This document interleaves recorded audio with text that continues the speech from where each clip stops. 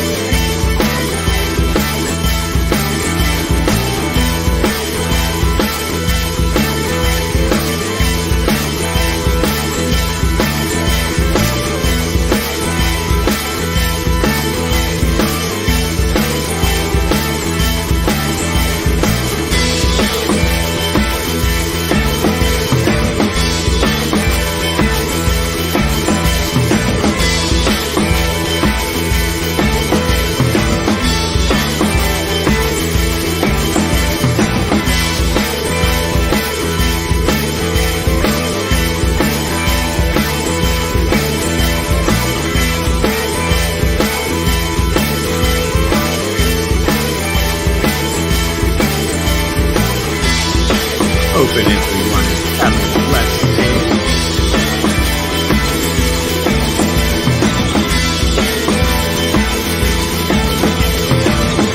You crazy mother. Yeah. It's just Bernie. Hey, Bernie, just like last week, huh? Weekend at Bernie's.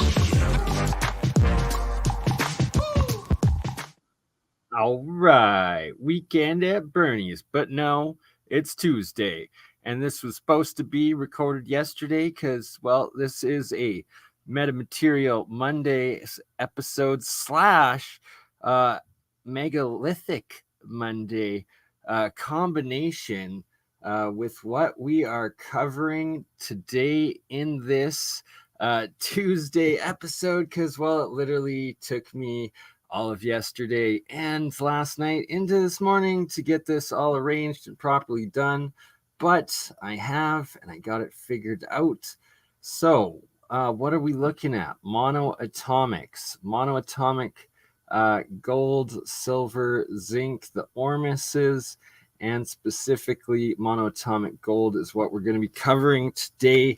We're going to be going through David Hudson's work, as well as, oh my gosh, was on the tip of my tongue, Lawrence Gardner. There we go. Lawrence Gardner as well. Very, very, if you've never seen Lawrence Gardner's research and presentations on ancient monoatomic gold with the Egyptians and whatnot, well, we're in for a treat today, as it really is next level. And shout out to my good friend Alicia. She was the first one that actually got me onto the topic of the rites, or the process of consuming the monoatomic gold in one of the original texts, being the Egyptian Book of the Dead, being the process of how you prepare your body, your mind, your soul to start consuming and ingesting the monoatomic gold.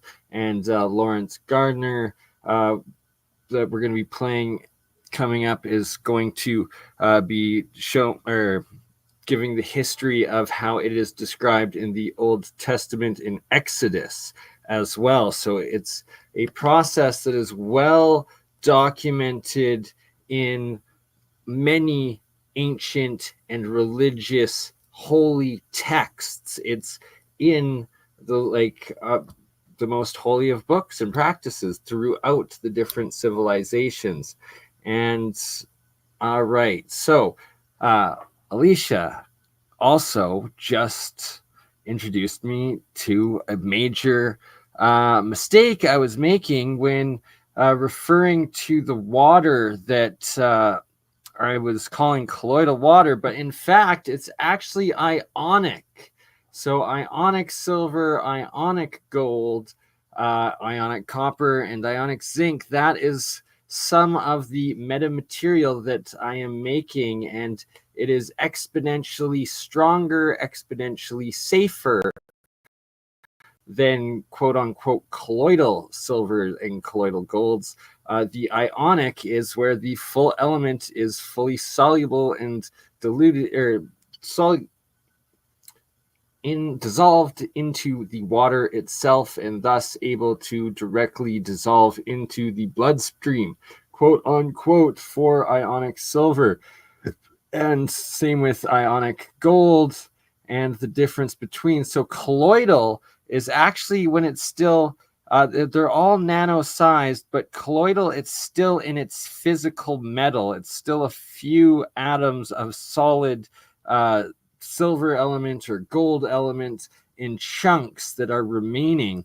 And that is where you can get the heavy metal poisoning, because it's not actually in the Ormus or single atom or plasma state. It is still in the solid state. Thus, you can get the heavy metal poisoning quite quickly. But apparently also that, I guess, the oxidized, so the blue, is also colloidal. So this is diatomic but colloidal chunk, and that, right? So it's extremely powerful. It's an viral, antibacterial, like kill stuff, but it will also kill you. And none of this is health advice, of course. Like, you will easily poison yourself if you do not know what you're doing. But if you use it safely, use it as a disinfectant, it is some of the strongest out there. But that's the colloidals. We're also talking up here about the ionic. So the ionic is the amount of monoatomic that is dissolved and soluble into the water, and then when you drink it, it goes directly ingested in. And it is in this special oriented ion state with how it bonds and carries in its covalent states.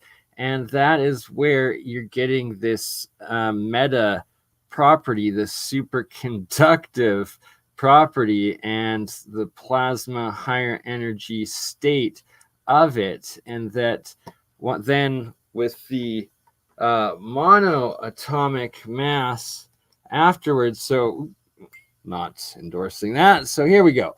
The water, so this water that I directly dissolved the silver and the gold into, that's fully solute ionic gold, silver, water. And then the bottom, that is the pure monoatomic. So, when they talk about colloidal silver, it's because it's giant chunks, you only get 13 or 20, 30 parts at best per million, where dissolved into the water. Where ionic, you're getting at least tens of thousands, if not hundreds of thousands. And when you get it super saturated all the way, and I'll show a couple pictures here in a minute of such state, you're getting 1,000,000 parts per million dissolved in. And that is as high and insanely exponentially increased benefits, right, of supposed colloidal silver compared to ionic silver or ionic gold being dissolved monoatomic gold. And yeah, right. So if you're following with what I'm saying, and a bit of the understanding the history, this really is quite the technology and power.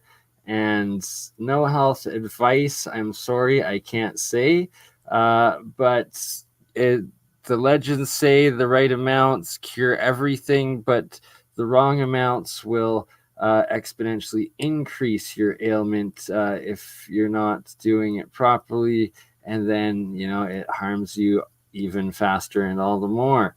So no health advice ever. And my God, well, we'll get into it, and David Hudson gets into it, and that supposedly it actually even turns you into a god or demigod potentially, as does Lawrence Gardner. And yeah, it's pretty wild. So first here, let's show so you can actually visualize and also see that I'm not full of BS. In fact, we're full of plasma positivity. But here you have fully saturated ionic gold. No, that is not urine. That's the exact opposite. That is literally fully saturated 24 karat gold dissolved into the water. It might also be colloidal because it might be, but it's like crystalline. It's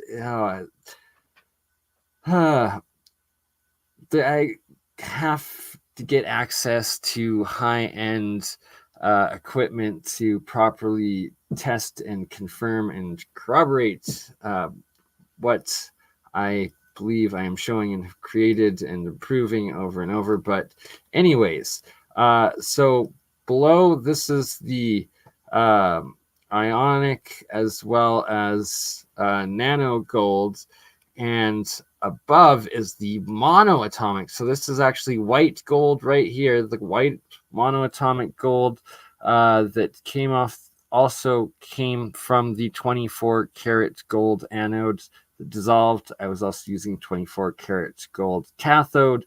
Thus, those were the only two metals, the same 24 karat gold element that went in and was dissolved, and it could be.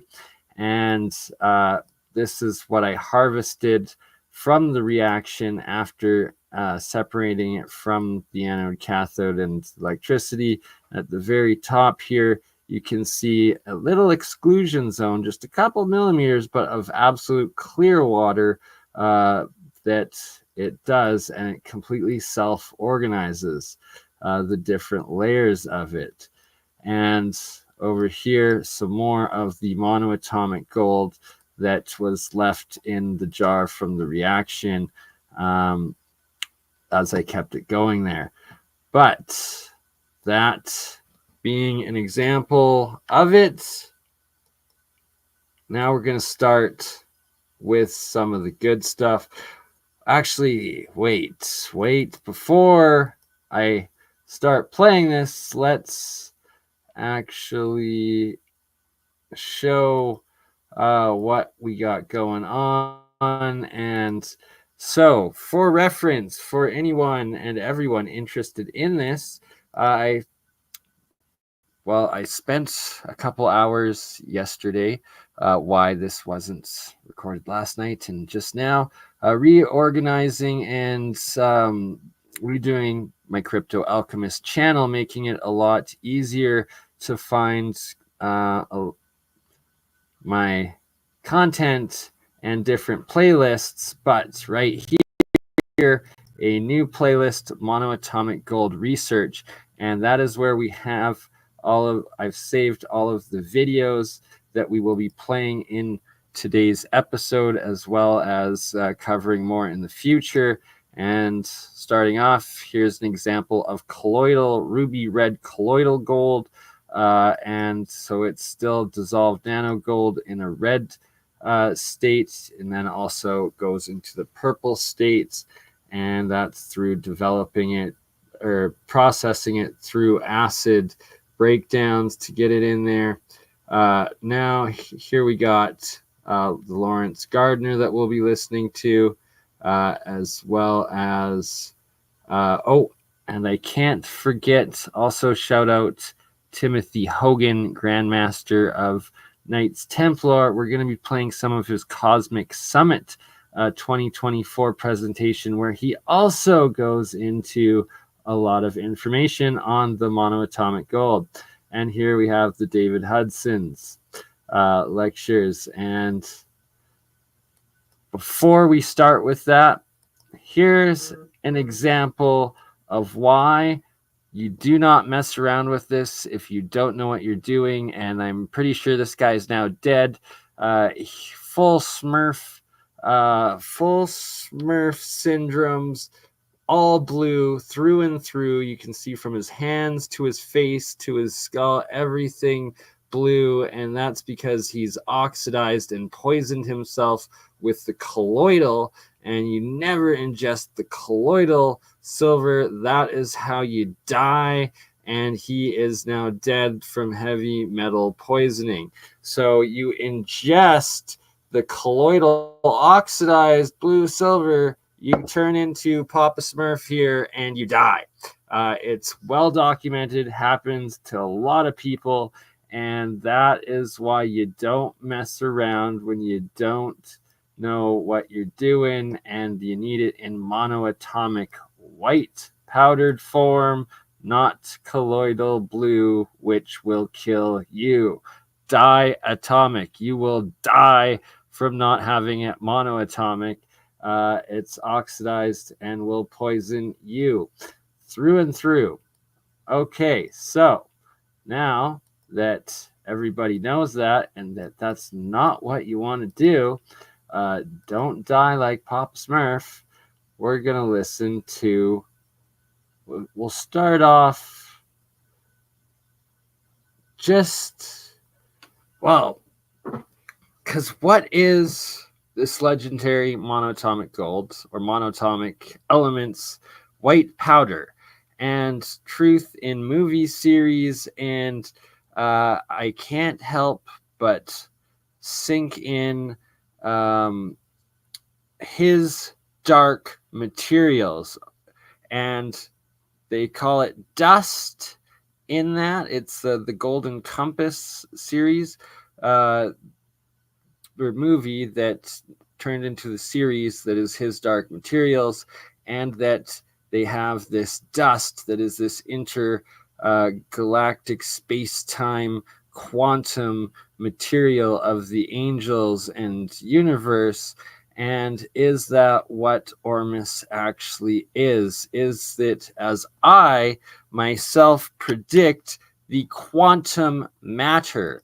As it the fullest meta material out there? Is this what they are missing to start making quantum computers and quantum physical product and technology, quantum matter, that they claim they have such a lack of?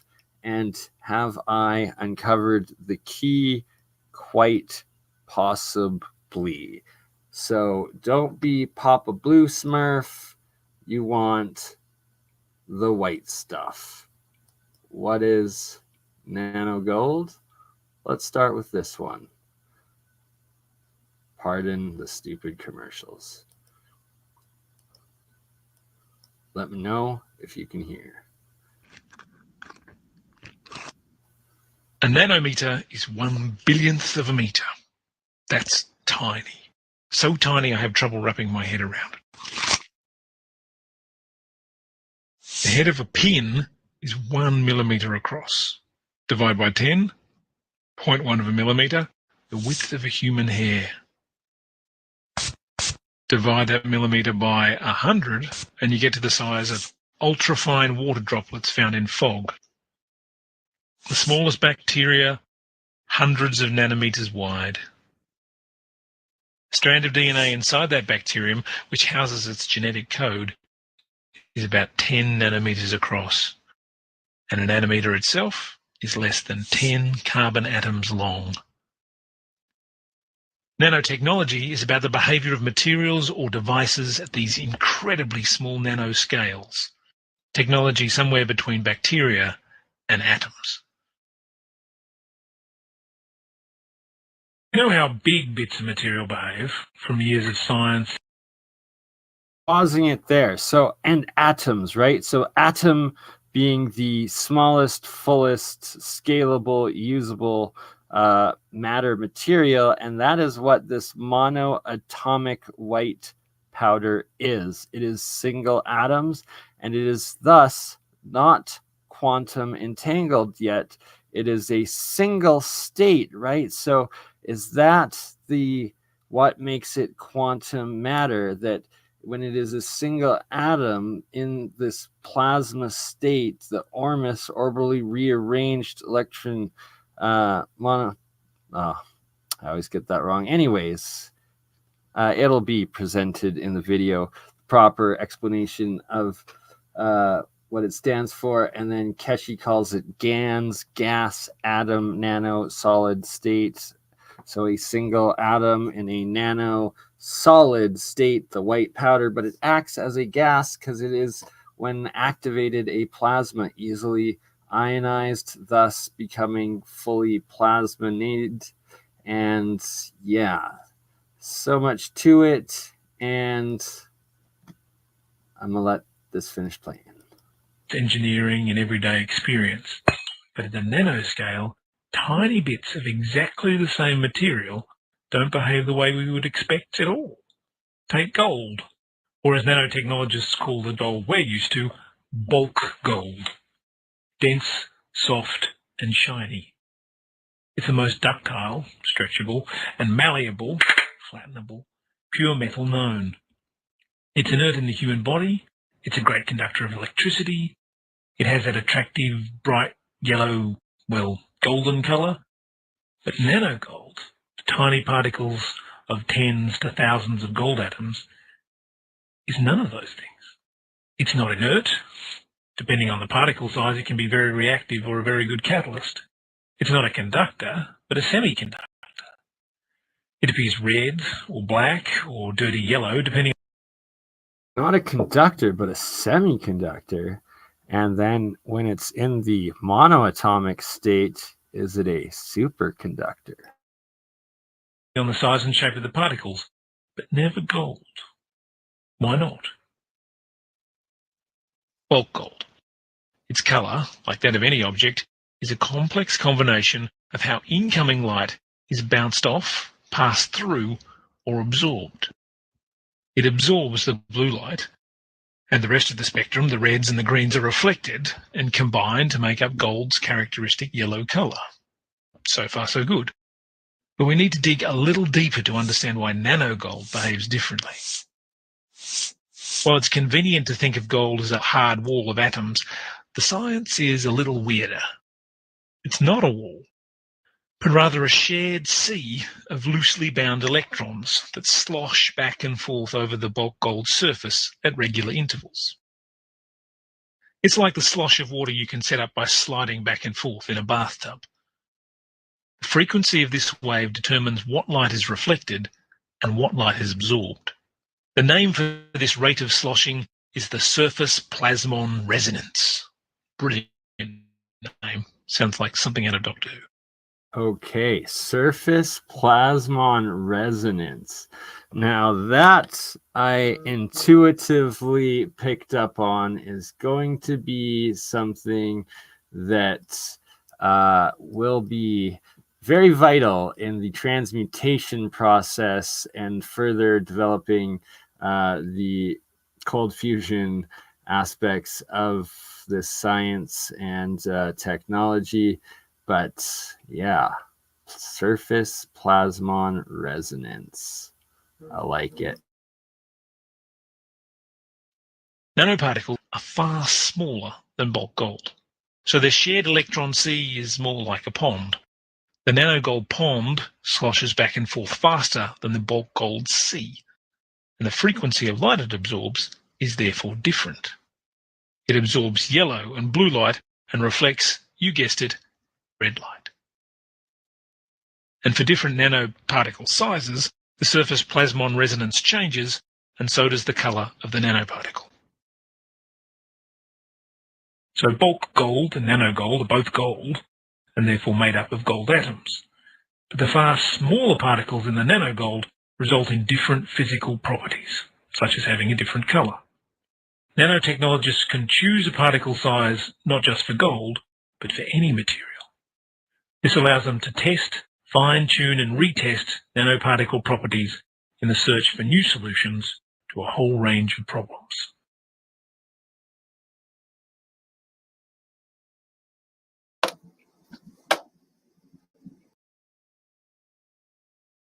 All right, well, it's going into autoplay, but this one, I don't want to risk getting a YouTube strike, but you could go into the playlist and check it out yourself. We're not going to risk it, but we are going to play a whole lot more. Let's hear this little 3-minute clip before getting into Lawrence Gardner. Some believe the discovery of Ormus was most likely only a rediscovery. In ancient Egypt, a precious mineral referred to in many temples and steles was used by the priests and pharaohs in many of their rituals.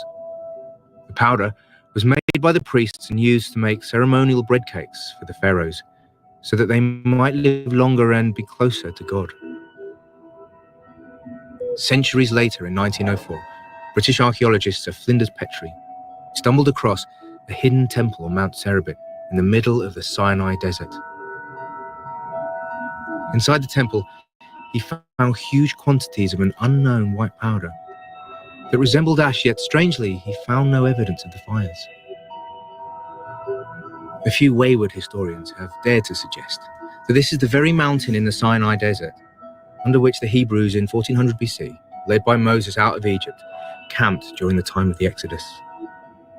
Moses, who according to the unlikely Bible story, had been found in the rushes and adopted by and raised in the Egyptian royal family. Moses, who is much more likely to be the half-Israelite pharaoh Akhenaten, grandson of Tutmosis, banished to the Sinai around 1400 BC for trying to ban the worship of idols, and who developed the notion of a single, faceless god named Aten.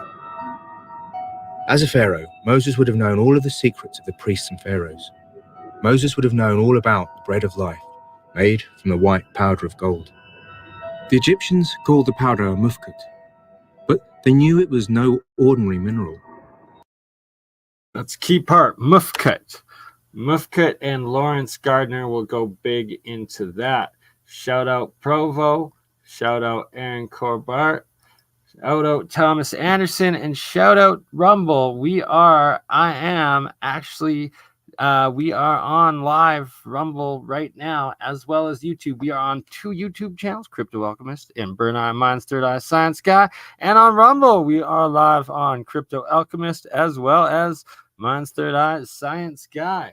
So, at some point, I might actually, we'll see, right? Because there's like 20 hours worth of videos, so we're clearly not going to get through all of it right now, but we will be doing a series out of it, and we might end off the last half hour of this stream listening to one of the can't play on YouTube, but we'll probably play it on Rumble. But in the meantime, Mufkut. Mufkut means what is it? But literally translated, the hieroglyph reads spirit, fire, stone, part magic, part precious mineral. Mana in Hebrew is also translated as what is it? Mana.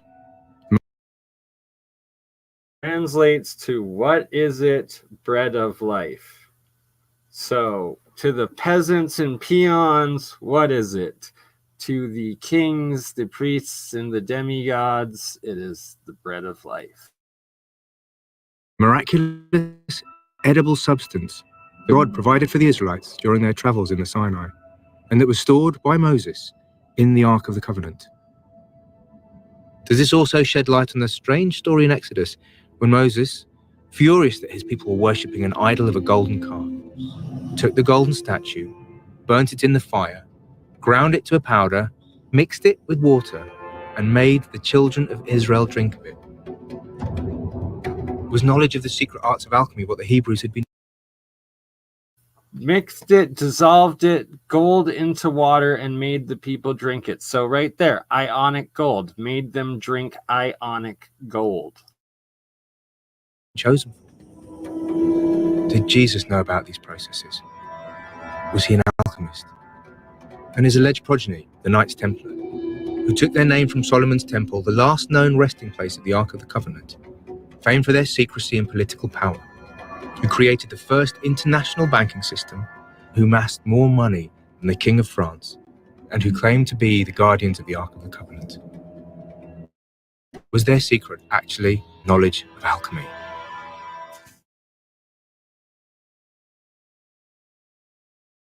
Was their secret the knowledge of alchemy? And look at this synchronicity, talking about the Knights Templar, and there's Timothy Hogan, the Grand Master of the Knights Templar.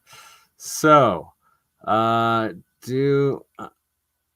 where is his segments talking about the monoatomic gold? I know it's all so good, but what parts? There's a couple parts. It's all mixed in. It's really good to our overall presentation. We'll listen to different parts. We'll try to find it. To keep pulling. So here, he's actually, I believe, first talking about in Egypt, in the what is called the Valley of the Kings, that the Knights Templar believe, and that the evidence is that these were survival bunkers of the previous civilization before Noah's flood / Atlantis, the Younger Dryas catastrophe event, the last major cataclysm that killed all the megafauna, the giants. And that the whole Egyptian underground complexes below all the pyramids and stuff that are still buried by sand and that we're not allowed to excavate or go down, and we all know it's there and super advanced, that those were actually survival bunkers. But we'll let it play. We'll let Tim talk. Pulling it back down. And the only thing they ever found in any of these boxes in terms of modern Egyptologists is this white powder. Oh my God, I actually got it. What this white powder is the substance, again, that was on the walls that I'll be explaining what that is more here in a minute. We have other areas like down in the Serapeum. Again, these are all connected by these tunnel networks, and these tunnel networks are so precise in size. We don't even know how they got these boxes down in them. I mean, these boxes weigh 70 to 100 tons each, and they're pure dendrite. We don't even know how they cut them, to be honest, let alone get them down into these tunnels. I mean, we're talking like 200 feet below the surface. Could it be that the box predated the construction of the structure, that they were built around these boxes? Well, the problem with that is that again, you're talking. Well, we know where the granite came from, which was Aswan, which was hundreds of miles away from this region. So they've just left them exactly as they were found, and as how the Egyptians found them too. So, and there's another way you can see how precise it's cut. Here's some more. There's go in there somewhat, but they just go and go and go. You can see some of these tunnels. Sorry, this is at the top of one of the tunnels, actually, right here. You can see it on the ground. This is actually going from the Sphinx to the Great Pyramid. So it'll give you a sense of what's down there. There is a tunnel that goes from the Sphinx to the Great Pyramid, and this is the top of it. And people were getting, and this is another thing. History tells us that the Great Pyramid was broken into.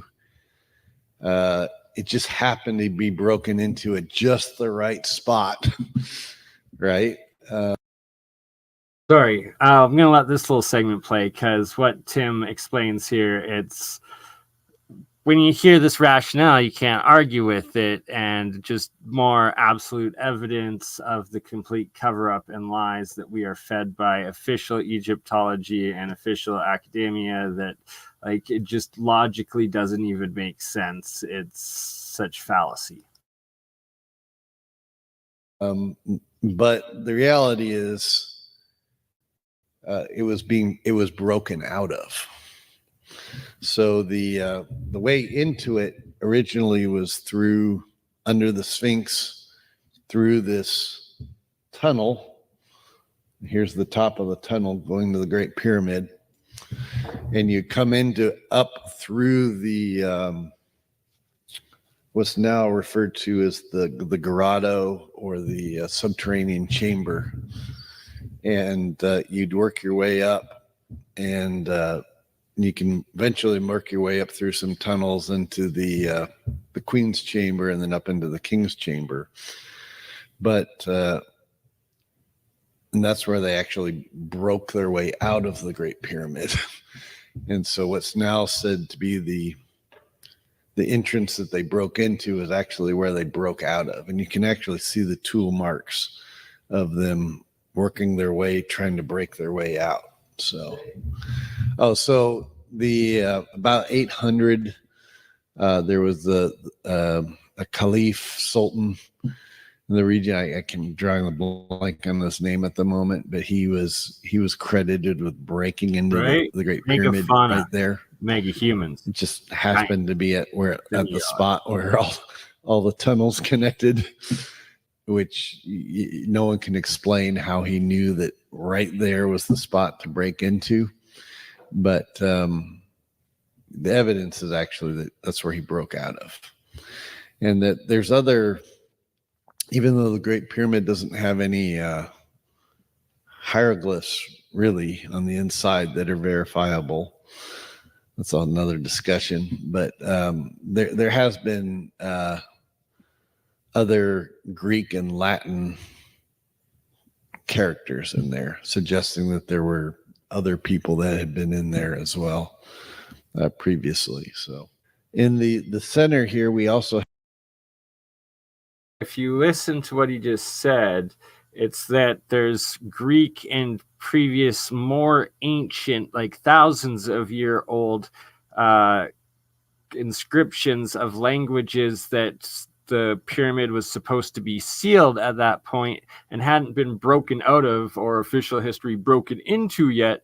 So how were these ancient carvings able to happen unless they had gotten in from underneath?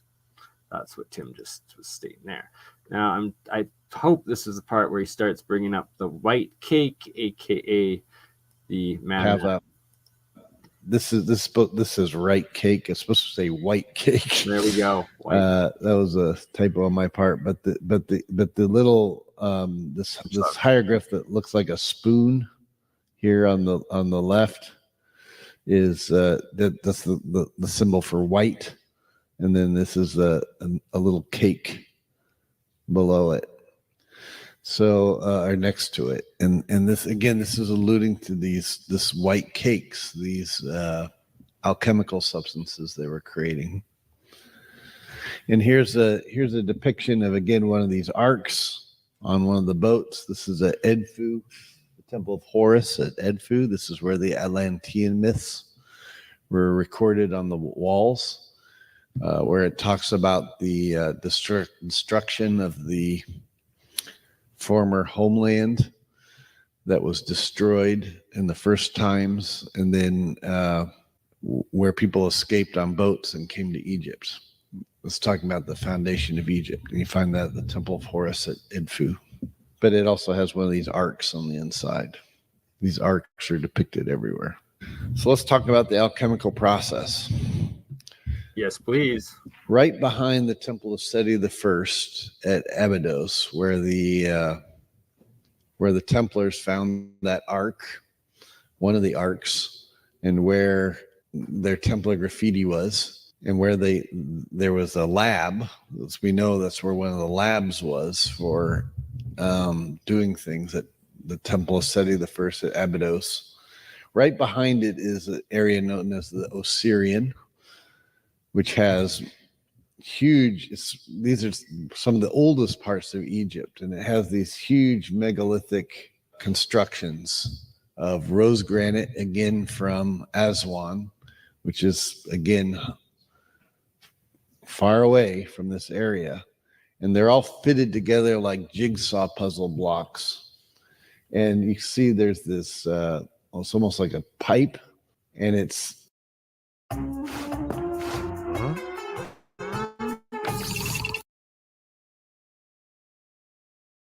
coming into this area that floods up somewhat with the water from the Nile. This is where they were collecting material from the Nile. And if in the story of Osiris, in the ancient Egyptian story of Osiris. Okay, so this is very important to actually, in reference to what we're then going to listen to from Lawrence Gardner, that this is right in the heart of Egypt, and how all this ancient megalithic stuff was for collecting, processing MonoAtomics, and well, it's all connected. It's wild. He's depicted as green at first. In fact, this is the origin of the green man in the later European. This depicted in the later European churches and such. But while he's painted green, he represents this vegetation god.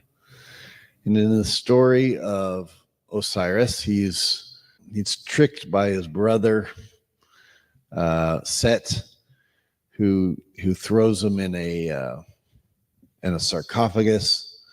He's then chopped up into several pieces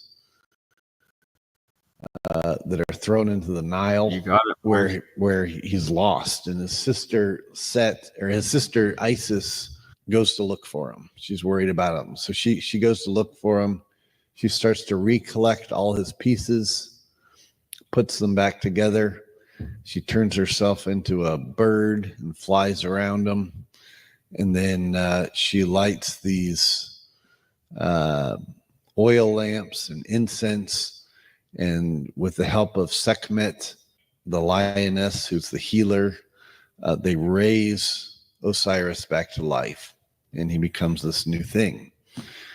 Well, what's being described here is what's known as the and Timothy Hogan is just about to explain exactly what Mars stated right here, and that it's the process of exactly this. It's alchemical process of actually manufacturing it.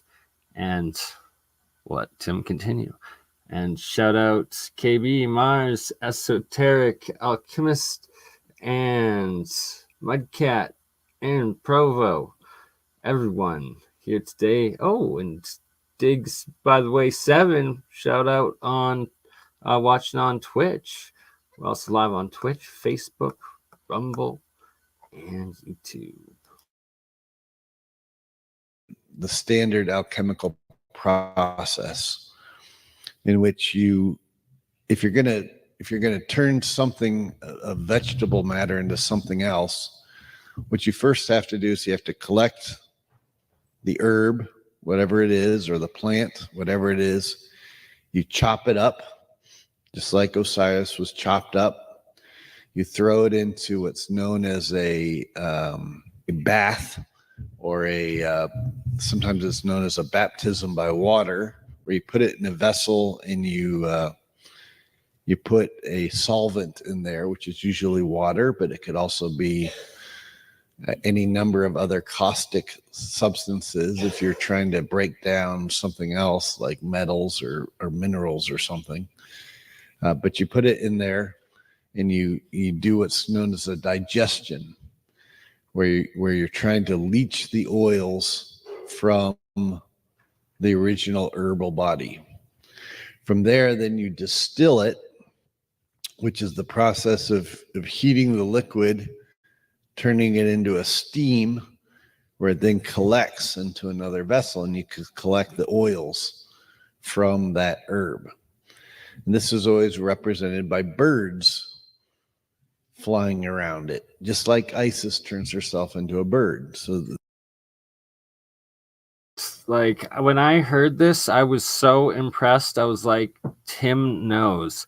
And yes, the Templars definitely have the high understanding of ancient alchemy preserved, and that knowledge, because what he's repeating is the first vegetable process of or the treatise of vegetable alchemy by the Rosicrucians, something like that. But it's exactly that, and it's dealing with taking the extracts out, the oils, and the chemicals, biochems of the plants or material that you are using and breaking down, and then refining into the philosopher's stone, the armis, the white powder, the food of the gods, according to David Hudson. they represented this aspect of the air. And then the last stage you did is you had the remaining vegetable body that you burned down and you calcinated down to ashes. Just like Isis then burned oil lamps and incense. She was burning things. The fire was introduced. At which point then you could extract the secret salts from the substance. And what this white powder was that they were trying to get to was really the secret salts of alchemy. So the secret salts of alchemy were this white powder. And there were two types of white salts that could be extracted out of any vegetable experiment. One was composed the minerals, the healthy minerals of that herb. The other thing that you could extract was also something that was we now know as monoatomic elements. These monoatomic elements were usually platinum metals that were in a monoatomic state. So they did what that means is they wouldn't, each atom of the metal was 1 atom thick. So each atom had entered into what was known as a high spin state. So it didn't bind with other atoms. And when that happens, it just appears as this white powder. We know what this white powder is now. I mean, NASA's working with it. Mayo Clinic's also working with it. It's a superconductive substance, and it's also it's great for healing cancer because it works kind of like chemotherapy, which say what? NASA's working with it, and other things that he just said, but can't repeat on YouTube. But hey, it's Tim Hogan. Don't strike me. Try to strike the Grandmaster of the Knights Templar, who said it instead. YouTube. But yeah. All right. So listen to that. MonoAtomic gold. Ormus. which is platinum metals as well, but they're in a heavy metal state so that it poisons you. But it kills the cancer. Well, when it's in a monoatomic state, it's no longer in a heavy metal state, so it's no longer poisonous, but it does the same thing as killing the cancer. So this is why the pharaohs were. So he basically just confirmed what I've been saying about the difference between the heavy metal and the monoatomic aspects. But yeah, more and more evidence of it coming out of what this really is. Eating this, but it was also why it was depicted next to the ark, because it was being put into these arks to generate mass electricity. The other thing that happens when this substance is put in a container and it's subjected to a weak electromagnetic or electrostatic field is it causes the container to start to weigh less. It actually produces anti-gravity, levitation. And in fact, this is where the modern term in English, levitation, probably comes from. Who is responsible for carrying the ark? The Levites. So levitation.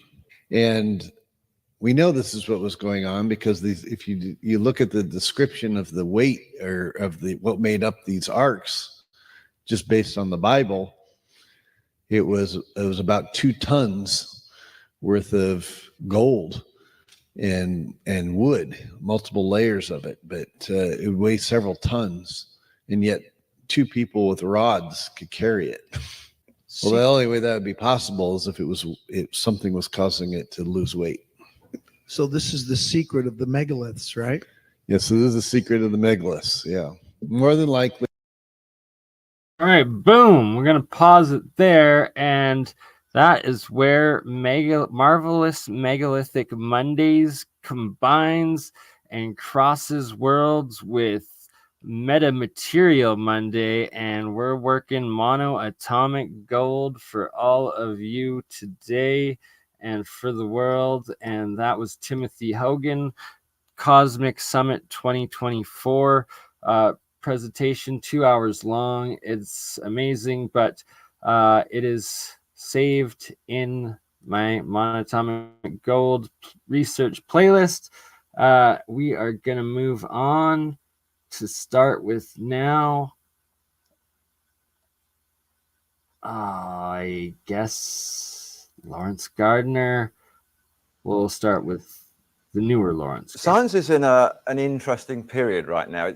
It's actually got to a stage where it's moving at a truly incredible rate. I mean, never before do I remember day-to-day discoveries. Week to week was something, month to month was pretty average, but day-to-day now, science is changing. Scientists say there's nothing that we're working on that seems to follow the rules and the laws that we were dealing with yesterday. New things are coming. So even the most notable researchers and scientists and writers in the mainstream frontliner are now sounding more like science fiction writers used to. And their work and their discoveries is in fact seeming a little preposterous to that breed of people whose vision is constrained perhaps by what they perceive to be the limits of plausible achievement. The people who feel that it was all learned, done and dusted with passing that last exam. We've just been celebrating, and maybe that's the right or the wrong word, but we've just passed the 50th anniversary of the DNA discoveries by Crick and Watson. Ever since that time, ever since the 1950s, and in fact since the days of Albert Einstein himself, physicists have been searching for something which they define as the holy grail of physics, the holy grail being the ultimate quest, the ultimate relic of something that they're looking for. And they've never known quite what it was, but they know that it's there. Read this too. This is a famous picture by Salvador Dali that was produced at the time to actually commemorate the DNA discoveries at that time. And it was an unusual picture. It got a lot of very strange press at the time, because not only was Dali a surrealist himself, but he actually now had subject matter that was surrealistic. Who could portray this? How did one show DNA? What did it look like? So this is the picture. What scientists have been looking for, in essence, is a sort of universal, unified theory of everything.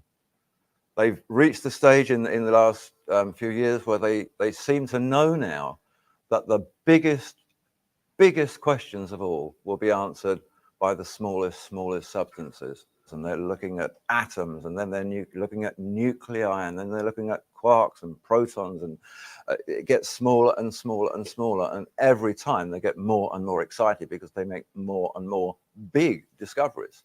Scientists of various sorts have established now, they've informed us that matter, any matter, can be in two places at the same time. They now know that particles that are millions of light years apart, somewhere up in space, can be connected. They can cause a situation where they talk to each other through light years of space with no seeming physical connection at all. Space-time can now be manipulated, bent, crumpled. Teleportation, they say, is becoming a reality. Gravity-resistant material is now heralded for air transport, certainly for spacecraft, and everything now. Right, so I don't even know. Hopefully Lawrence Gardner's still alive, but I have a sneaking suspicion he's probably passed, but I don't know. And like this was like late 80s, early 90s. No, it would have been 90s or early 2000s. I think this was recorded, probably early 2000s. Now that I think about it, because he does cite a lot of David Hudson's work in this. So yeah, got to be early 2000s. So yeah, maybe I hope that more likely he is alive. Hopefully so. I'd love to talk to now that they're talking about seems to be in the realms of hyperdimensional environments, parallel universes, they call them, dimensions beyond the space-time that we live in and are familiar with and understand. So we're going to be looking at all of this in a fairly strategic way, and we're going to be looking in particular at doing it by virtue of a particular substance, which is called an orbitally rearranged monatomic element. All right, there we go. Orbitally rearranged monoatomic element. So that's why I always get the acronym mixed up for ORMUS, because really it's ORME, the original acronym by David Hudson. Orbitally rearranged monoatomic element, ORME, but most call it ORMUS, ORMUS. So there we go. And yeah, I'm gonna start drying some of my fluffy white powder out. Now it looks and as simple as that. It looks just like a little white powder that on the face of it could be anything. That particular powder, not so long ago, was a sliver cut from a 24-carat Canadian maple leaf gold coin. So that gold powder is nothing but the atoms of gold. It's called asymmetrically deformed high spin. It's a high spin element because the way that the nucleus is shaped and the way that the electrons spin around it changes. And it's gold in a very shocked and frightened state that simply says, I don't know what I am anymore. I'll just fall apart. It would be the same whether it was atoms of platinum or any of those metals that are classified as noble, transition group metals, as science call them.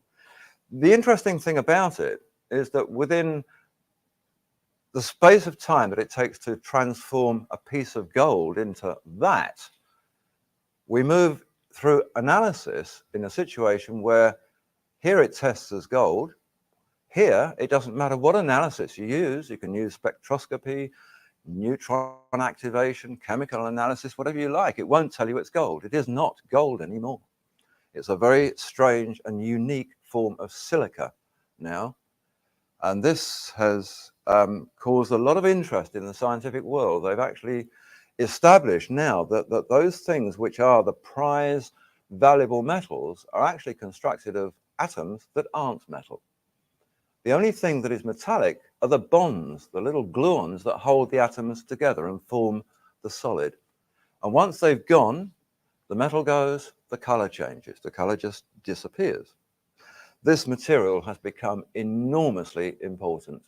It's become important in terms of the medical industry. It's become important in terms of the power generative industry. It's become important in terms of fuel. And therefore it moves from the operating table of the local hospital into the spacecraft somewhere up there. This is a material of great magic. Well, isn't that something? A little bit wizardly. Material of great magic we have right here in front of you. And I have found and invented and rediscovered a method of making it exponentially more efficiently and cost-effective. In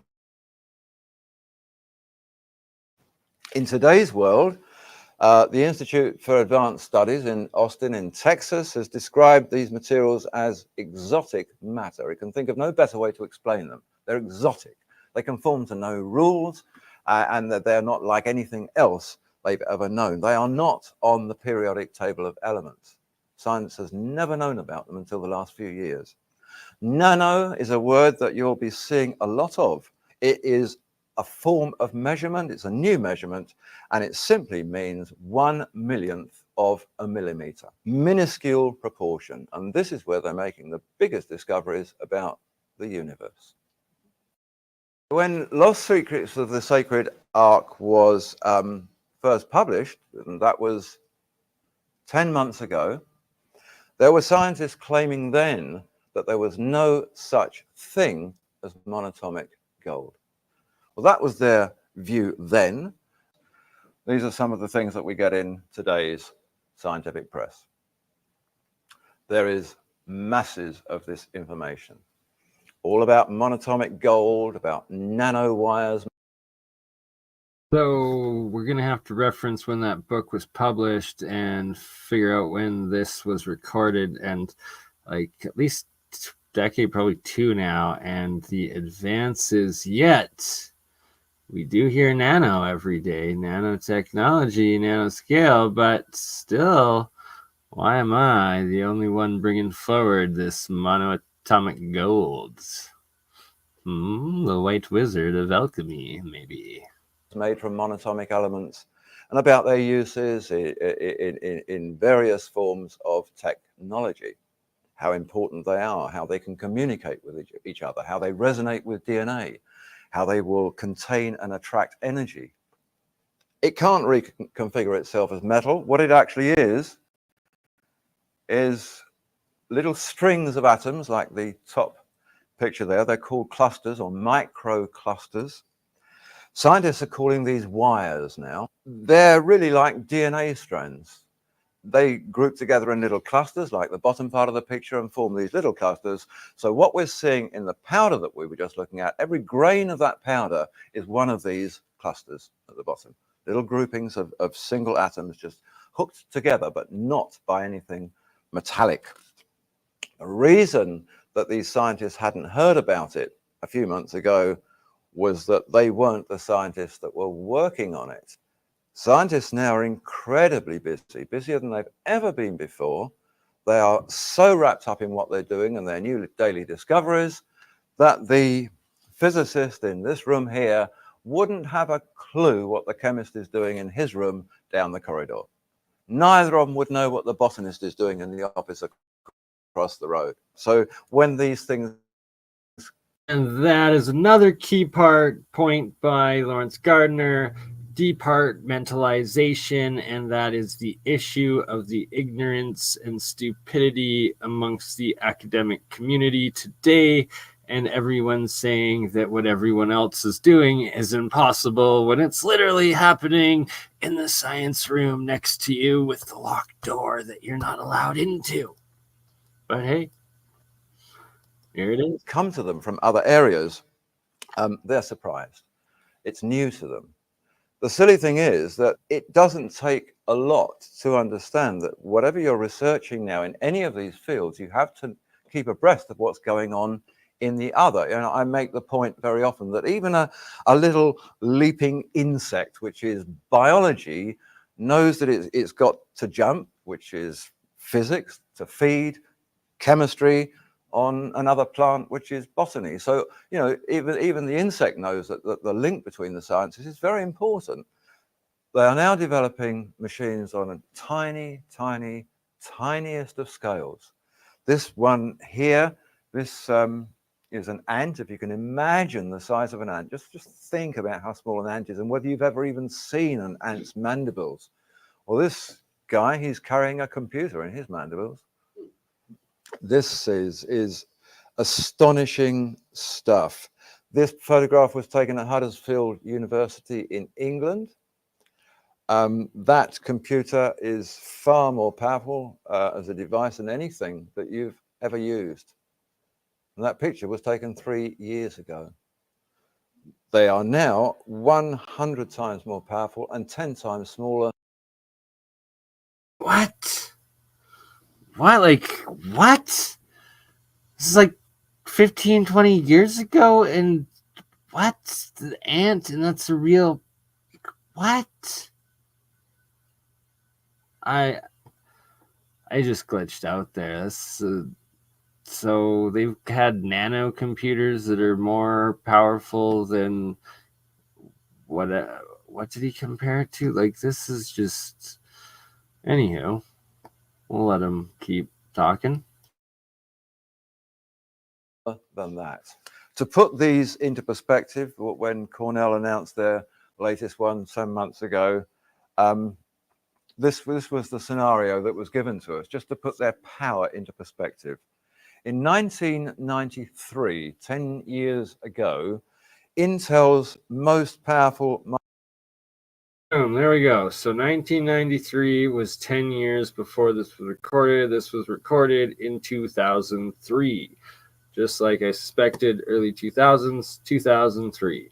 So this is 21 years old. This is over 2 decades old now. And so he's comparing 1 decade back to when it was recorded. And now we're 2 additional decades on. And supposedly 2 decades ago, there was an ant with a nano computer that was like like a cell. I don't. Well, let's hear what he's saying. Microprocessor had 3.1 million transistors on a single chip. Today, their equivalent best has 40 million transistors on a chip. So in 10 years, they've moved from 3 million to 40 million.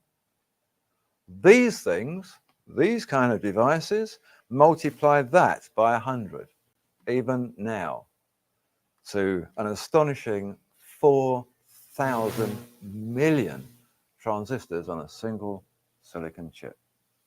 And it is all so small that they do this on something 1 million times thinner than a human hair. It's that small. What? He just said that they had 1,000 million, so like 1 billion transistors on a single chip, and the chip is so small it is 1,000th of a human hair. Is that what I just heard? And this is 20 years ago?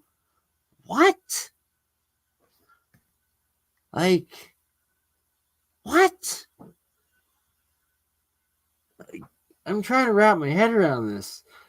Like, if it's that small, what the?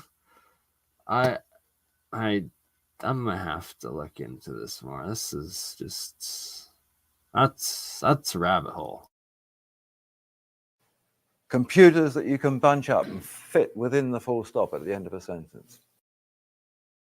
The amazing thing about these monatomic elements is that they're not actually a new discovery. We seem to have caught up with them again, but we seem to know about them a long, long time ago.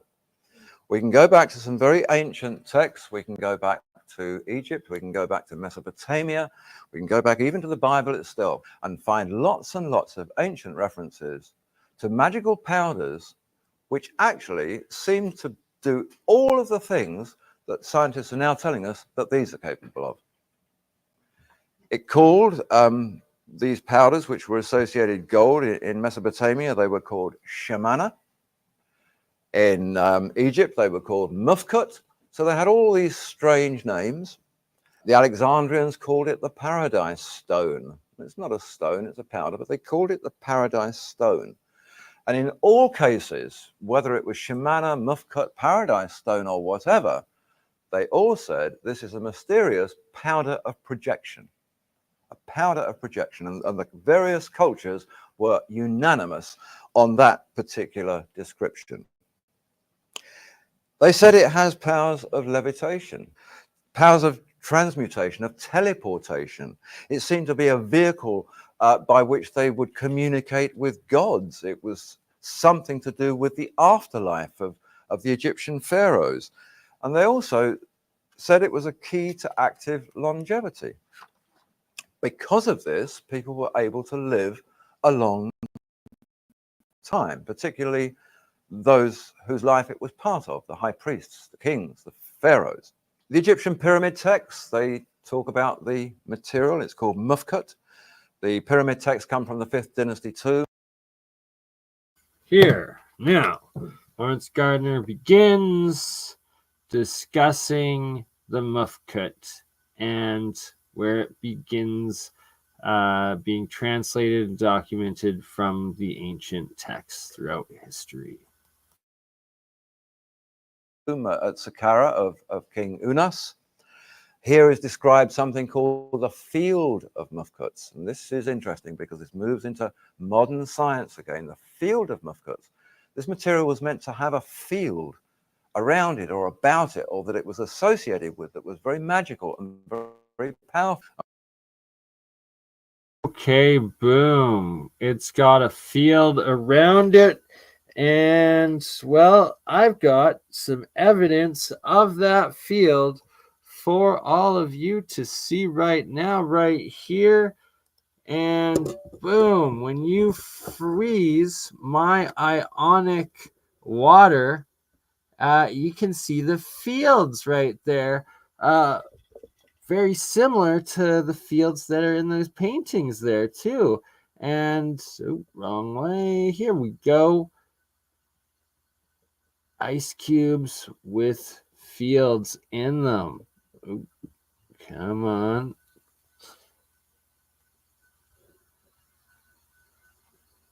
There we go. Zoomed in. You can see the actual fields frozen in the ice cubes of this ionic monoatomic water. Self-organizing fields from monoatomics, ionic water, literally freezes into field forces. All right. And was the field in which the pharaohs would communicate with the gods. It was the field that determined their final gateway to the afterlife. The stories of this field turn up earlier than the fifth dynasty. They turn up in the fourth dynasty. They turn up in the third and the second. And it's very interesting that we've never discovered the bodies of any of those old kingdom pharaohs. We've discovered what we think might be their tombs, but we've never discovered their bodies or their mummies. Those that we've got are from a much later time. Somehow or other, they seem to have vanished into thin air. And the texts tell us they were sent into the field of Mufkuts. Intriguing. This is a portion of an old Egyptian temple. There's an interesting story behind this temple. The anniversary of its discovery, the 100th anniversary, is next year. It was discovered in 1904, but it was not discovered in Egypt. Back in 1904, the Egyptologist Flinders Petrie, British archaeologist, went on an expedition into the land of Sinai to map the country for the Egypt Exploration Fund. And that was the land apparently where Moses had taken the Israelites and they crossed this land of Sinai to get from Egypt into the promised land. And en route there, they'd stopped at this amazing mountain. And this was the mountain where Moses saw the burning bush. It was where he received the 10 Commandments and the book of the law. It was where he seemingly spoke with God and where they built the Ark of the Covenant. And this whole story is full of accounts of fires and all sorts of amazing magical things going on. Anyway, they decided to climb this mountain. They climbed it.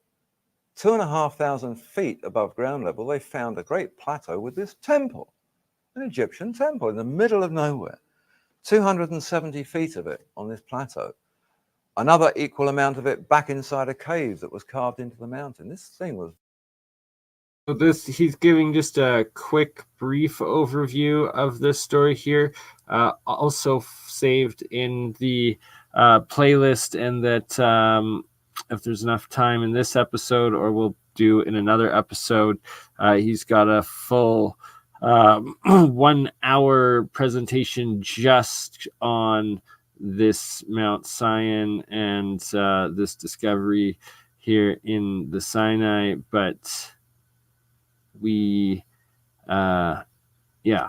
anywho, it's very relevant and it's just amazing.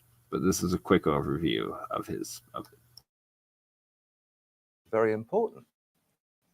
At the time, they didn't know what they were looking for. They didn't know what they'd found, but they found a secreted hoard of pure, unadulterated white powder, which they said they winnowed and they sieved and they tested. There was nothing there, no residue of anything, just this amazing powder, which he said would disappear into your fingerprints. It was so fine. It seemed to have been an operative... And bam, sync right there. I've been stating forever, the MonoAtomics, the Armis, it literally dissolves into your fingers, through your skin. It absorbs in osmosis. Workshop, he said, more of a place of work than worship. The whole thing was dedicated, it seems, to Mufkut and the production of Mufkut. Every pharaoh from the 4th dynasty to the 19th dynasty was portrayed there. Every pharaoh had stated things that were written on tablets in this mountain. So these wall reliefs depict, going through the pharaohs of numerous dynasties, strange presentations. This is an example of one. This is drawn up by the Egypt Exploration Fund, this particular one from a relief. This is Pharaoh Amenhotep III. This is an 18th dynasty pharaoh. And the caption, these are all captioned in hieroglyphs. It says, Shebek Hotep brings the noble and precious stone to his majesty. He is the guardian who brings the bread because he is the great one over the house of gold. So we have this, and we have this fellow here called Shebek Hotep, a treasurer fellow who's holding in the middle of the picture this cone-shaped object. So the association is there, and there are numerous of these. And once that had been discovered in this Sinai temple, the moment Egyptologists went back into Egypt and began to look, they've kept finding these. Mufkut, cones, bread, light. It was about bread. It was about something the kings ingested They were eating this material that was formed into little cakes, but it was a powder. The Old Testament book of Exodus gives us a really good example of this in operation. It took the longest time before anybody even thought to ask a question about this little bit of the story in Exodus. Many of you will know the story. Moses had been up the mountain. He'd come down with the Ten Commandments, and then he broke the tablets because he got terribly angry to see that his brother Aaron had collected all the gold earrings from the Israelites and melted them down and made a golden calf as an idol of worship. And he said, well, that may be the way we used to do things. We don't do that anymore. We have this new culture here that we're part of, and I've just spoken to the Lord of this culture, and we don't worship graven images anymore. And he got very angry. And then it says this, that he took the golden calf, he burnt it with fire, he transposed it with powder, mixed that with water, and fed it to the Israelites. Interesting little story. He took the gold, burnt it with fire, and transposed it into powder. That doesn't work. You heat gold with fire or burn gold with fire, you get molten gold. You don't get powder. Nobody, it seems, thought to ask the question. They use this, it says, to make bread. They could mix it with frankincense, the Bible tells us, and mold little bread cakes, which the most ancient Bible text that we have, the Septuagint, the old Greek Bible, calls bread of the presence, presumably bread of the presence of God or of something important. Shemana means firestone. This is a relief from that temple, another relief showing a bread presentation again. It was always linked with bread. They were always little conical shapes. We know that from about 2,500 BC, the pharaohs in Egypt, or the kings before they became pharaohs in Greek times, were ingesting the bread cakes of this white powder substance. Only the metallurgical adepts knew the secret of its manufacture. Metallurgical adepts, yep, it's made from metal, that makes sense. The high priest of Metallurgical adepts. That's right. You got crypto alchemist, your adept alchemist in metallurgy and electrochemistry, electrolysis magic. You're welcome. the temples had a very strange title. The high priests of the Egyptian temples were called the Great Artificers. A great artificer is a worker in materials, particularly metals. So that was sort of interesting. It's beginning to link together, and thinking back to Petrie's concept, yeah, these were places of worship, not worship. Temples were not the same as churches, that evolved from the concept. I actually looked in just the English language word etymological dictionary from Oxford University that traces the origin of words, and lo and behold, I only had to go back 700 years to discover that the word we now use as worship had a K in the middle of it. It was worship. They used to work for the gods. They didn't use to. Look at that. Original etymology a couple hundred years ago. It wasn't worship, it was workshop. Wow. To worship the gods, it's to work for the gods, whoever the gods were. It was said that this was the food of the light body.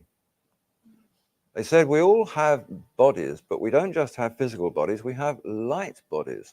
And just as we feed our physical bodies, they said, we have to feed our light bodies so that they will be nurtured and grow in the same way. They have to be as fulfilled as the physical body. And they call the light body the car. But it's interesting. So I'm going to actually pause this Lawrence Gardner presentation here, and instead, because it's relevant, and this right here, when I first heard David Hudson talk about what he says here, the first time I heard this video, it's what scared the heck out of me, and why I have yet to like fully indulge and eat too much of it, because you have to do it properly or you'll lose your sanity and definitely potentially your life. There's no messing around. But wow, we light body, well, listen to this. And raise man's consciousness. So after we had seen and proved the effects here, we decided, well, let's go to see what happens in the body. How much, how long, what's going to happen? So we went to 500 milligrams. And the reason we came up with 500 milligrams is we actually took it from the ancient Vedic text. The ancient Vedic text says, this is what you give to someone to get rid of any problems, any illnesses they got. 250 milligrams. Boom. Once again, David Hudson, like everywhere you go, anyone working with this, researching it, they took these numbers from the Vedic text. So it's like you have Timothy Hogan talking about Egyptian Book of the Dead and the different processes. You got Lawrence Gardner talking about the book of Exodus, talking about the processes of it. And here we have David Hudson talking of Vedic texts, talking about processes of it. And again, huge disclaimer, not medical advice. Don't mess around with this, because you can easily die or apparently become a demigod, as he's explaining here. Iridium, so let's make it 500. Well, 250 of each. So we gave 500 milligrams to find out what would happen. And we decided, well, let's have the guy fast for 40 days. So he fasted for 9 days with nothing but water. He did a high colonic. Then he took this material at 500 milligrams for the next 40 days.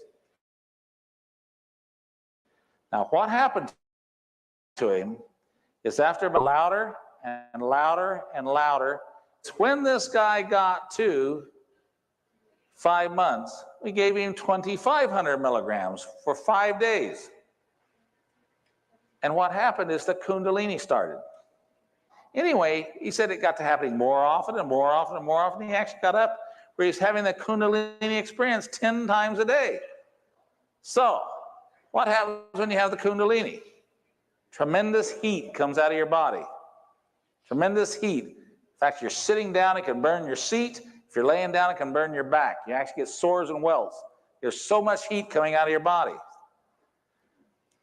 I believe, and this is my personal opinion, but I believe that you continue to take this material until you can get the Kundalini energy to sustain itself continually. So it doesn't end, it's just continuous, all day long, all night long.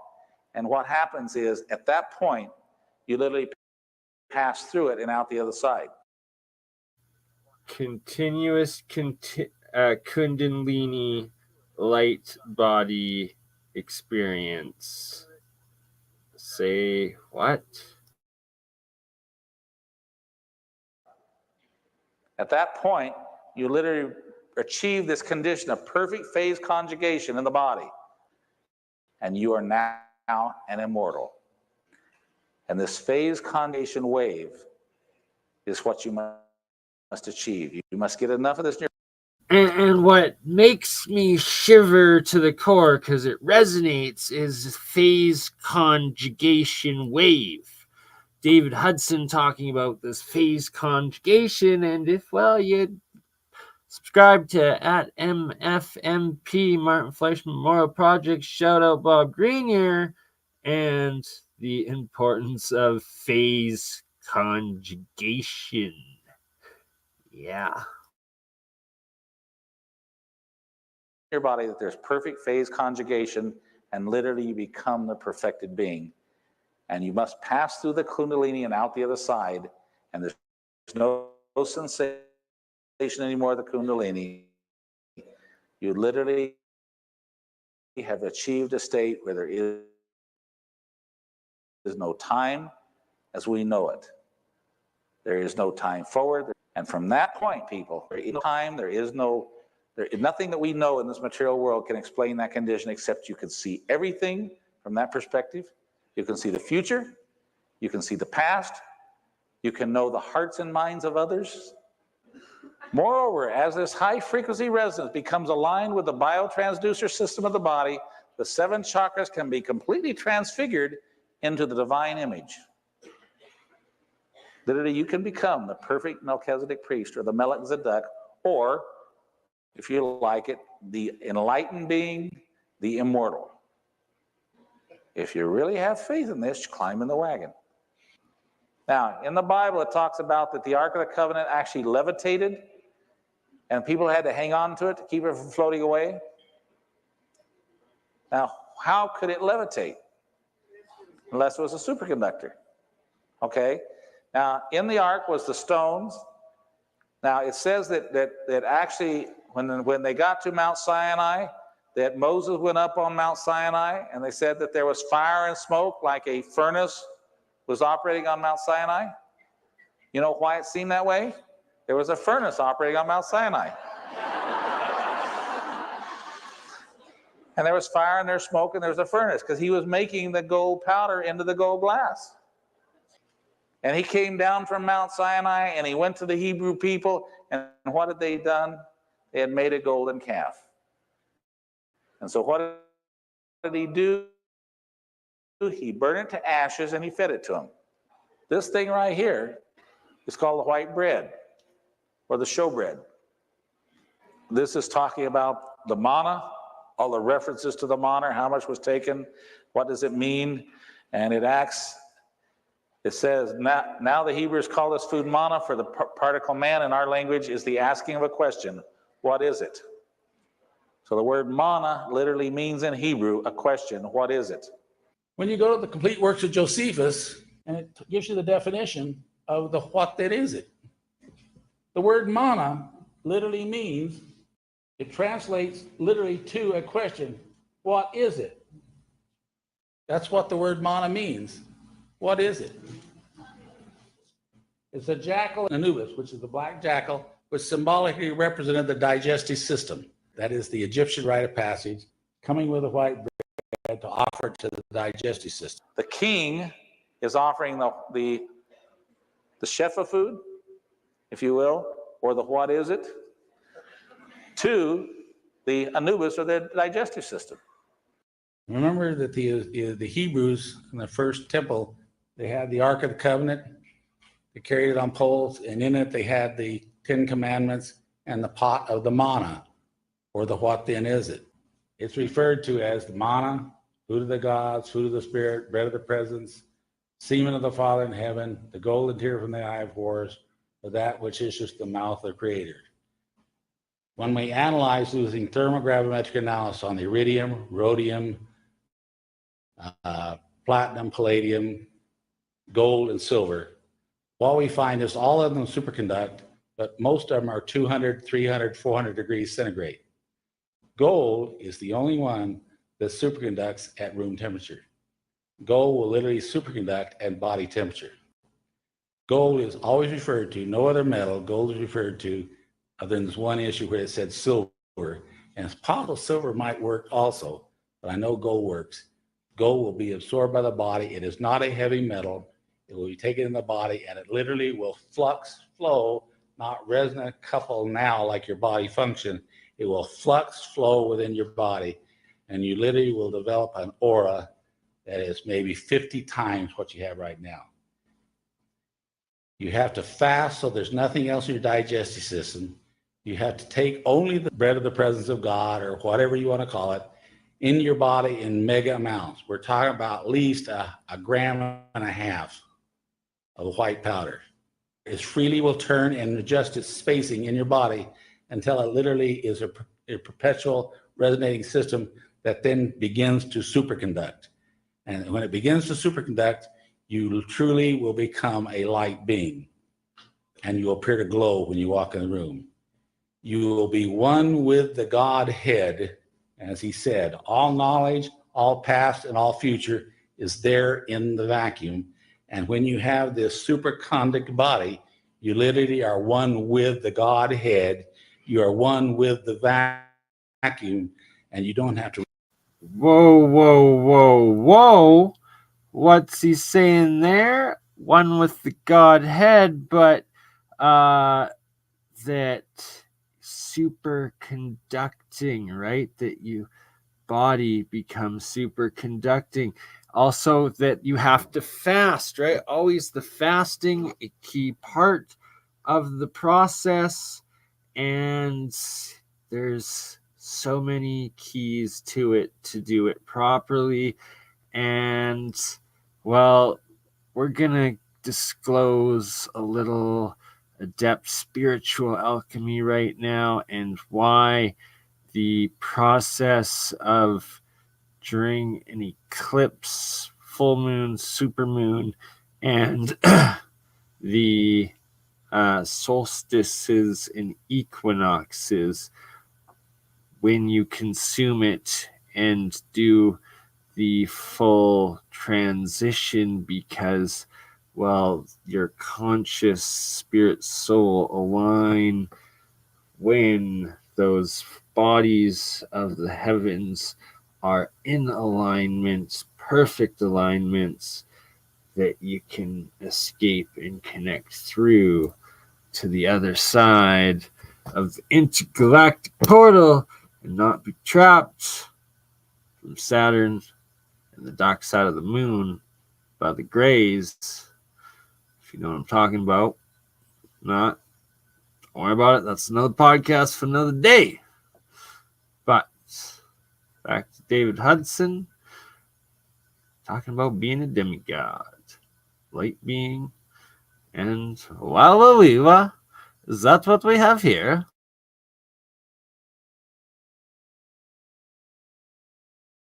Read a book. You don't have to study anything. You have all knowledge and all understanding. You literally can read the minds of other people without talking. You don't have to eat again. All you need is a very minute amount of water, and you literally can exist without aging for 800 to 1,000 years.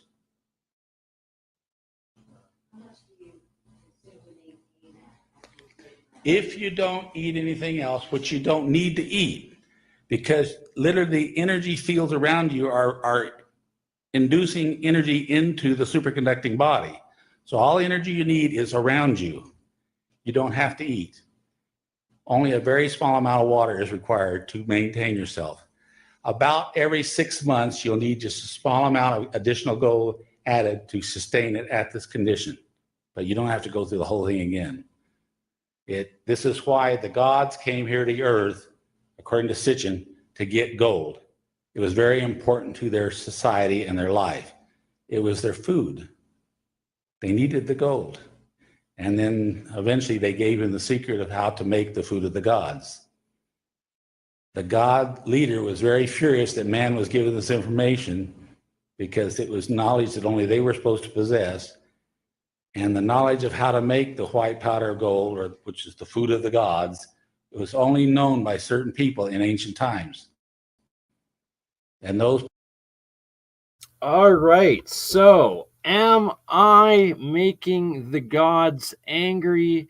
The White Wizard, Bernard the Crypto Adept Alchemist, by teaching everyone how to make the food of the gods with just a jar of salt water and some metals.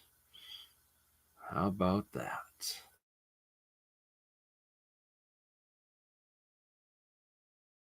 People did live for a very long times. As recorded in the Bible before the flood, people lived 800, 900, 1,000 years.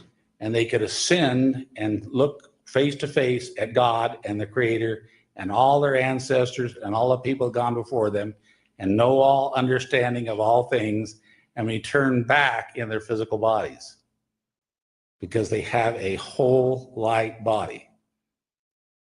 Everything within that miser field now that comes on when it begins to flux flow is now literally timeless. The Melchizedek priests supposedly could read people's minds. They could see the future. They knew all things. In the Western world, science does not acknowledge the Meissner field around our bodies. The Meissner field is not an electrical field.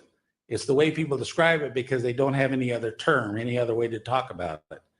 But the aura, or the field around our bodies that exists around our bodies right now, is a non-polar field.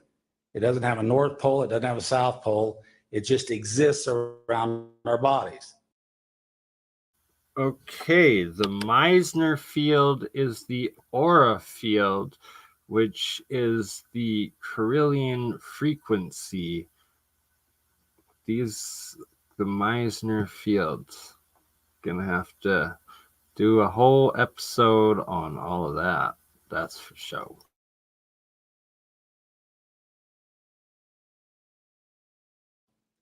In the eastern part of the world, they have known this for thousands of years, and they call it the chi. Okay, and they have their medicines that they don't describe as, the polysaccharides or, whatever. They actually talk about it as the vibrational frequency of the chi. And when you have a disease where the chi is affected in your body, you need this material because it contains the chi you need for your body. Or prana. Well, they said, Dave, what you have is the chi, or the life force is what we're talking about here. Or what they call in the East, the chi. It's the life force. Their physical immortality is consistently and explicitly related to an ingested substance. In Old Kingdom Egypt, they believed that you had a light body, they believed you had a physical body. And they believed you had to feed your physical body, but you also had to feed your light body. And what they said you fed your light body with is the Shefa food, which was actually the food of the light body. Now, for a long time, people have studied this, said, well, what is the Shefa food? What were they talking about the Shefa food? When we give the rhodium and iridium to people, we monitor their urine. And we find that 80% of the rhodium is actually taken through their kidneys and comes out in the urine. But the iridium doesn't come out. The iridium does not dissolve in the hydrochloric acid of the stomach at all. Now, there's a couple of things we've learned. The iridium seems to go into the acupuncture system and be associated with the spinal cord and the pituitary gland. Okay? Iridium is the densest, heaviest element known to man. Okay, it and osmium are the two real heavy ones. They're 22.4, 22.43, I think. Anyway, compared to gold, it's around 18.6 to 19.3, depending on which book you read. But iridium is very dense and very heavy. It seems to be the ultimate material. Gold seems to be the perfected one, the one that has the perfect proportion. If I was to make a conjecture, I believe that gold is associated with the pineal gland. I believe that iridium is associated with the pituitary gland, but we do know that rhodium is associated with the thymus. We know that when you take rhodium over a month and a half, that your thymus grows by 40%.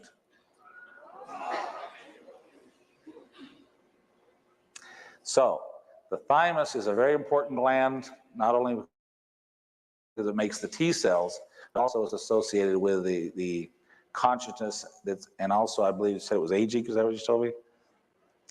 Anyway, we do know that the thymus normally shrinks from age 12 on, and yet we find after a month and a half of taking this rhodium that in fact it grows by 40%. Now that's really profound. I mean, if you people have been studying, the effect of organs in the body, I believe that you will find that ruthenium, osmium, palladium, and platinum all affect certain organs in the chakra systems or the level systems of the body. I think you'll find that those organs are affected. That these elements are actually part of just a balanced nutritional diet that we should be taking in their bodies. It's just like taking an iron pill. If you're deficient, you're just not in proper balance. You just don't get the right amount of it. I think that the key, though, here is the gold, because gold is not in your natural diet. And gold, I believe, is associated with the pineal. Okay? concept here that we're working with, that in fact, when this guy got to the point that he began to have the Kundalini experience, he was also beginning to see these light beings. And these light beings literally were coming to him on a regular basis, and they were conveying information to him. They were teaching him. They also talk about here the Merkaba mysticism, which a lot of you know about the Merkaba, love, spirit, soul. That's actually an Egyptian word, love, spirit, soul, Merkaba. In Old Kingdom Egypt, they believed that the Pharaoh never died. They believed that the Pharaoh ascended the stairway to heaven, or Jacob's ladder, that actually he never died, he ascended to heaven. And so the Pharaoh and the high priest never died. And do you know that they've never found the body of a high priest or a Pharaoh in Old Kingdom Egypt? They've never ever found the body of one of them. They found these edifices that they built, these structures in commemorating their rule, but they never found the body of a high priest or a Pharaoh, because according to their text, they didn't die. They ascended the stairway to heaven. Okay, so what they're saying, people, is that your consciousness, the atoms of your consciousness, can literally travel in space-time. They can go anywhere they want to go, anytime they want. The problem is your physical body has to stay here. Now, the ancient Egyptians, I think, understood this better than anybody. They said we have a physical body that we must feed physical food to so we can grow and become what we're meant to be. But they also said we have a light body, which they call the Ka, and they said you have to feed your light body so it can grow and become what it's meant to be. Well, when you feed your light body, you're feeding your consciousness. You're actually feeding it with the asymmetrically deformed high-spin states of atoms. But these atoms in your body literally interact with the DNA. They literally interact with the cells of your body. They actually interact with the, what do you call them, carbules?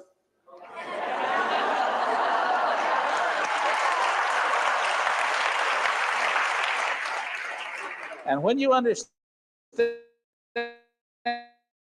that when they are sufficient density in your body, so that quantum coherence is one, and they are capable of totally bending space-time.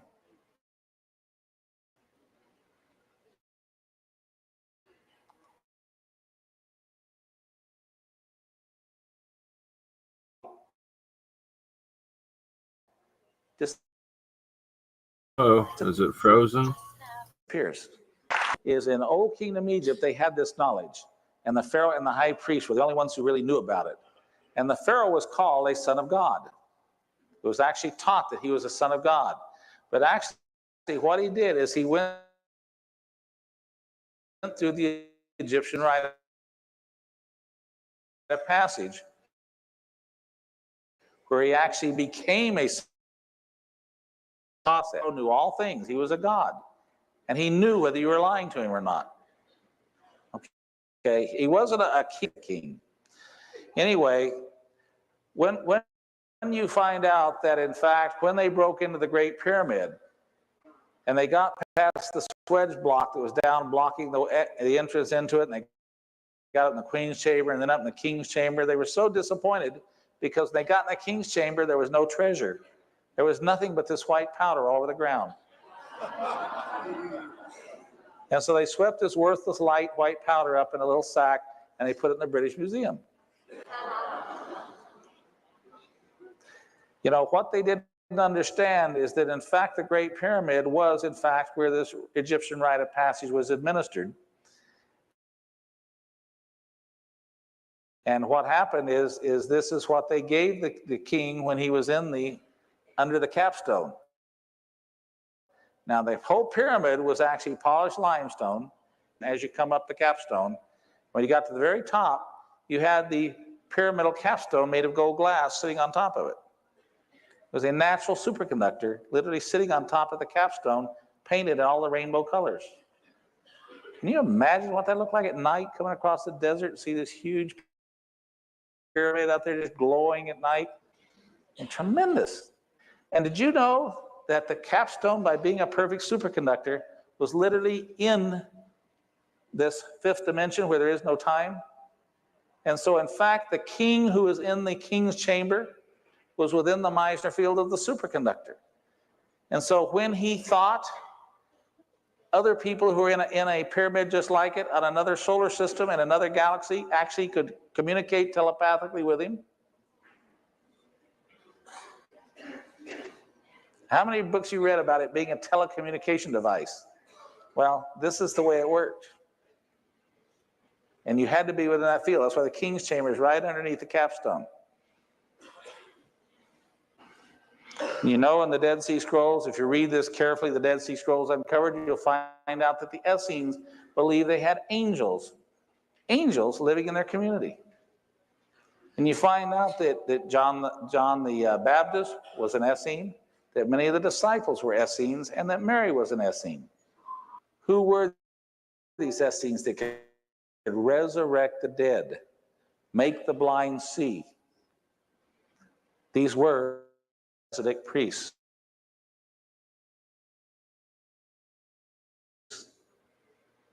That with the destruction of the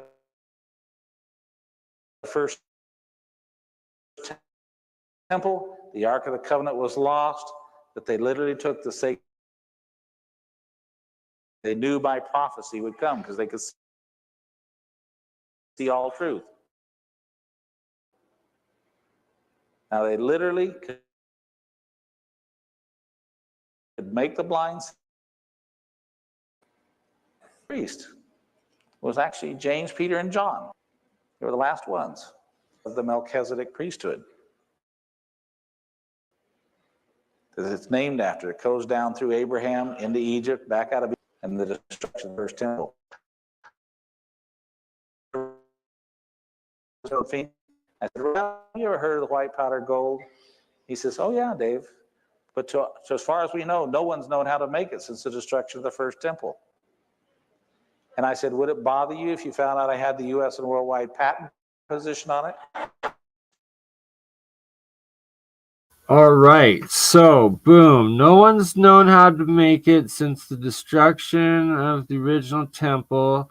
Then Dave Hudson here has apparently the worldwide patent of making it the old school way, aka the initiated alchemical process of acids breaking down and dissolving, and chemical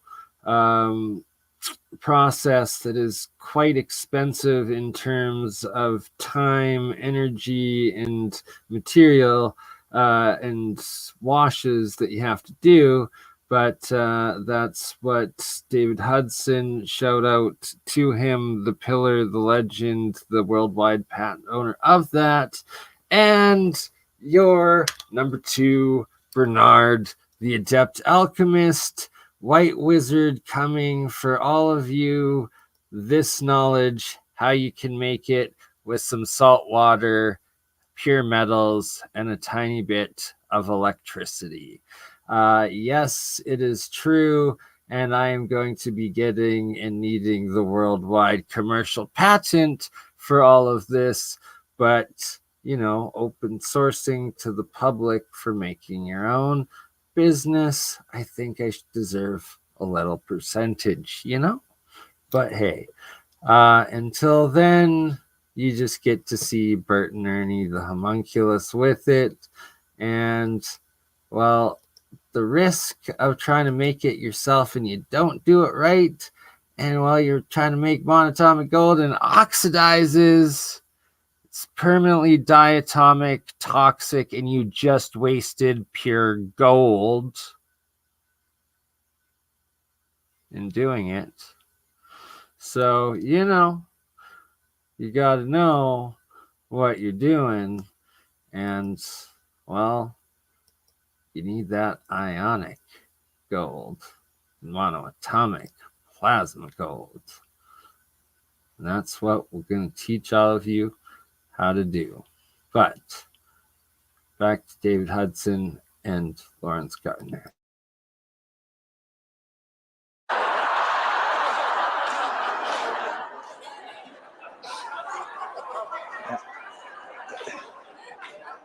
And his reaction was, Dave, you've got a hell of a bunch of decisions to make in your life, don't you?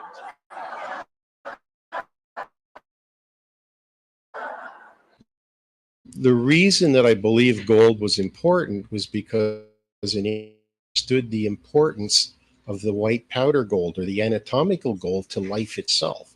When Jesus was born, they took him frankincense and myrrh and gold. They didn't give him a brick. They gave him anatomical gold.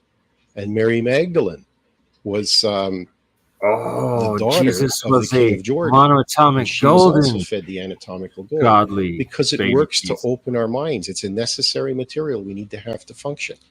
And what we're seeing with our working with Ormus materials now is that people are chronically short of these. Tibetan priests are capable of attaining a certain level of theta and alpha for 20 minutes at a time.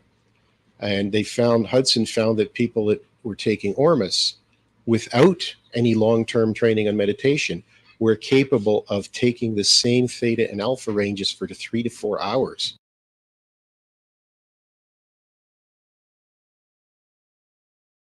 How do celebrities like Justin Did it stop? Bieber? Better stop. No, come on.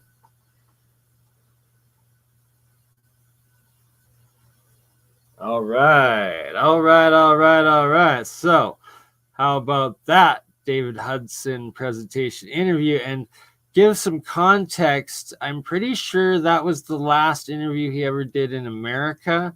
And it was right before they were going to do the experiments of feeding a bunch of it to a bunch of people, mass producing it in the US. And then the day before it began, apparently there was an accident and a giant fire burnt down his entire plant place and lab and everything. And then he was disappeared. But there are a few presentations he did a few years after that from China, where he went to China, and it gets even more woo-woo demigods in China with the ones, and then I haven't seen anything since then.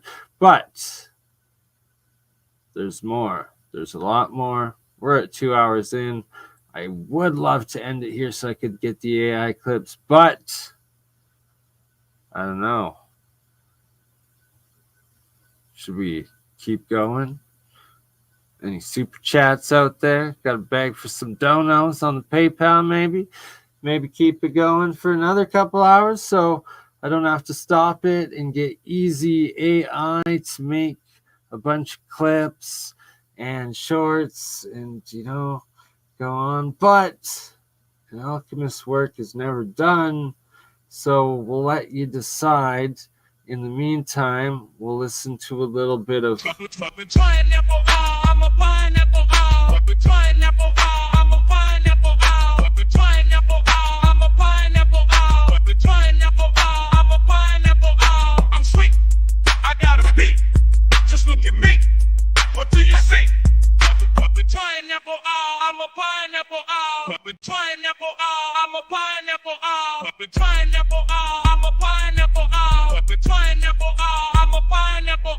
I'm sweet. I got a beat. Just look at me. What do you see? Puppet pineapple, I'm a pineapple, puppet pineapple, I'm a pineapple, puppet pineapple, I'm a pineapple, puppet pineapple, I'm a pineapple.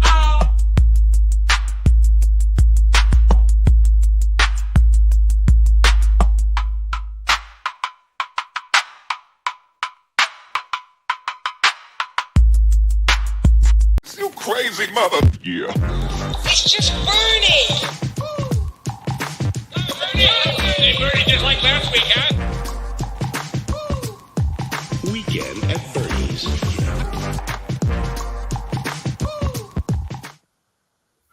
All right, but I'm not leaving you yet, and it's a big claim to say the best, and I wouldn't recommend anybody's without looking in and people, there's a lot of scammers out there. There's a lot of people that will try selling fake monoatomic gold or other element ormus as the price of, as if it was gold ormus, but really it's just copper or zinc or maybe even aluminum or who knows what. But yeah, you got to be very careful.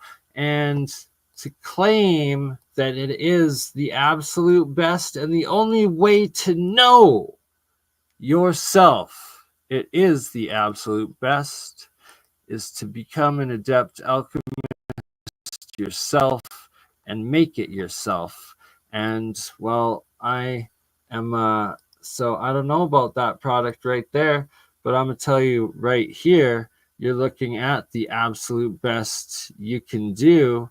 And this is what I interpret as the philosopher's stone when they have two snakes, aka two electrical currents, going into a pond, one headed as the moon, one headed as the sun, aka silver and gold, going in.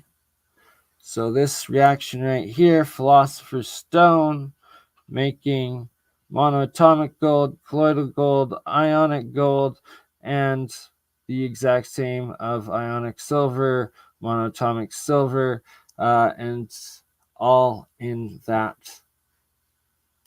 reaction. And how do you know it's the absolute best? Because it's made from 24 karat gold and 99.99% silver. And you can literally see the gold and silver and the monoatomics in this. And well, you make it yourself, you know what it is. You got it because you made it from your own gold and silver. And how can you argue with that? So instead of risking paying the price of gold when it could be any monoatomic element that the person is charging you, claiming it is, especially depending on the process that they use to make it. And most use chemical process, most use a type of caustic, and they'll just get ocean water and sea salt and put caustic in it and then get the ormus out of that, which is just a collection of all the dissolved elements within that water and turning it instantly into the ormus precipitate. You get everything. So sure, you might get 6 parts per million gold, but you also might get like 1,000 parts per million lead, and you're dead, and they're selling it as gold.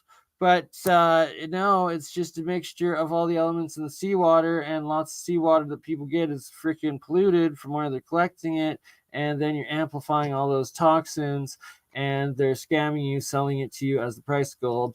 But no, the stuff I make, I literally make it live. You see it, and you see the 24 karat gold and the 99.99% silver anode cathode dissolving in to what it is.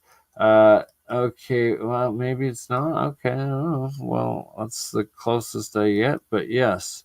And there you see it in front of you, the real deal, and I will be making more of it live on camera very soon again for everyone.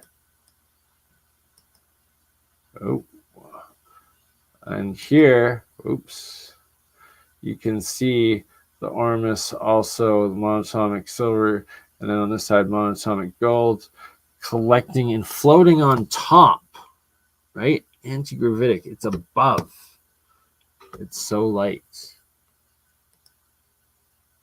Here it is collected afterwards while still making more.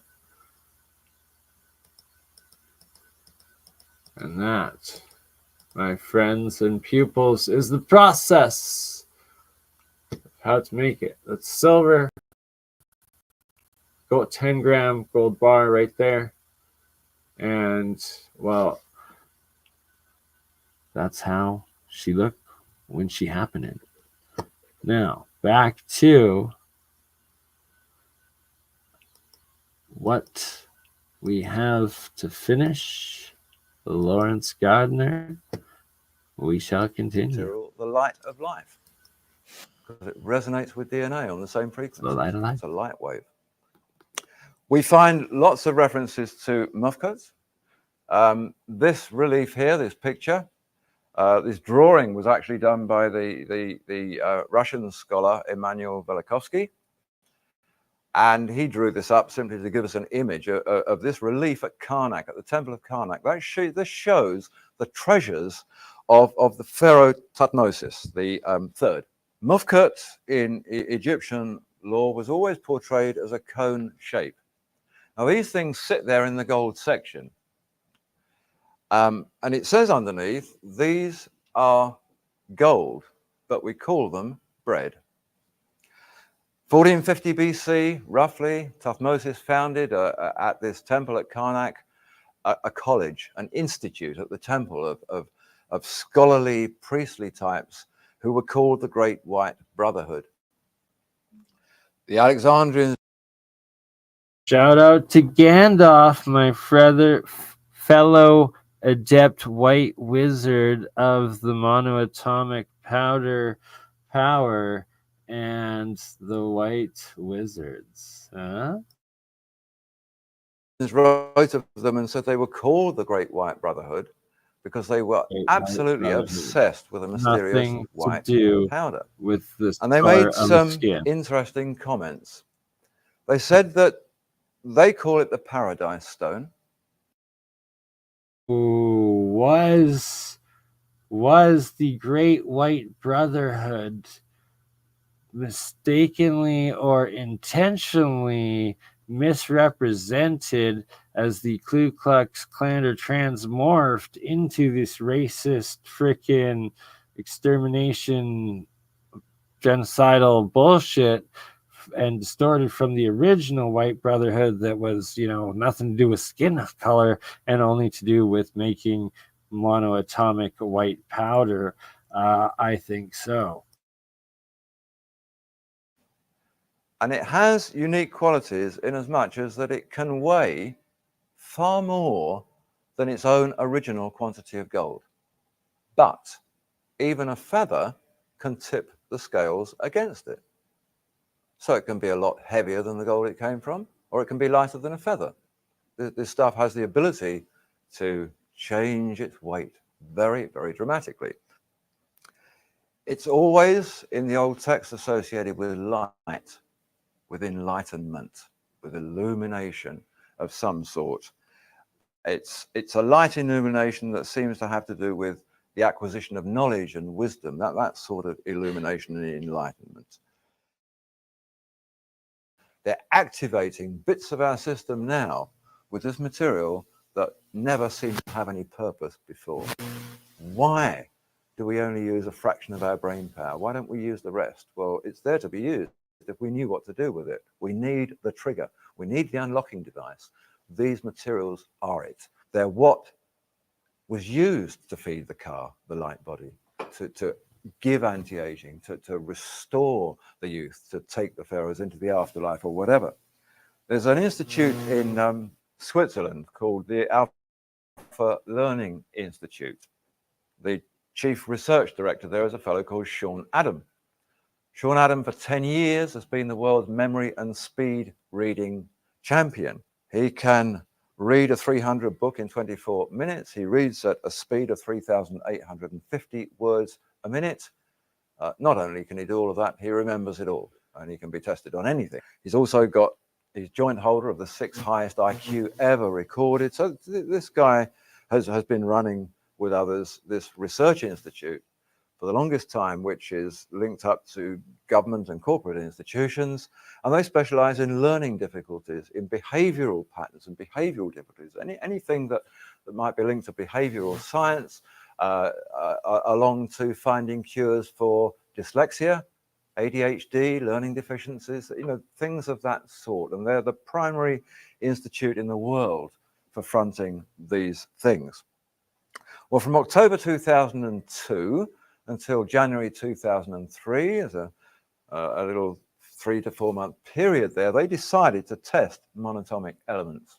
10 volunteers, 5 male, 5 female, average age somewhere between 17 and 52. And they were fed simply orally with these materials, with monatomic elements, the powders, regularly and irregularly, to test the reaction. Well, the results were, in their words, staggering. Sean Adam, he wrote, "What we are seeing here is really quite amazing. The tests show it to be highly effective. The effect is immediate and..." Boom. See, I had not seen this. And for those that have heard my testimony of when I ate the monoatomic gold, each time instantly getting triggered of photographic memories all the way back to like from when I was like a 2-year-old child, things I had never like thought of, recalled any point in my life, all of a sudden 3 days straight, and just wild, and happened each time. And well, here is Lawrence Gardner giving data on a study of what's this, the world's top already natural photographic memory wizard guy, then trying and experimenting with taking this stuff. Same instant results. Cumulative. What they do here is to work on brainwave patterns, and they try to synchronize these things, and they found that this material could do it. The theory and the logic behind it is that better balancing between left and right brain produces, and these are their words, a greater intelligence, enhanced creativity, improved mind-body coordination, more agility, and less stress. Well, okay, that makes sense if we're operating. Boom, right there, the Trinity. So HemiSync, aka binaural beats and solfeggios, and getting back onto the 432 and the coherent frequency geometry. Combine that with monoatomic plasma Ormus GANs, monoatomic gold, ionic silver ingestion, the Philosopher's Stone, the ultimate white gold powder, turning your body into a superconductor while putting the right frequencies in, and you get that trinity of the Christ consciousness connecting into the God frequency or realm, right? It's the Akashic record, whatever it is, creator consciousness, but boom, you're a light being, your energy, and you're in there, right? Operating as we should be, that's what we should have. But we're none of us really operating as we should be. We're operating with all of this left brain thing going and not too much of the right. Well, here are the charts here. These are just average charts. There are hundreds and hundreds of these. They took everybody's brainwave scans as they were. Halo, I forgot the halo, right? That's the trinity that gets you to the Christ consciousness. You need the coils, the coil sacred geometry with the frequency, with the monoatomics. That's your 3 key technology to get to be the demigods. That's where, the priests, high kings, they have the crowns on their chakra, ingesting monatomic gold, wearing, gold freaking coils, and putting the frequency through. How do you do right there? And HemiSync, we got it. And that's going to be fun. That's going to be fun to try with in the coming years. But they were going along. Now, the top chart shows a normal starting base, where in effect, and this would be any one of us at any moment in time, the brain waves coming off the left side were far outweighing the red ones on the right-hand side of the brain. The effects, they say, is immediate and cumulative. At the bottom is the first immediate effect. What happens is that the left has now contracted back to meet the right, and the right's grown just a little bit, but they've absolutely synchronized. The left and the right brain of this person, and this is the immediate effect, has now begun. And then they say it's cumulative, because what then happens is that it all grows to where the blue one was at the beginning. Quite extraordinary. Our research clearly shows that the left-right brain imbalances predominate in many mental behavioral dysfunctions, such as dyslexia and ADHD.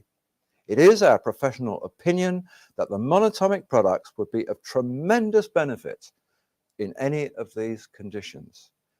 It is the most obvious answer as a healthy alternative to chemicals that have harmful side effects. To that, Sean Adam, the director, adds, if I were going to take an exam, mental or physical, I would take MonoAtomic elements immediately beforehand. The worst that could happen is that there would be a little improvement. There could be a lot. What about somebody who's permanently doing this, getting those into balance and growing with it? This is exactly what the old texts told us that these things would do. They made them into bread cakes. They fed them to the priests. They fed them to the pharaohs. It gave them longevity. It gave them extra Shout out creativity. Elfman. It We enhanced their perception. talking It enhanced mana their intuition. today. It enhanced their awareness. All the qualities of leadership came from the mufkut, from the shamana, from these Mufkut. golden cakes that they called bread. It's clear from the evidence of all these ancient things that it didn't matter what they called things. It didn't matter that they didn't understand perhaps the true science that we're beginning to understand now. What they did know is that it worked. It did certain things. And they told us about that. So even if they didn't understand it, they presented things as sort of communicating with gods and priests who were able to disappear before their very eyes and things. But these are all things that this enables to be done now. In Greek mythology, it was the one substance that sat right at the very heart of the Golden Fleece legend. It was what the quest was all about, the secrets of manufacture of this material.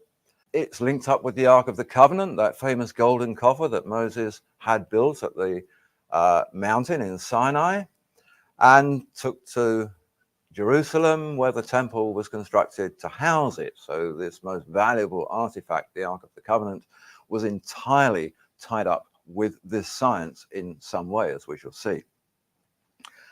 Mysterious processes concerning gold and things automatically ring alchemy bells. Pictures of wonderful wizened old chaps in medieval times with all sorts of potions and fires and things burning away, all trying to perfect this thing called the Philosopher's Stone, which Harry Potter has reminded us of yet again. It was in the middle 1600s, 1660, that Britain's Royal Society was founded and established and chartered by King Charles II. And it was that establishment of that society that embodied and led to the great discoveries of people like Christopher Wren, of Edmund Halley, of Isaac Newton, Robert Boyle, and all of these tremendous characters that emerged in the 1660s and 70s to make scientific discoveries that had never been made before. And most of those were made on the back of the fact that they were pursuing alchemy. They were searching for the philosophy. And shout out to Sir Isaac Newton. That's who I rediscovered the alchemy from.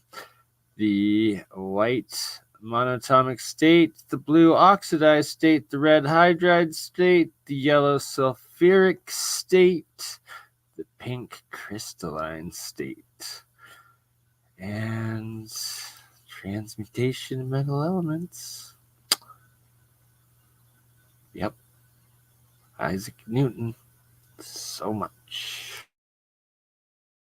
Of a stone, and during the course of it they made lots of other discoveries, just like today in space research we get for our households all sorts of other wonderful spin-offs. The discoveries of things like gravity and whatever were spin-offs from looking for the Philosopher's Stone. There was one particular fellow classified today as an alchemist, although he was simply called a philosopher at the time. He was truly revered as a great master by the Newtons and others of the day. This fellow was called Irenaeus Philalathus. And for Irenaeus Philalathus was reckoned to be the ultimate master in that period. Shout out to the Irenaeus. And Philalathus had got a little bit fed up with the church propaganda about the Philosopher's Stone being some silly device to turn base elements into gold and whatever. And he thought he'd publish material and put the record straight in the public domain. So in 1667 in Amsterdam, he had a work published called Secrets Revealed. And in this, he discussed the Philosopher's Stone, its nature, its qualities, what they knew about it. But most important, he made this point. Our stone is nothing but gold. Our stone is nothing but gold. It's gold digested to the highest degree of purity and subtle fixation. We call it a stone only because of its fixed nature, because it resists the action of fire as successfully as any stone. In species, it's more pure than any gold that it comes from, but its appearance is that of a very fine white powder. That was the Philosopher's Stone, straight from the hand of the most famous chemist, alchemist of his time. We go back 200 years. We go back to the 15th century. We can look at the last testament of Nicholas Flamel, probably the best known of all the. And the alchemists and the texts that Lawrence Gardner is citing right here, I read myself 10, 15 years ago. And when I first got into it, was like, boom, Bernard the Alchemist have rediscovered the food of the gods, the mana, the makfak. Great alchemist of all time, a fellow who spent 20 years from a very poor base studying his science. Yeah, and we ended live, up probably bro. as the greatest Living and wealthiest benefactor that France Ormus, has ever known. that He made the point MonoAtomic on the gold, 22nd baby. of November, Shout out 1416, when straight writing dope. his last testament, exactly the same. Our stone is gold, but it's perfectly prepared gold. It's a fine powder of gold. That is our Philosopher's Stone. So we have a whole new perspective here. We have a perspective that says the Philosopher's Stone, despite all the propaganda, despite all the church has done to try and make it look silly, is not about turning anything into gold. It is gold. It's gold in the highest possible, purest form that it ever could be. And that white powder that we looked at earlier was exactly that. That was 24 karat gold. What's the gold that the Philosopher's Stone makes? The Great Enlightenment. Not the great enlightenment of money and wealth and riches and a lump of gold. The great enlightenment of wisdom and learning and intuition. That's the real Holy Grail. That's the true enlightenment. We can leap forward in time now and see how these old stories match up with what's been going on. And it begins right here in the United States. It begins in 1976, and it begins in Phoenix, Arizona. A very, very apt place, actually, because the word Phoenix was Old Phoenician and it means red gold. It all began with a farmer, a cotton farmer, a third generation cotton farmer just outside Phoenix called David Hudson. This is a picture of David Hudson as he was about 5 years ago. David Hudson. He's your average American farmer. He wasn't a physicist. He wasn't a scientist. He was nothing. He certainly wasn't an alchemist. He was destined to become all of them. His father had been commissioner of agriculture for the state of Arizona. They were farming about 70,000 acres in the Yuma Valley there. And they were growing cotton of very, very high grade. But they had a problem with their soil. Big problem with the soil. The soil was enormously alkaline. In fact, it's a strange soil there. There's no topsoil in it. There's no real nutrient as such that's apparent. It's just eroded rock dust. That's all it is. Very strange material. Its surface becomes very black and very crunchy, to the point where at the end of a growing season, once the crop's been picked, over the ensuing months, this stuff gets so hard that it will not be penetrated by water. Now, it's not an area where it rains a lot, but their irrigation trucks were having no use with it. And this had gone on for generations. And David thought, well, it's about time to have a look at this and to try and work out what this stuff is, because it means that we have to work in rotation. So I got to pause it here to address CK's comments. And CK, you got to do your research on my research, and you got to at least start by starting at the beginning of the stream, because I literally play Timothy Hogan and his presentation on monoatomic gold from the Cosmic Summit 2024 to answer your question. So you check me checking him out earlier in the stream before you be checking, wasting our time asking these questions next time. All right? Shit. And we can only plant our crops in that field every 3 years.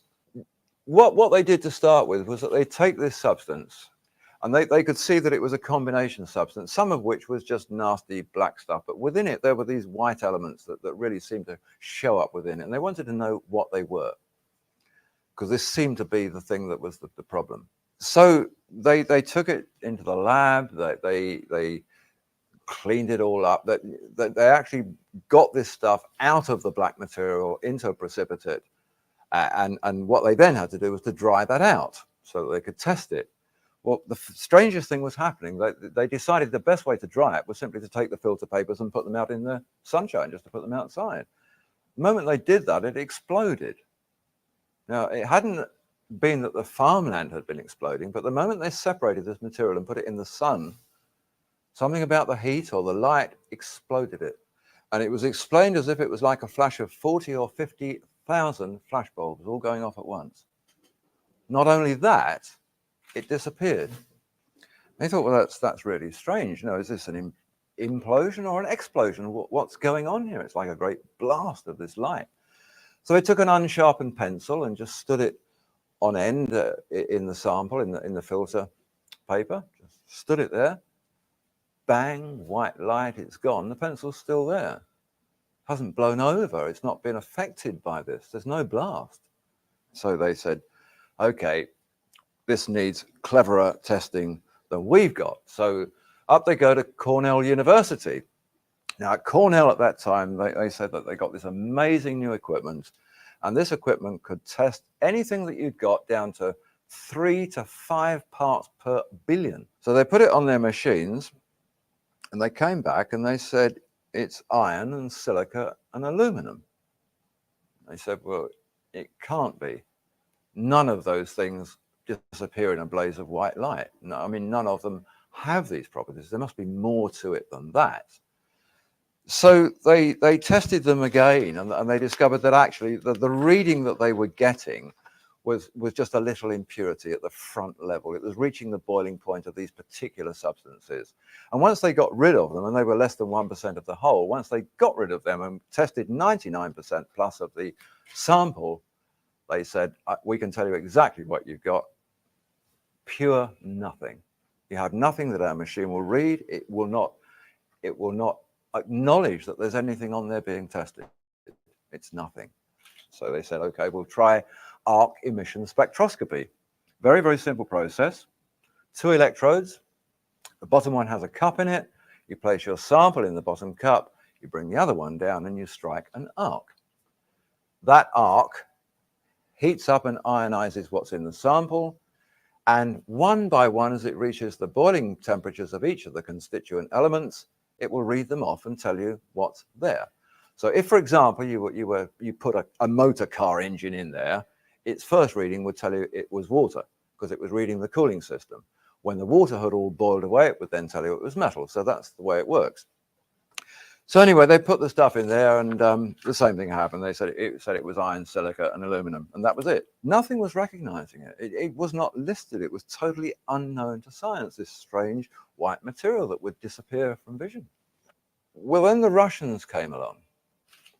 The Soviet Academy of Sciences. We're now into the 1980s, well into the 1980s. And the Russians said, we've been telling you guys in the West for the longest time, you really haven't got much of a clue when it comes to analyzing materials. Your electrodes burn away before you can reach the boiling temperature of some of your materials. Carbon has a lower boiling temperature. These electrodes are made of carbon. They're burning away before whatever it is has heated up enough. So it's not reading it. Russians said you need to burn this in an arc for 300 seconds, not 15, which was common in the West. 300, 5 minutes. So they go back to base and they put the material in and it begins.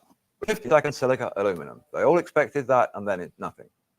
But the arc now is carrying on burning, whereas the Western style one stopped. And suddenly, at 70 seconds, it says it's palladium. After palladium reads platinum, which came ruthenium, rhodium, iridium, and at 220 seconds, osmium.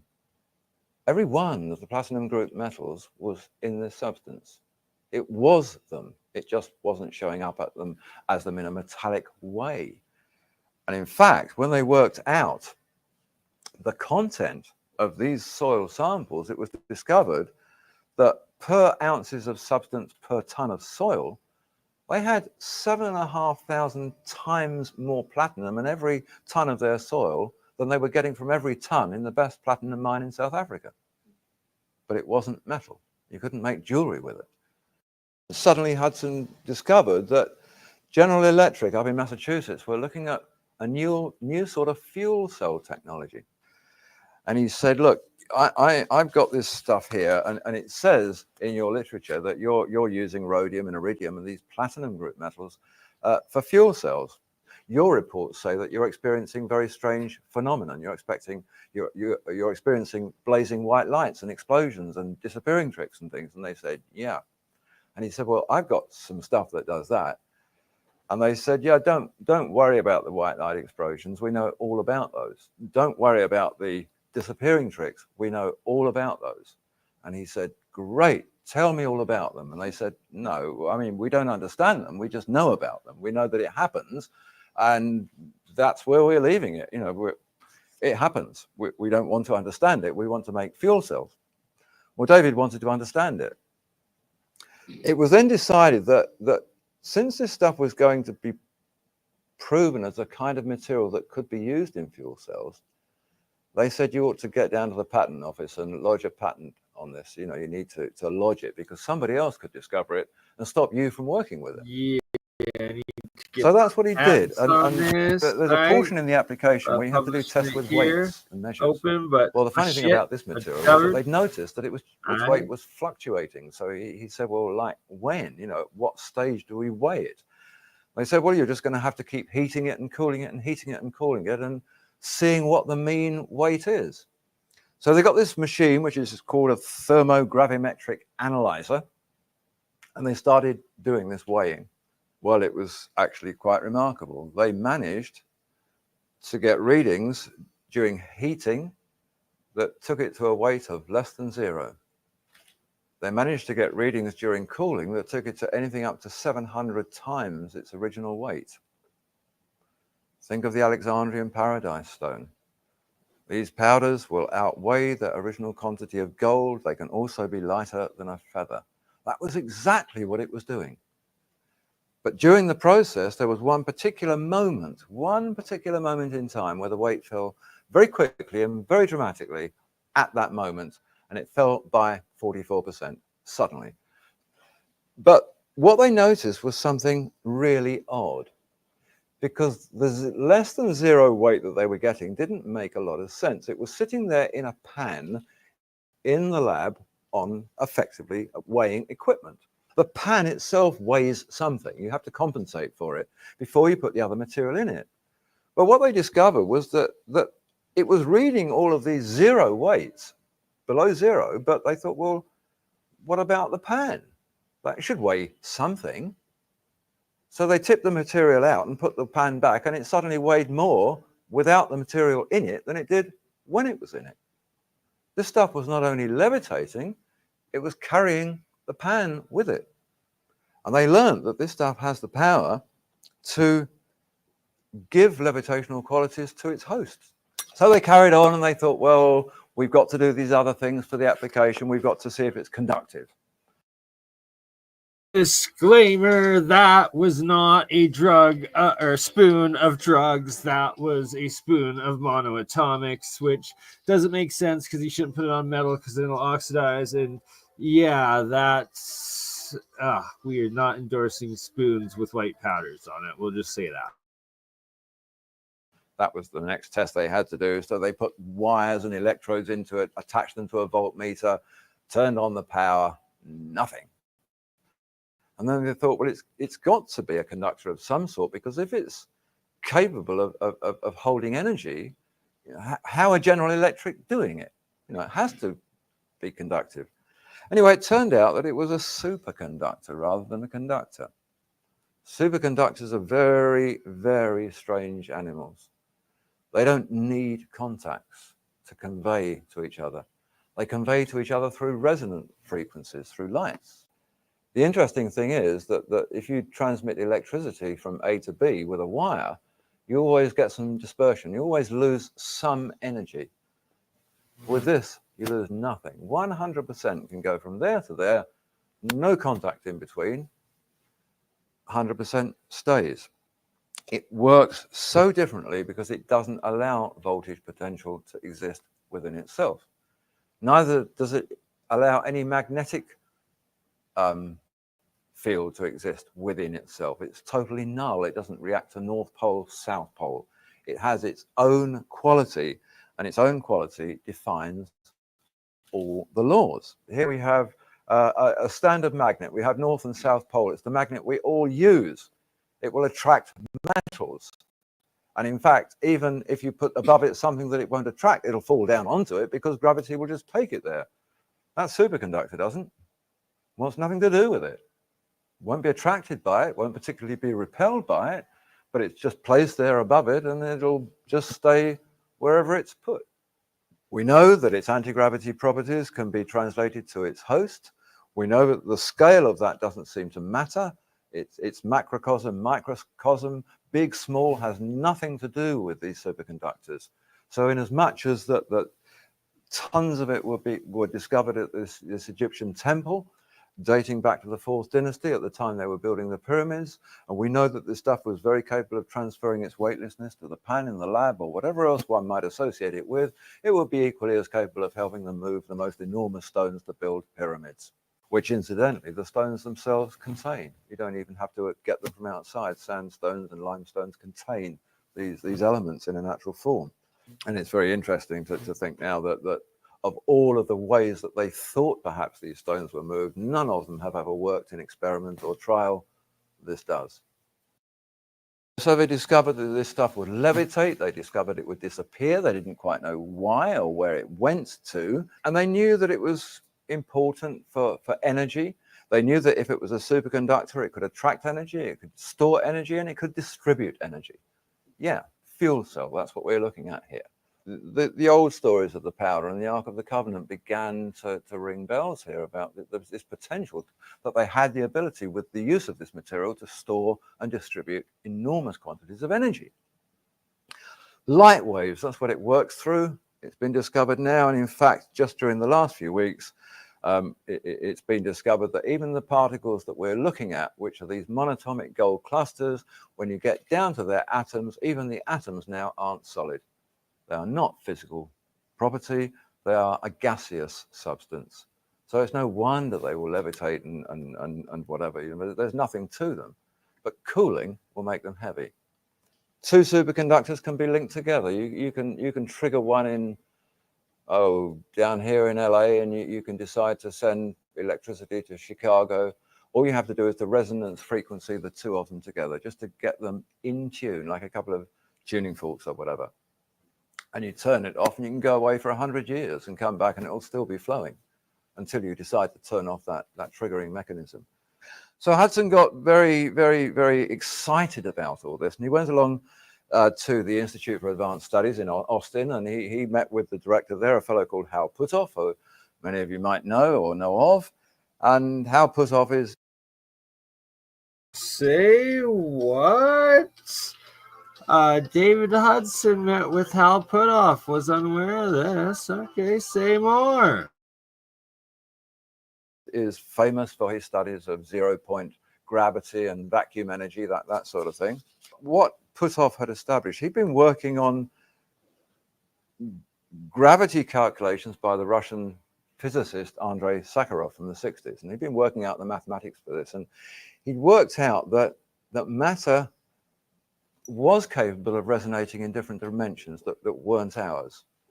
But what he calculated mathematically from Sakharov's work was that the moment it begins to do that, at that moment, the moment you know it's on the change, just hooking into the beginnings of another dimension, it will automatically lose 4/9 of its weight. And Hudson went along, he said, look, this is really interesting because 44% mine's losing, and that's the same. It's the same figure, 4/9. And so they agreed, well, yeah, I mean, it's because this stuff is beginning to resonate in another dimension. That's what's happening to it. It should disappear totally, he was told, if it carries on. And he said, it does. Disappears totally. We don't know where it goes. It just disappears. So they decided to test this. And they said that, look, the way to do it is this. If you have a little pile of powder in a pan and it becomes invisible, that means it's still there, but you can't see it. So if you've got a spatula and messed it up in the pan, it would come back, when it comes back, in a mess. But we suspect that yours won't. We suspect it will come back in the same shape that it disappeared in. And that's exactly what happened. It didn't come back in a mess. It came back looking exactly not like endorsing white powders on spoon. Perfect shape. There you are, they said. It's not invisible. It is part of our space-time. And it's now been brought back into it. Well, from that moment in time and around, I know of a lot of wooks that will also make a pile of white powder disappear into another space-time off of a spoon. So that is why I have to put the disclaimer out. That is not what we are encouraging here, and we discourage that. Okay. around that moment in time, scientists all over the world were talking about these hyperdimensions. Britain's Stephen Hawking, the famous Cambridge professor, Sir Martin Rees, our astrologer royal over there. It took a lot of people by surprise, really. They were saying that there are realms that exist around us and within our environment that we know nothing about. They called them hypersystems. They didn't know how to explain them, and they were coming up with drawings of this sort, trying to explain these sort of parallel situations, but it didn't really work. Such pictures didn't prove anything. It was demonstrated that the concept of another dimension was demonstrated by Cubist art, of all things. Cubist art was based on a principle of showing the dimensions that we can't see. And they had this wonderful thing which they called the Great Prismosaurus. Now, the Great Prismosaurus is an article with millions of facets on it, but it actually has a fourth dimension for everything. Everything that you can see the outside of, you can also see the inside of. What are these dimensions? Well, Yes, all the monoatomic elements that I make from all of the elements, including iron, zero magnetic properties left. It takes it right out. Well, Martin Rees explains that our dimension is called three-dimensional because it goes up or down, or left to right, or backwards and forwards. We have no objective perception of it. We just live within this realm. There are other universes, they say. Some are crumbled up, so small that we can't even imagine them, but they're accessible. Others, they say, are a millimeter away from us. It's the world where Einstein's theory of the then, now, and the future all coming into play at once. It's looking at the 30-story building from outside as against being in it on its 15th floor. On the 15th floor, you perceive the 15th floor. You can look out of the window and know that you're part of something bigger, but you can't see the other floors. Well, the other dimensions are in fact those other floors. You can move into them, you can travel up and you can travel down, but you have to know how. Physical You have to know how to trigger analogy it. description of They say that gravity, they now understand, gravity is actually a signal leaking out of one of these other dimensions into ours. That's where they say the power of gravity comes from.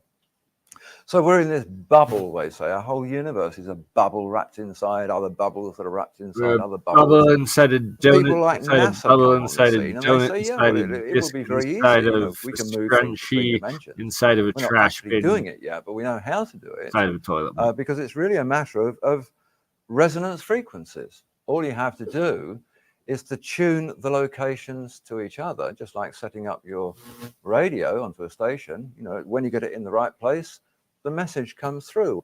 Treat it like tuning forks. Set up the vibrations between them. That way, we can send anything we want, they say. We can send pictures, we can send text, we can send physical matter.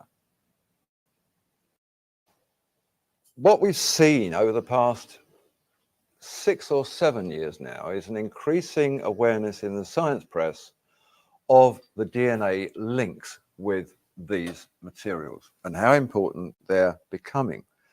They've talked about how they can be used to re-coordinate the uncontrolled division of body cells. This particular article here from Scientific American, the way it reads is this, that they place these elements at the end of the strands. The researchers examined the electrical properties of short lengths of double helix DNA in which there was a ruthenium atom at each end of one of the strands. Mead and Kayam, the scientists, estimated from earlier studies that a short single strand of DNA ought to conduct up to 100 electrons a second. Imagine their astonishment when they measured the flow along the ruthenium-doped double helix to find that the current was up by a factor of more than 10,000 times. It was as if, they said, the double helix was behaving like a piece of molecular wire. Exponential. It's our monatomic gold wires. They're able to turn the DNA into becoming a part of its structure, or vice versa. The two things can become one. By this means that they build up an integrated circuit of light within the body, and they have the ability. Right, we're gonna pause Lawrence Gardner's presentation there for a minute just to show what you don't want to do. You don't want to become Papa Smurf. You die. Diatomic, when it's oxidized, it poisons you. You get heavy metal poisoning. So colloidal is when it's still nano metals and then turns into heavy metal toxic poisoning. Or if it's blue, it will kill you. You do not want to become this guy. You don't want colloidal silver, colloidal gold. No, that is how you turn into Smurfs and you die.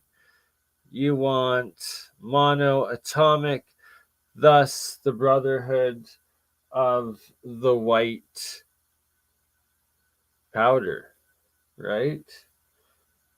This guy thought he was going to live forever. No, he did the exact opposite. He gonna die. He died. He dead.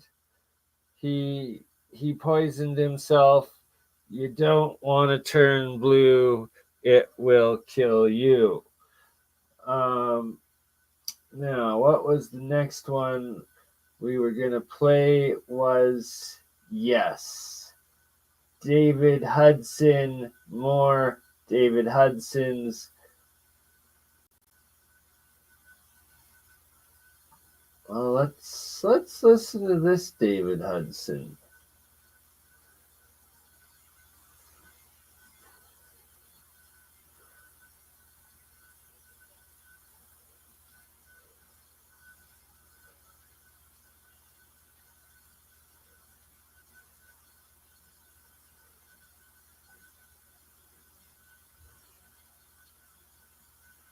All right. Oh, uh-oh. Whoa, it stopped working. Okay, well, in the meantime, while my other computer tries to load back up, we will show again, maybe this one. And there we have red state and pink state. Metals, other metastate materials. And yes, to be an alchemist, the magic trinity of coils, monoatomics, and frequencies to transmutate, get the ultimate philosopher's stone.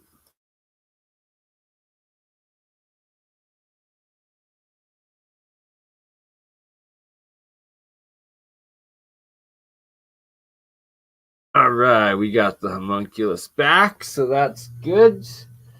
White wizards indeed. Gandalf and Saint Bernard, the adept alchemists, with you today.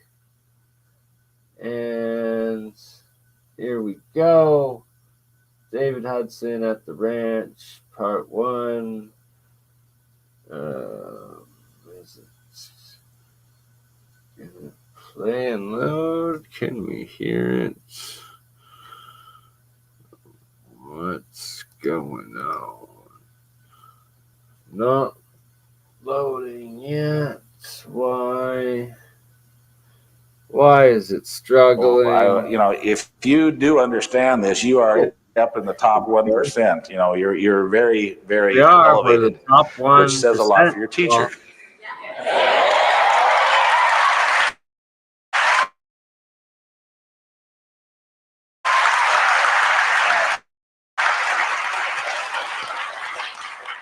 I want you to know that in all of my work, anyone who understood it as clearly and precisely as the tapes that I listened to this afternoon of Rompta making a presentation. I can only tell you that it's very embarrassing to hear my name mentioned in the presentation and then the jokes that are being made about me.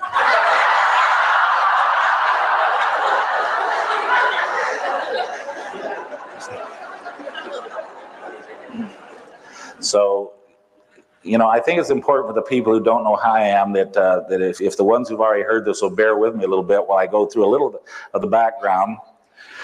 As I begin to investigate this unknown material, basically the area that drew me very strongly into it was our work with soils.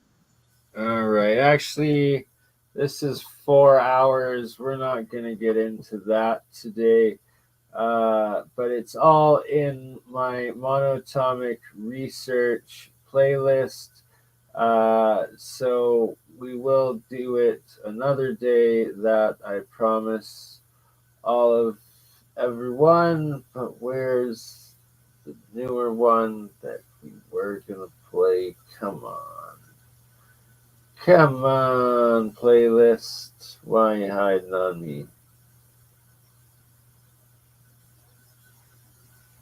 What? Why is it not on here?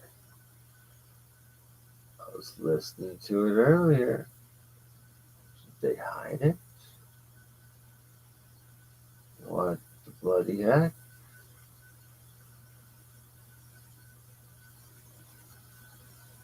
Weird. All right, well, I guess we'll skip ahead to part 2 then. 15 years of my own alchemy.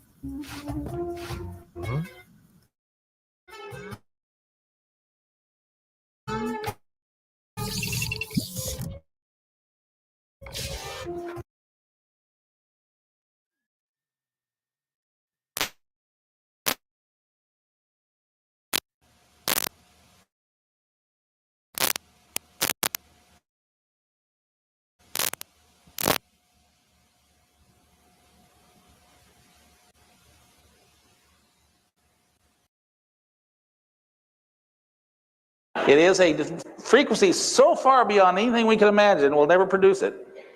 Max Planck theorized exactly what it is. It's way, way, way, way up there. You go way past gamma, it's way up here someplace. Where does it come from, though? It's the near infrared. Where do you find it? Where does God live? It's right there in the near infrared. Chat What is the should frequency? be an It's way the heck option gone up on there. the But live it stream. actually is produced right here within us all. Everything helps. That's where it emanates from, at the Appreciate it. electromagnetic 0 point. Between +1 and -1. Absolutely guarantee it. So where does he live? Right here within us. Where do you look for God? Go within yourself, because that's where you'll find it. Okay, let's go a little bit further. Let's go to the next one. Now, here is Hal Puthoff. Once again, everything for nothing. He's actually working with Casimir effects and explaining that there is this attraction between atoms. And it's a great, interesting paper to read. It's just an example of what he's writing. Let's go to the next one. In the Sciences magazine, here's one that I just gave Jay-Z a copy of, the Sciences, November, December 1994. And let's raise it up and see on the bottom. Beyond E = mc squared. A first glimpse of a universe without mass. And what they're saying, people, is that gravity is not real. Therefore, mass is not real. Therefore, time is not real. Now, Jay-Z was so delighted to see this. She says, gosh, Dave, I got to have a copy of this. This is exactly what I've been saying. Well, you know, we catch up. Just give us time. Anyway, Puthoff is the author that I'm talking to and working with. This is out of a paper called Boom, right there. David Hudson admitting Hal Puthoff is who he's working with. So David Hudson, Hal Puthoff documented working together. So Gravity as a 0 point fluctuation force is published in Physical Review A. It doesn't say on the sheet of paper, but it's Physical Review A, 1989. And what he did is he took Sakharov, the Nobel laureate's theory. Sakharov in 1968 published a paper where he said gravity is not a field. We're never going to find gravity if we look for it as a field, because gravity is produced when the protons, neutrons, and electrons of matter interact with the vacuum energy.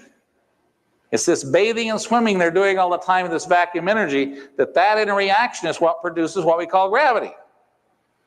Now, he came up with this theory in 1968. Now, it's a great theory, except, you know, where's the reality? You know, it's a great theory, but, you know, he says if you take matter away, you don't have gravity. Matter has to be there for there to be gravity, because matter produces what we call gravity. Okay? So, anyway, Hal Puthoff took that theory, and he says, I'm going to develop the mathematics of this. So here he does this whole paper on the mathematics of 0 point energy. And in his calculations and in the mathematics, he said equation 56 was derived for the case in which 3 degrees of freedom for particle motion are assumed. Now that's most atoms in the universe are 3 degrees of motion.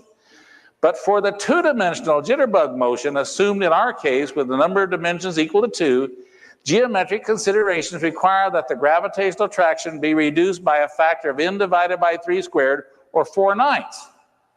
So his mathematics says that when matter begins to interact in 2 dimensions, as opposed to 3 dimensions, it should lose 4/9 of its gravitational weight, or it should weigh 56%.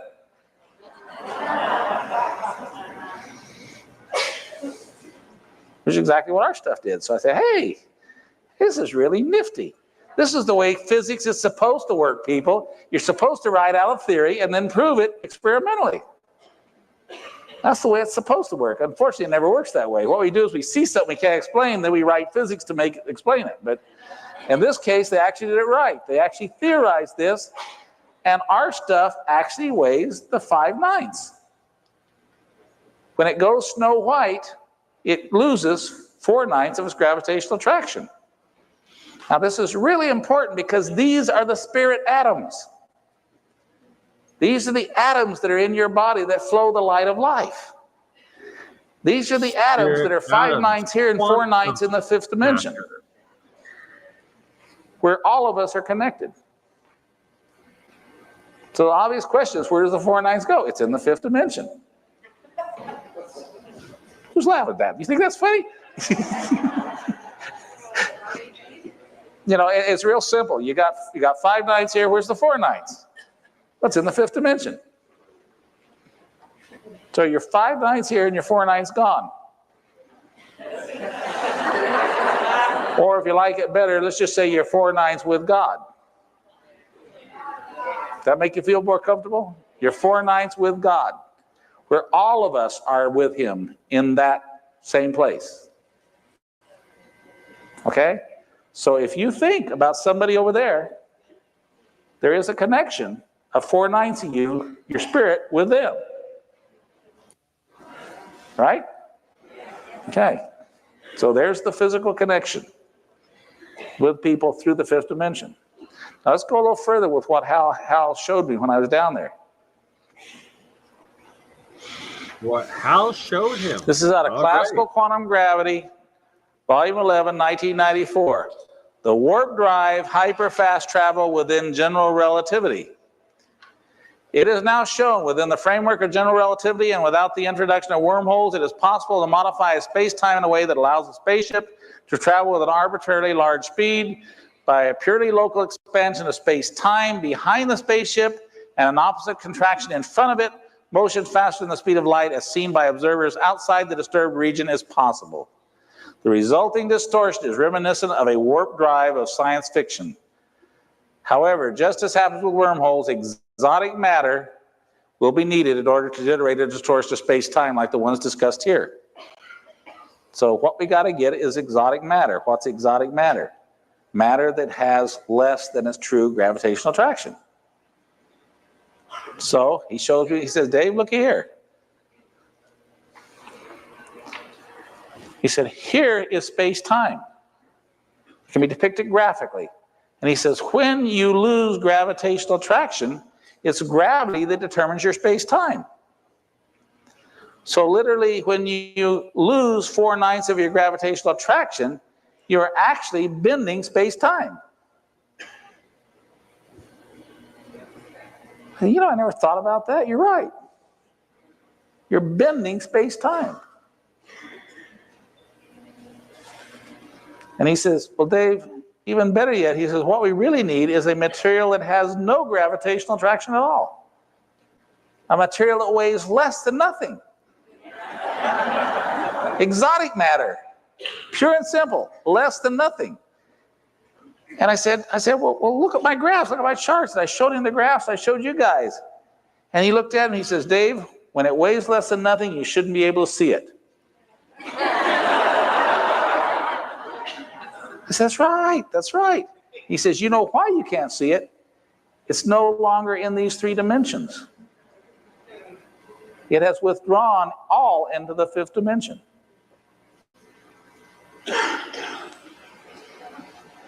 Now the implications here, people, are really serious. It really is serious.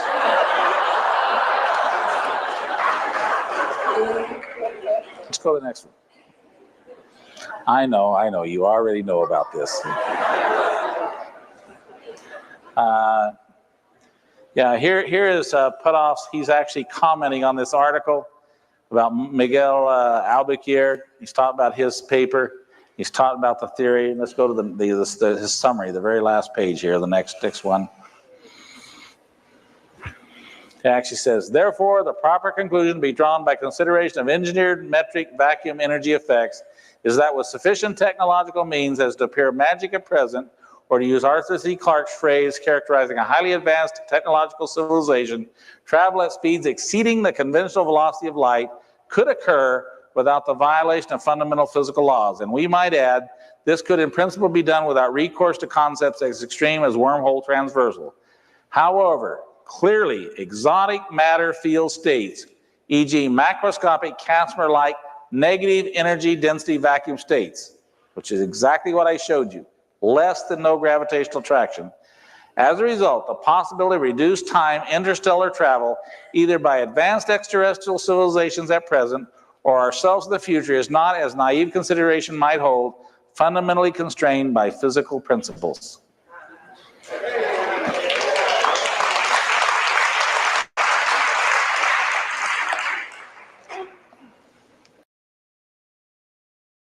How do celebrities like Justin Bieber and The Rock generate money? They make a special kind of money known as royalties. My name is Christian Mickelson, and I help everyday people increase their income online. Every single time I ever try to go for smoke. And no, that's just a summary. Then we'll take that off too. Okay, so what they're saying, people, is that your consciousness, the atoms of your consciousness, can literally travel in space-time. They can go anywhere they want to go, anytime they want. The problem is your physical body has to stay here. Now, the ancient Egyptians, I think, understood this better than anybody. They said we have a physical body that we must feed physical food to so we can grow and become what we're meant to be. But they also said we have a light body, which they call the Ka, and they said you have to feed your light body so it can grow and become what it's meant to be. Well, when you feed your light body, you're feeding your consciousness. You're actually feeding it with the asymmetrically formed high-spin states of atoms. But these atoms in your body literally interact with the DNA. They literally interact with the cells of your body. They actually interact with the, what do you call them, carbules?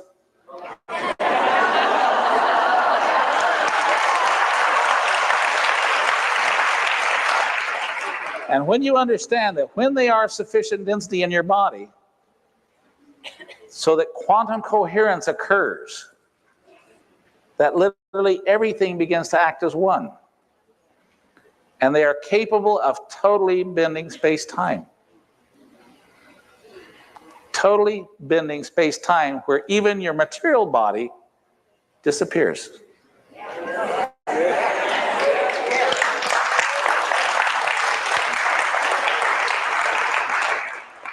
Now, I'd like for you to ponder this just a little bit, because this is really heavy duty, what I'm sharing with you. Because when you come to the point that you really accept this, it's kind of like the guy going over Niagara Falls on a tightrope. I tell you about this one? All right, there's this guy walking over Niagara Falls, and he's walking on this tightrope, and he's pushing a wheelbarrow. And he's going across the Niagara Falls pushing this wheelbarrow. And all these people are gathered on the side of Niagara Falls, and they're cheering him on. They're rooting and hollering for him. Oh, come on, come on, come on. And he's coming along, and they're just, oh, come on, we know you can make it. And he's coming along. He finally gets to the other side, he steps off the tightrope. And they go, yay, we knew you were going to make it. We knew you were going to make it. And he says, do you think I can go back? Oh, yeah, we know you can go back. He says, do you have faith I can go back? And they says, yeah, we have faith. And he says, get in the wheelbarrow.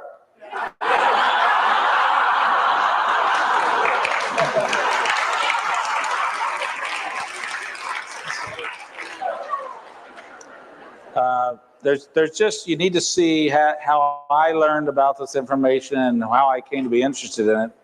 And so for those people who didn't see it, I'm going to show you just a little bit of it here so we can see what's going on. Then I want to talk about what we're actually doing with it, what's been done, what some of the results are, more specifically than I did last time, so you can understand it. Okay. Okay. This is Lapidus in Pursuit of Gold.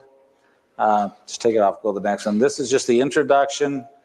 What it says is, owing to the disparagement cast on the art of alchemy in modern times by those who failed to unearth its secrets, it has been bypassed by science and has become obscured to the point where few people even clearly understand what it stands for. If asked what is alchemy, the short answer might be the search for the philosopher's stone. This, however, is no stone, but a powder, with the power to transmute base metals into gold or silver. Anyway, they're talking about the elixir of life.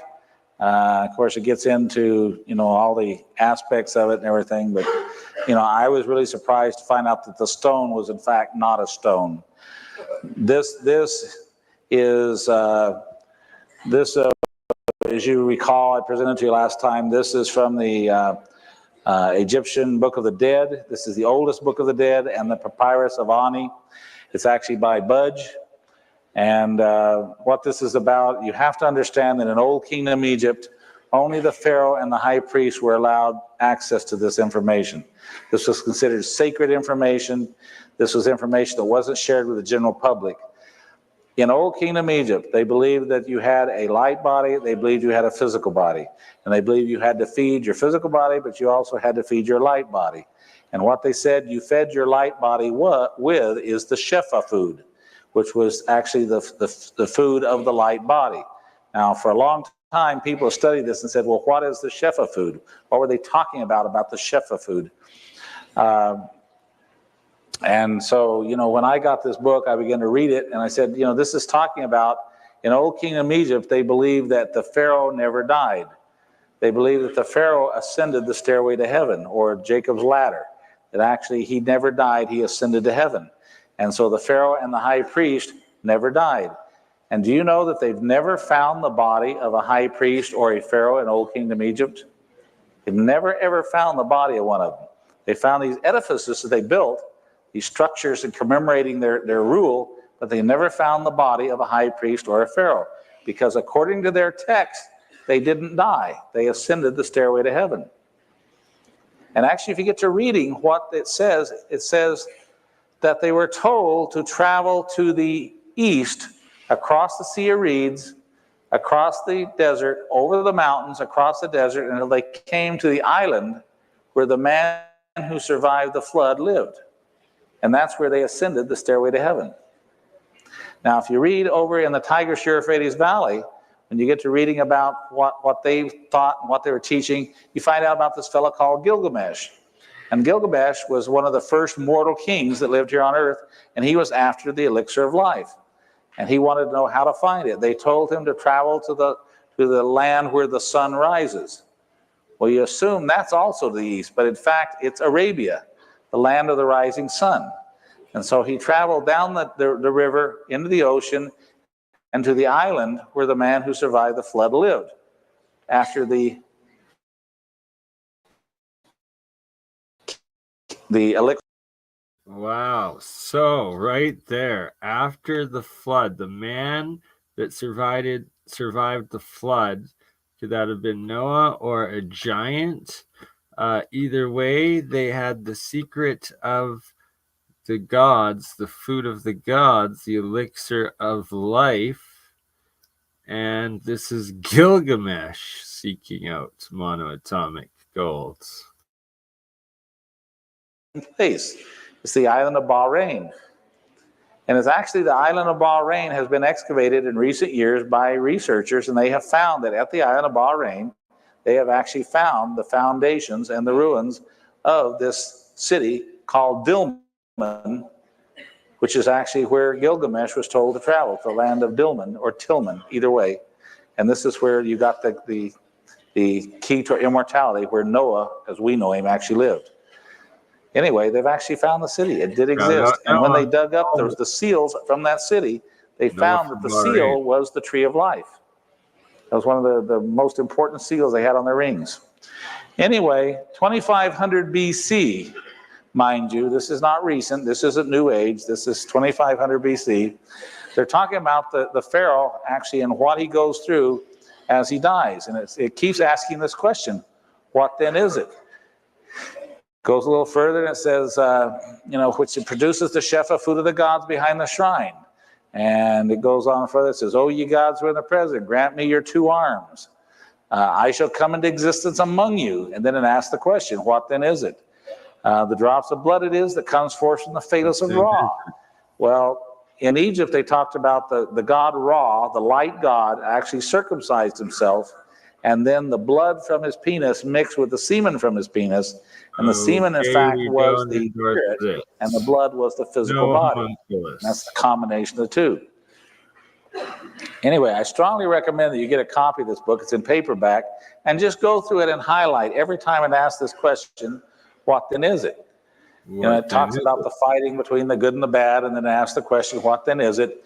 It's storing excrement in the face of Horus. It carried off the testicles of Set, which a symbol of this is always the testicles or the penis.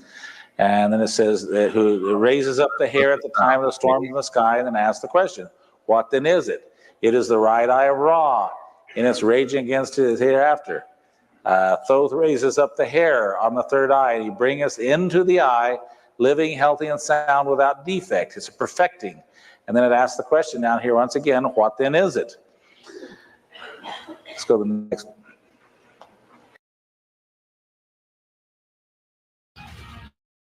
In the new update, the game has been globally redesigned.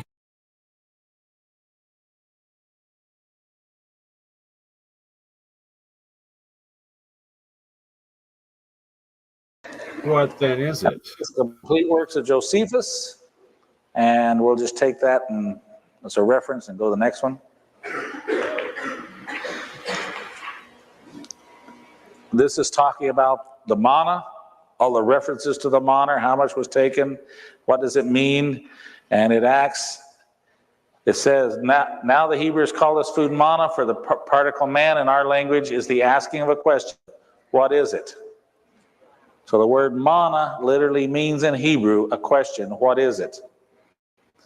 It's the very same exact words they were using in Old Kingdom Egypt. The what is it? Or what then is it? Okay. What then is There's it? actually MonoAtomic gold, descriptions baby. that they directly spoke of this. They called it the golden tear from the eye of Horus. Okay, you've all seen the eye of Horus with the eyelash and the golden tear. The eyelash is a symbol of the veil or lifting of the veil so that you have a clear eye, which they talk about lifting up the eyelash so the eye is clear. And then the golden tear is always associated with it. Tear. It was also called that which issues from the mouth of the Creator, the spittle, that which issues from the mouth of the Creator, the spittle, or is also referred to as the semen of the Father in heaven. Okay, now these were very literal people. They were actually talking about the excrements of God, the bodily excrements of God. The golden tear, the spittle, or the semen of the Father in heaven. These are three terms they used to describe it. They were very graphic people. They were trying to literally explain what it looks like. If you take the white powder of gold or the iridium and you mix it with water in a vial, it becomes kind of an opalescent white gelatinous looking substance. It looks just like semen. Exactly. I don't know if it's that much like semen, but now I want to say this to you. How many times have you heard, cleanse more yourself, like a purify yourself, prepare yourself like a bride in the bridal chamber to receive the Father? Okay? It's the basis of every religion. It's the Egyptian rite of passage. Cleanse yourself, purify yourself, prepare yourself to receive the Father in the bridal chamber. What happens in the bridal chamber? You become, the marriage is consummated, you become inseminated. And literally the semen of the Father in heaven goes into your body and cleanses and purifies and perfects all of the tissue, all of the cells, all of the damage from carcinogens. Everything is perfected as it's meant to be in your prime. And you are born again as a son of God, not a son of man. Okay, that is it, people. That is it verbatim. And it comes from 3000 BC. Did you know over the Tigris-Euphrates Valley that when Zecharia Sitchin was doing his research over there, that the gods were always depicted as having horns? The gods were always depicted as having horns. What did the horn stand for? The word hue is the high frequency sound. H-U-E. We are the human, the man who can hear the sound. What's the horn? It's a symbol of bringing the sound from up here down into the brain. This is the symbol for the gods, the ones who could hear the sound. The sound came down in their brain. Okay? It's the opening of the 8th chakra. And it's always depicted as two horns. Did you know that Moses, when they were doing the chapel seating, what they call it, the Sistine Chapel, that he wanted to paint horns on Moses' head? Because in the Bible it says he was horny. And he wanted to put the horns on his head, and the Pope just says, no way. That's Satan. We can't have that. Well, you know, what they didn't understand is what the symbolism stood for, what it meant. And it was one who could hear the sound. Okay? Let's go to the next slide.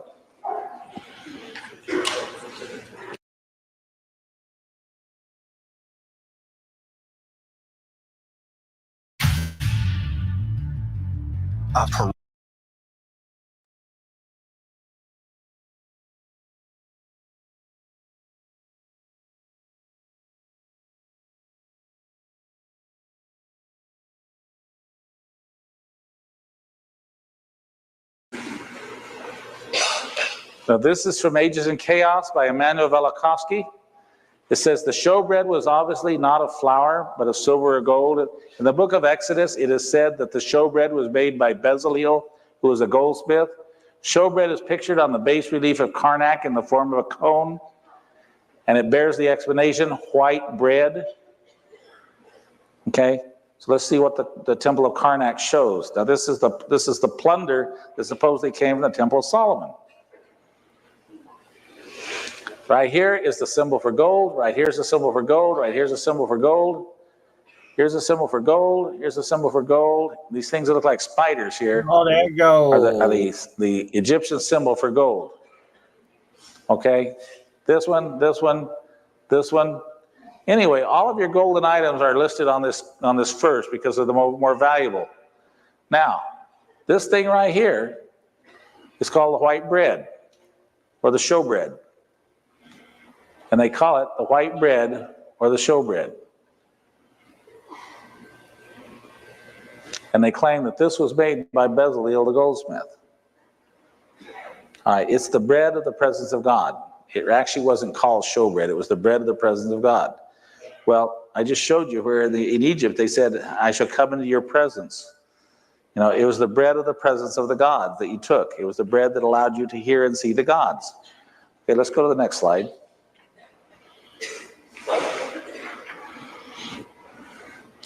Now, this is Stairway to Heaven by Zachariah Sitchin. The term bin and its hieroglyphic depiction, well, I'll be darned, here it is again. In time, indeed, acquired the connotations of virility and reproduction, and could well have been the source of the meaning male offspring that bin has in Hebrew. In addition to virility and reproduction, the shrine also acquired the attributes of rejuvenation. This in turn gave rise to the legend of the bin bird, which the Greeks who had visited Egypt called the phoenix. Heliopolis and its healing waters remained venerated until early Christian times.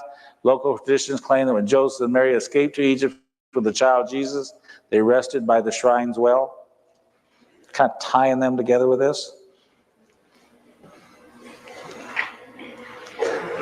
Breaking the God Spell by Neil Freer, introduced by Zachariah Sitchin. This is a book that was just sent to me by Neil Freer. I found several references in it that are very important. First of all, I told you that remember the slide I showed you that platinum, gold, and mercury are the most deformed of all the elements? Okay, it says mercury is mentioned in the ancient text, both Western and Eastern, related to power sources for flight. It says the Nephilim, who were the gods, had reached a state of technology that included some sort of atomic power, according to accounts of their wars, and therefore knew of transmutation of elements. Yeah, if they're working with this stuff, they knew all about it. Okay, but let's go a little further. It's real specific, this next reference. Their physical immortality is consistently and explicitly related to an ingested substance. There is a record of pressure to conform being put on a member of their high council by threat of withholding the substance. I've actually talked to people who read this book and didn't see that, so you know, I had to get it out, point it out. Their physical immortality is consistently and explicitly related to an ingested substance. What substance? What is it? Okay, next one.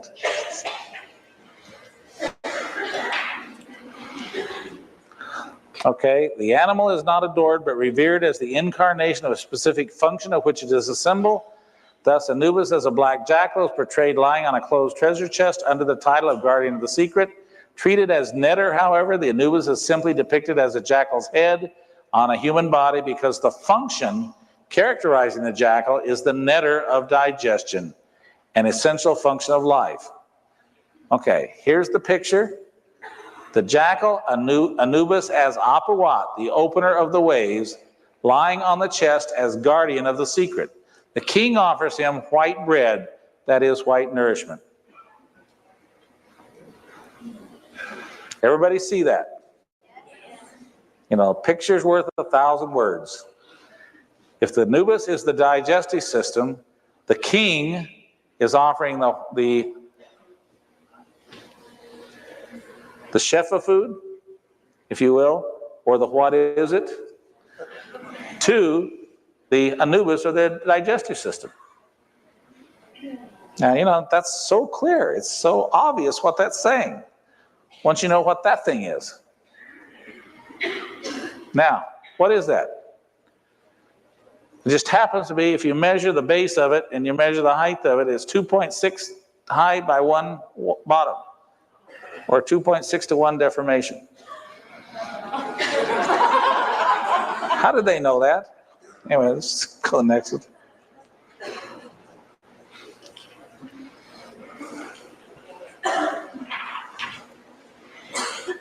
This is from the Sign and the Seal by Graham Hancock. I'm getting too tired here, I'm not thinking. And he was actually checking out the first Gothic cathedral over in France called Chartres. And in the investigation of that, he said the arch tableau, which standing on the front of the porch on the supporting columns, was positioned exactly midway between Melchizedek, the Old Testament priest king, whose statue dominated the central bay, and the statue of the Queen of Sheba, which dominated the right-hand bay. Indeed, I found that I could draw a neat triangle connecting up all 3 pieces of sculpture from Melchizedek and the Queen of Sheba at the other end of the long base, and the Ark of the Covenant at the apex at 2 shorter sides. He also found out that the Ark was moving away from Melchizedek directly towards the Queen of Sheba. In his investigation, what he found is what also that Velikovsky found, is that in fact, what happened in Egypt is in Old Kingdom Egypt, they had this knowledge, and the Pharaoh and the high priest were the only ones who really knew about it. And the Pharaoh was called a son of God. It was actually taught that he was a son of God. But actually what he did is he went through the Egyptian rite of passage, where he actually became a son of God through this transformational process. Now, they believed you could not lie to the Pharaoh. The Pharaoh knew all things. He was a god. And he knew whether you were lying to him or not. Okay, he wasn't a king or a Pharaoh like we think of kings. He actually was something far beyond what we know today as a king. Anyway, when you find out that, in fact, when they broke into the Great Pyramid, and they got past the swedge block that was down blocking the entrance into it, and they got up in the Queen's chamber and then up in the King's chamber, they were so disappointed because when they got in the King's chamber, there was no treasure. There was nothing but this white powder all over the ground. And so they swept this worthless light white powder up in a little sack, and they put it in the British Museum. You know, what they didn't understand is that, in fact, the Great Pyramid was, in fact, where this Egyptian rite of passage was administered. And what happened is this is what they gave the king when he was under the capstone. Now, the whole pyramid was actually polished limestone, was painted in rainbow colors of light, gradation, as you come up the capstone. When you got to the very top, you had the pyramidal capstone made of gold glass sitting on top of it. It was a natural superconductor literally sitting on top of the capstone, painted in all the rainbow colors. Can you imagine what that looked like at night, coming across the desert, see this pyramid out there just glowing at night? And tremendous. And did you know that the capstone, by being a perfect superconductor, was literally in this 5th dimension where there is no time? And so, in fact, the king who was in the king's chamber was within the Meissner field of the superconductor. And so when he thought, other people who were in a pyramid just like it on another solar system and another galaxy actually could communicate telepathically with him. How many books you read about it being a telecommunication device? Well, this is the way it worked. And you had to be within that field. That's why the king's chamber is right underneath the capstone.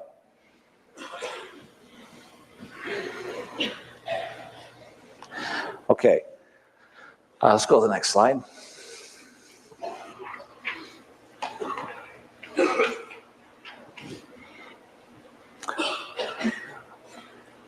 This is also talking about the chalice he had. It said that the chalice and the object within it thus meant to represent the bread and the wine, the symbols of the Eucharist. And another caption, its photograph of the statue with these words, Melchizedek bearing the grail cup out of which comes the stone. Now that's actually the caption in the Cathedral of Chartres, where it's the only chapel that has a statue of Melchizedek. And he's holding a grail, and in the grail is the stone. Okay, who is Melchizedek? Melchizedek was one of the sons of Noah. He was Shem. It says in the Bible that Melchizedek had no earthly father or earthly mother. He had been born again as the Son of God. He lived 900 and some years. Okay, he had no earthly father or earthly mother because he had been born again. So he was Melchizedek. And that's the basis of the Melchizedek priesthood. Because it's named after. It goes down through Abraham into Egypt, back out of Egypt with Moses, then down to the time of the first temple and the destruction of the first temple. I went to Rabbi Plotkin at Temple Beth Israel in Phoenix. I said, Rabbi, have you ever heard of the white powder gold? He says, oh yeah, Dave. But so as far as we know, no one's known how to make it since the destruction of the first temple. And I said, would it bother you if you found out I had the U.S. and worldwide patent position on it? No one's been able to use it since the fall of the first temple. But now David Hudson's got the worldwide patent for the chemical way to make it. And soon to be, BurnEye will have the worldwide patent on how to make it the electrolysis electrochemical way, which is so much exponentially cheaper and efficient. Boom, that manna, that muck.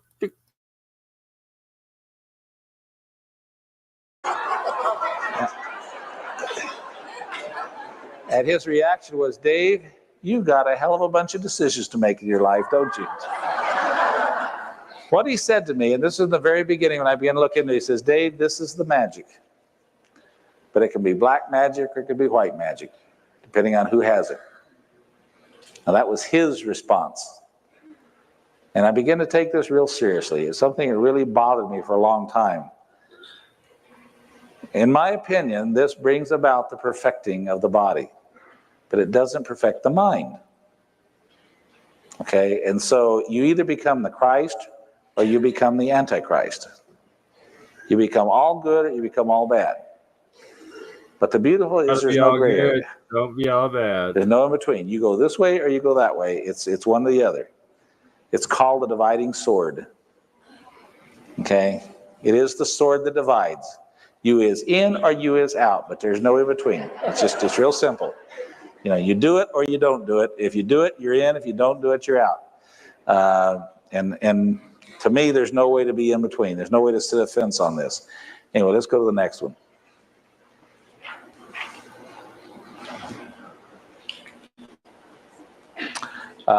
He was doing work on finding history about this. He found a book published in London in 1884 by the Religious Tract Society entitled Fresh Lights from the Ancient Monuments. It was written by A.H. Sayce, who was deputy professor of philology at Oxford University.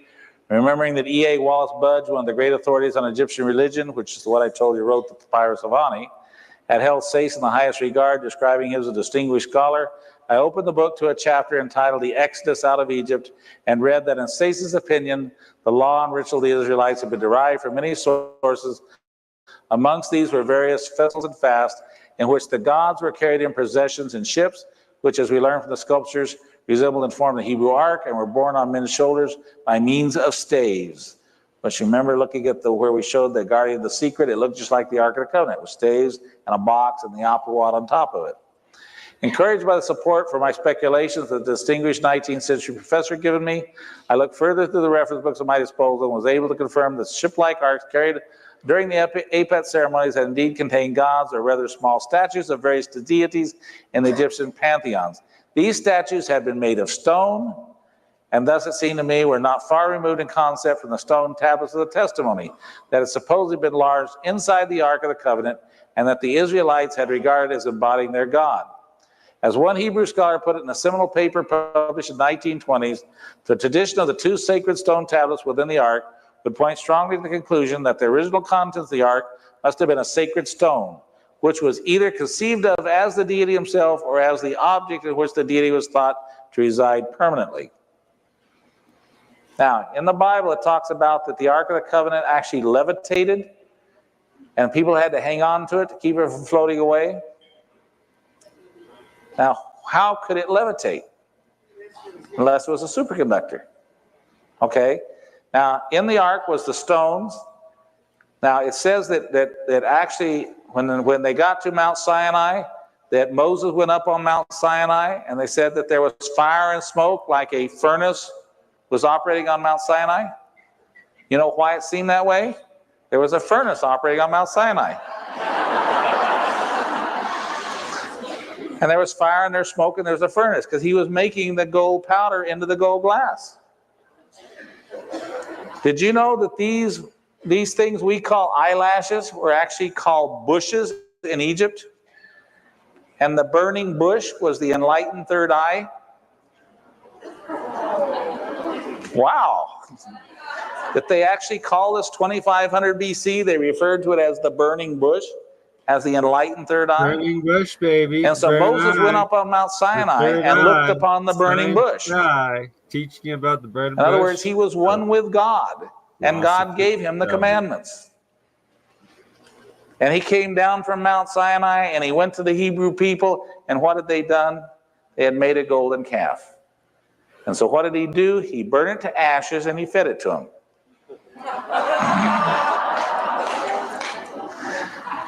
Now, if you actually read Exodus, it's like there's two books. There's a time up to Mount Sinai when God dwelt with the covenant people. What does the word covenant mean? To eat bread with. To eat bread with. The covenant people were to eat bread with God. Did you know there's only one hieroglyphic symbol on the Great Pyramid? One word. It's a hieroglyphic symbol. And it's on the third veil as you go into the king's chamber. It's the word bread. The whole Great Pyramid, and there's one word. It's called bread. Coincidence. And all they found was white powder in it. Anyway, it's interesting that, in fact, from the time of the Hebrew people having this white powder, that you have the period of the great prophets, you have the period of the first temple, you have the period through where literally David and Solomon ruled the world. They literally ran things all over the world. Before that, the Egyptians did. Now the Hebrew people do. And then what happens? Solomon, along comes this Sheba. Now, who is Sheba? She was Hatshepsut, the Pharaoh queen of Upper Egypt. She was a black woman. Actually, more chocolate brown, I think would be more correct. Anyway, she came to the land of Punt, where Solomon lived. And it describes how in Egypt how she went to the land of Punt. She went down the terraced highways and came up to this structures described exactly as the Temple of Solomon. Anyway, she thought Solomon a pretty neat guy, and so they got it on. She became pregnant. So she returns back to Egypt to have her baby. And when the child, who she named Menelik, was 21 years old, he goes back to Jerusalem. He says, "Daddy, I'm here." And Solomon says, "Yes, you are my son." Now, the Levites were beside themselves. The Levites, you know this thing about racial purity. You know, you just don't do things like this. And so the Levites said, if that's your eldest son, then he's going to be the next king of Jerusalem. The Levite says, you got to send him away, Solomon. You got to send him away. You can't let him be the king of Jerusalem. And Solomon, in his infinite wisdom, said, okay, if my son must leave, so must your eldest sons leave. And you know, the Levites did it. They sent away their eldest sons because they didn't want this man who was half black, half white to be the king of Jerusalem. So, the eldest sons were the ones who, blood right, were to be the next high priest. And so what they do, they pick up the Ark of the Covenant and they take it out of the country with them. Well, by the time that the Levites realize what's happened, they get their army together, they go after them, and they're already into Egypt. And the army gets up there, the borders of Egypt, they say, whoa, wait a minute. Do we want to take the Hebrew army into Egypt after the son of the Pharaoh? No, I don't think so. They went back. Well, they don't like to talk about this. They don't like to say, we screwed up. We lost the Ark of the Covenant. But in fact, it went to the island of Elephantine, where actually they built an exact duplicate of the Temple of Solomon, and they kept the Ark of the Covenant in the island of Elephantine. And do you know that German researchers have excavated on the island of Elephantine and have found an exact duplicate of the Temple of Solomon? The foundations are exactly the dimensions of the Temple of Solomon. And there it was there for hundreds of years, and it finally was moved up into Ethiopia, where it's kept on an island out on a lake in Ethiopia. And that's where it was at the time the Templars were in Jerusalem. And that's where all the stories about the container of the essence of life come from, is about this castle out on this island with a container of the essence of life. And when it presents itself, you must ask the right question. What is it? Anyway, let's see the next one. What is it? Look good. Anyway, here is from the Dead Sea Scrolls Uncovered. This is actually the scriptures that nobody could get translated for the longest time. You know, they've had them for 35, 40 years. Nobody could translate them. And finally, Mrs. Bechtel smuggles them out of Jerusalem and turns them over to the universities and says, here they are. Well, Eisenman and Wise got copies of them, and within a year's time, they had them all translated. Anyway, he calls the Essenes and Zealots. The thing that was unique about them is they would not call any man Lord. So they could not submit to the rule of Caesar as being God here on earth. They said, we only have one God, and we can't call Caesar God. But by far the most important lines in Fragment 1, Column 1 are lines 6 through 8 and 11 through 13, referring to releasing the captives, making the blind see, raising up the downtrodden, and resurrecting the dead. The last illusion is not to be doubted. So who were the Essenes? Who were these Essenes that could resurrect the dead, make the blind see? These were the Melchizedek priests. That with the destruction of the first temple, the Ark of the Covenant was lost, that they literally took the sacred scriptures out in the desert and set up a monk-like community where they always dressed in white, and they said, we're not going to pervert the temple. We will wait here for the coming of the Messiah, that they knew by prophecy would come because they could see all truth. Now they literally could make the blind see and resurrect the dead. Okay. They also talk about the Messianic leader or the Nazi. And for those people who just think Nazi, they think Hitler. No, sir, that was an old word. They just perverted it and used it inappropriately. Imagery related to radiance of light pervading the heavenly abode. Let's go to the next slide.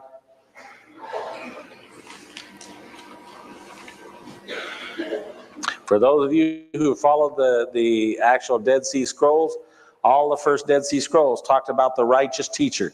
And all this conjecture, was the righteous teacher Moses? Was the righteous teacher Christ? Was the righteous teacher a rabbi we don't know about? There was all this nervousness about who's the righteous teacher. Well, the violent ones of the Gentiles, and take vengeance on the wicked priest for what he did to the righteous teacher, i.e. swallowed him, punished him. Not only do they describe how the wicked priest pursued the righteous teacher to swallow or consume him. So you could swallow the teacher of righteousness. So was the teacher of righteousness a man? No. The teacher of righteousness was the Spirit. The teacher of righteousness was the Spirit. The teacher of the right thing was the Spirit. Because you can sin against God and you can be forgiven. And you can sin against Christ and be forgiven. There's only one unforgivable sin, and that's to sin against the Spirit or the Holy Ghost. Because in fact, the Spirit, when you are filled with the Spirit, as the high priest who went behind the veil of the Holy Ghost, partook of the bread of the presence of God, he was filled with the Spirit, and he knew all things. So to sin is a sin of knowingness. To sin is you know you're sinning when you sin. And so it's an unforgivable sin, because you know it's a sin when you do it. Do you understand? But the high priesthood has been gone since the last Melchizedek priest. It was actually James, Peter, and John. They were the last ones.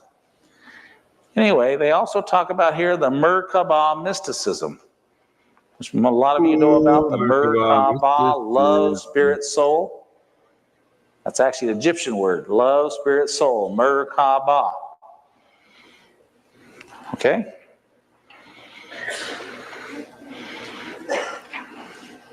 You know, in the Dead Sea Scrolls, if you read this carefully, the Dead Sea Scrolls Uncovered, you'll find out that the Essenes believe they had angels living in their community. And you find out that John the Baptist was an Essene, that many of the disciples were Essenes, and that Mary was an Essene.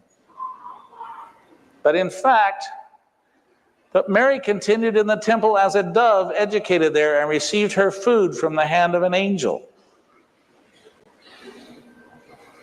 This is from the forgotten books of the Bible, from the time of Christ. That Mary was fed by an angel. She was actually raised as a high priest.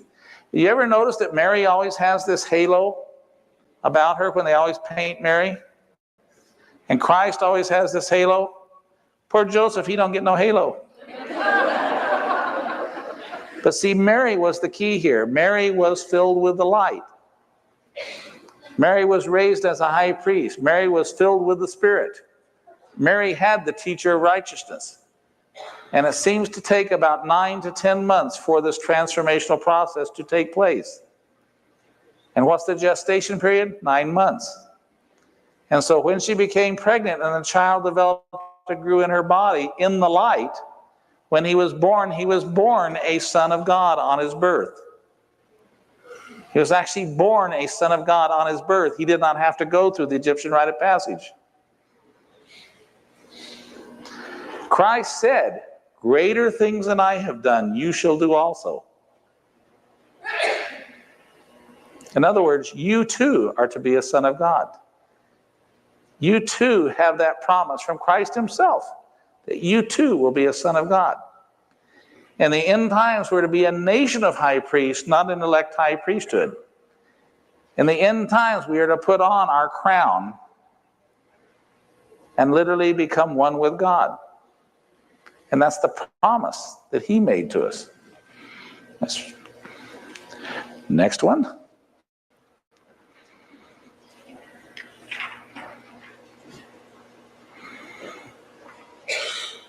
This is from the book Holy Blood, Holy Grail.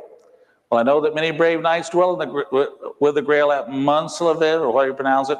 Always when they ride out, as they often do so, as to seek adventure, they do so for their sins, these Templars.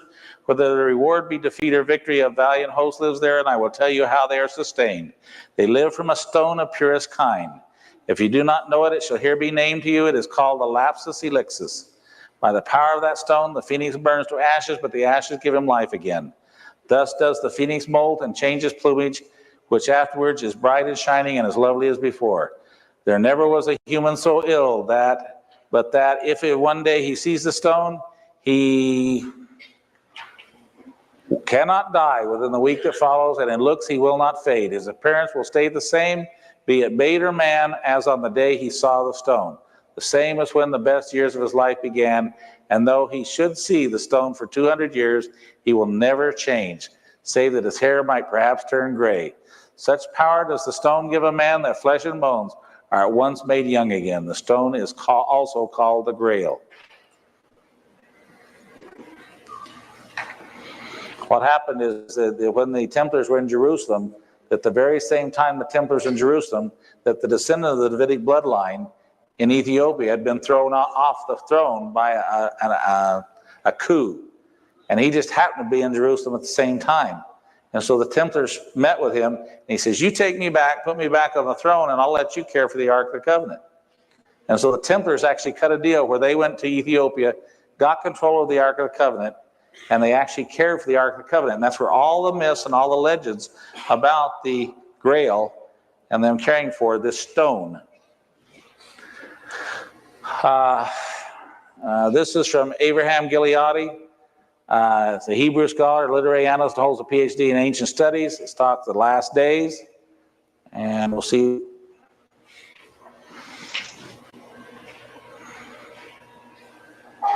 I have concluded the arm of the Lord refers to a servant of the Lord who is a descendant of David, who precedes Jesus' second coming. That servant is known in the book of Isaiah by a number of metaphors, particularly the ensign and the arm. Through the instrumentality of the servant, the same restoration of Israel and Judah that the prophet Joseph Smith attributes to a latter-day David. Israel and Judah's conversion and restoration, Joseph predicted, will occur in a day of power. According to the 2 Isaiah chapters, a servant of the Lord who at first is hidden from the world, but whom the Lord reveals will gather and restore latter-day Israel. In that task, righteous Gentiles will assist him, and that the Lord's servant performs when the Gentiles assist him. It says, such a servant will not announce himself, but will be called of God, as was David anciently through the prophet Samuel.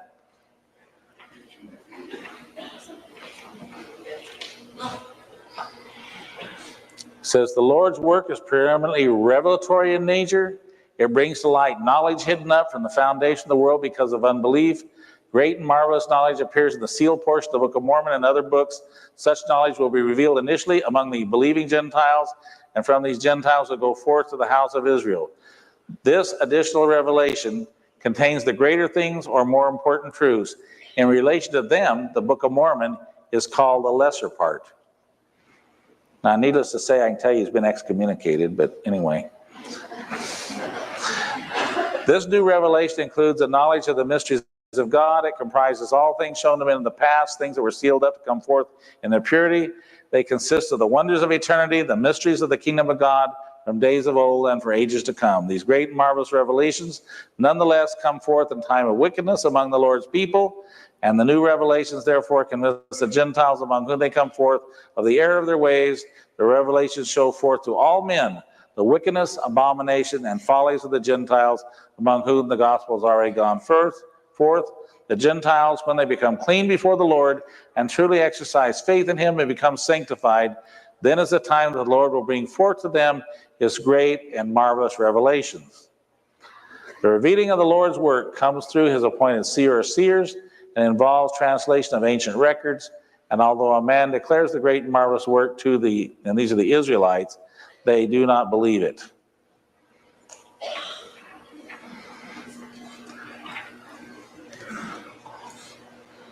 Okay, I told you that I found out that the Hebrew word for the golden tree was ormus. In Holy Blood, Holy Grail, the Order Rei de Sion, their first name was Ormus, or Ormuz. That's what their first name was. It stands for the golden tree. Okay, in Holy Blood, Holy Grail, they also talk about the family. The family is actually the Davidic bloodline, and it originates from the covenant made with David that he and his descendants would be kings forever. That's why Christ supposedly had to be of the Davidic bloodline. Okay? But what this shows you is the families that they've traced over there in Europe. They're actually those who rule by divine right, which means they're a descendant of David, where they can show their lineage came from David and through Joseph Arimatheus and his daughter Anne the Jew, which is where the Dur-Anjou family came from. Anyway, the Day-Anjous come down, they split into the De Lorraines and the De Guises. And the De Guises come on down to Henri de Guise through Marie de Guise, Mary Queen of Scots. But anyway, it comes on down like this. My cousin joined the Mormon church, and we find out that my great-great-great-great-great-great-grandmother was Hannah de Guise, daughter of Christopher de Guise, brother of plotter Charles de Guise, who is this guy right here. Now, you begin to realize that something's going on here. Something is you feel like candid cameras is setting you up for something. Since 1982, I just could not let go of the subject. It's something I had to do. You know, I spent a total of $8.7 million now over the course of this program getting all this information. My bankers told me I had to let it go in 1982, and I said, I can't. It's something. They said, well, Dave, it's esoteric. And I said, I can't let go of it. It's something I got to do. And then to find out this information, I mean, you just say, well, it obviously is not something that is for me to contest or to argue or to promote. There it is. There are millions of people out here that are probably of this bloodline. That what I ask myself is, why now? Why when when Nostradamus worked for the de Guise family, because he knew a descendant of this family was be the one who should be the one who plants the golden tree of life. And he prophesied by the year 1999, the occult gold will be known to science. You know, you just sit there and scratch your head and say, gosh, you know, we just wait and see, won't we?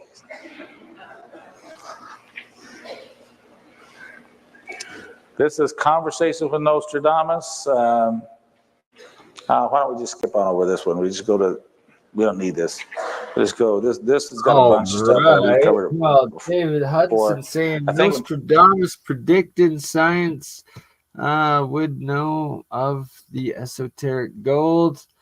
And we're going to leave that presentation there. We're just about 4 hours here. Play a little bit video inside my alchemy lab. And, well, we're going to finish this stream off here with a little bit more Lawrence Gardner with one more epic presentation. And this truly is one adept alchemy, monoatomic, ionic gold stream episode research, and probably I would say the most informative video on monoatomic gold on the internet up to date when it's done, right? Because those were some absolutely fundamental, monumental works by David Hudson, Timothy Hogan, and Lawrence Gardner. Now we're finishing off with the great Lawrence Gardner, Hathor Temple, Mount Sinai. Oh, I gotta get YouTube Prime or YouTube whatever the heck without the ads. One of these days. One of these days. But if anyone would like to support the cause and make that happen sooner, you can donate via PayPal, you can donate via crypto, or via Super Chat. You want to support this work, 4 hours in, giving you all the Philosopher's Stone, the most secret of secrets, literally God food, not one donation. Look at that, hey? But it's an art of love. Do it for science, do it for humanity, giving away the secrets of how to become a demigod, and not $1 back, but that's just the way she go. And Hathor Temple, Sinai Mountain, the real Sinai, Lawrence Gardner finishing this off. Monoatomic Gold Research playlist is where you can find all of this on my Crypto Alchemist channel. That if something was found by these archaeologists that could be used to support the scriptural teaching of the time, then we, the public, would be informed about it. Anything else was mythology. If it did not suit the interpretation, it was not destined to see the light of day in the public domain. That was 100 years ago. We still suffer from many of these types of regulation today. There is a hell of a lot discovered out there in these countries that we don't get to hear about. It's put under wraps. It's kept in closeted rooms beneath the museums, but we don't get to learn the truth of it. So what we're going to do, I think, today really is just to look at one example of a particularly monumentous find of that era, of the late 1800s. We'll look at one particular discovery just to give you an idea of the sort of thing that has been veiled from us. In my opinion, this is probably the most important biblical discovery ever made. There is little, if anything, beyond academic and closeted circles that are written about it at all. Within the context of the book of Exodus, there's a significant mountain named in the Bible. It sits in the range of the Sinai Peninsula, which is an upturned triangle that's between Egypt and Jordan.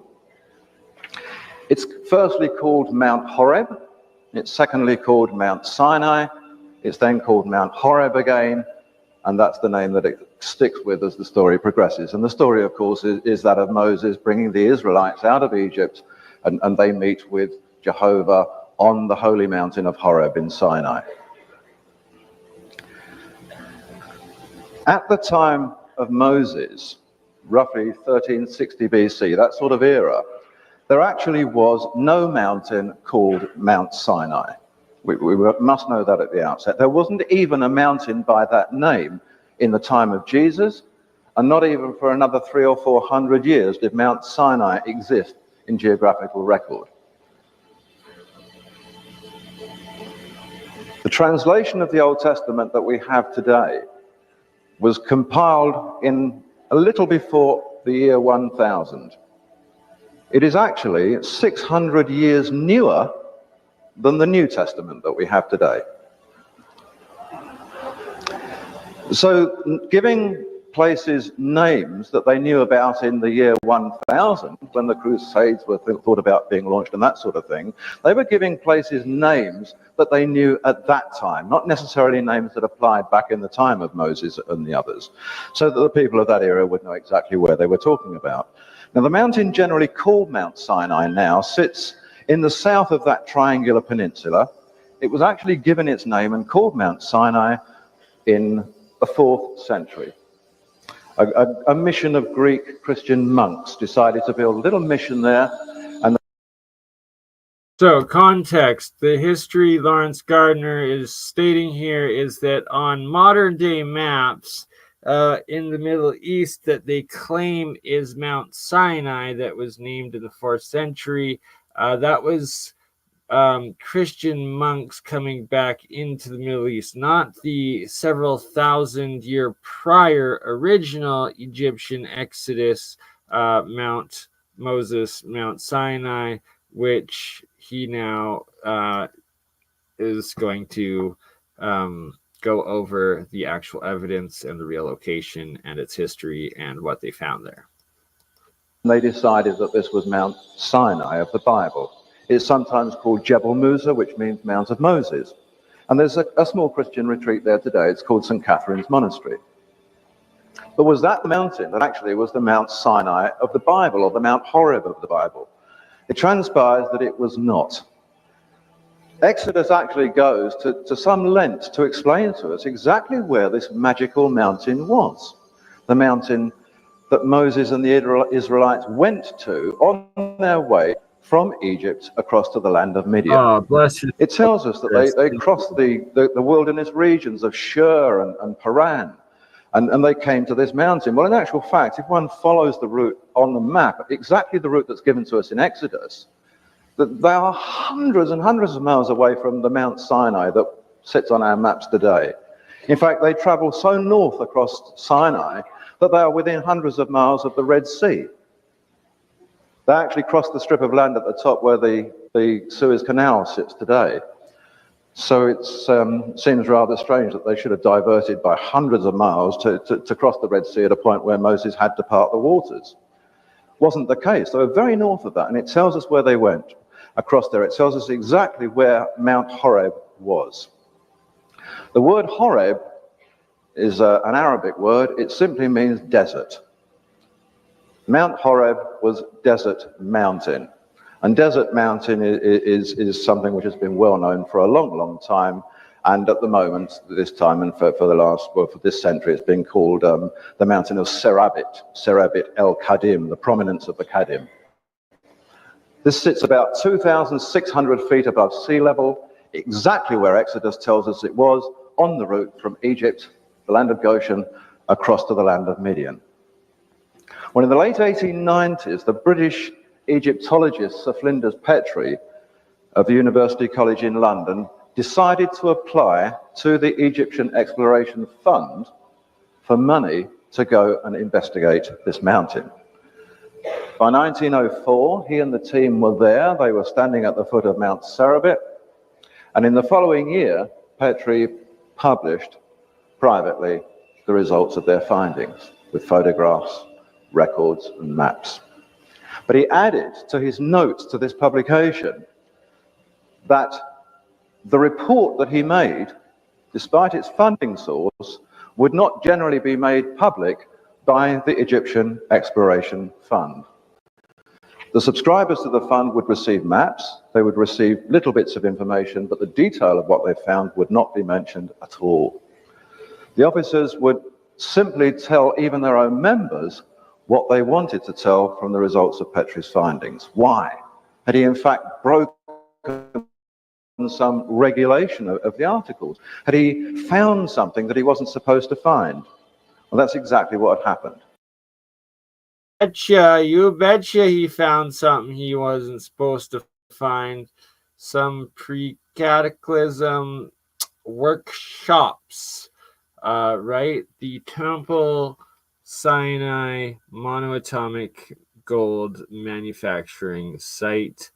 And wow, if this is all true, what we're working with here, what Bert and Ernie, the homunculus, have behind them: monatomic elements, plasma state / quantum matter, the food of the gods. Here we go. Hathor Temple. He discovered the secret of this magical, sacred mountain of Moses. A secret which not only made absolute sense of the portrayals that we have in Exodus, but which blew the lid totally from the common scriptural interpretation of them. Sinai was not a foreign land to the Egyptians. It was actually part of Egypt. It came under pharaonic control. So Moses and the Israelites, when they left Egypt and crossed into Sinai, were theoretically, for that moment in time, still in Egypt. Sinai came under the control of some officials. One was called the Royal Chancellor, other was called the Royal Messenger, and these people governed Sinai. Moses' era was the era of Egypt's 18th dynasty, and in fact we know exactly who the governors of Sinai were in the 18th dynasty.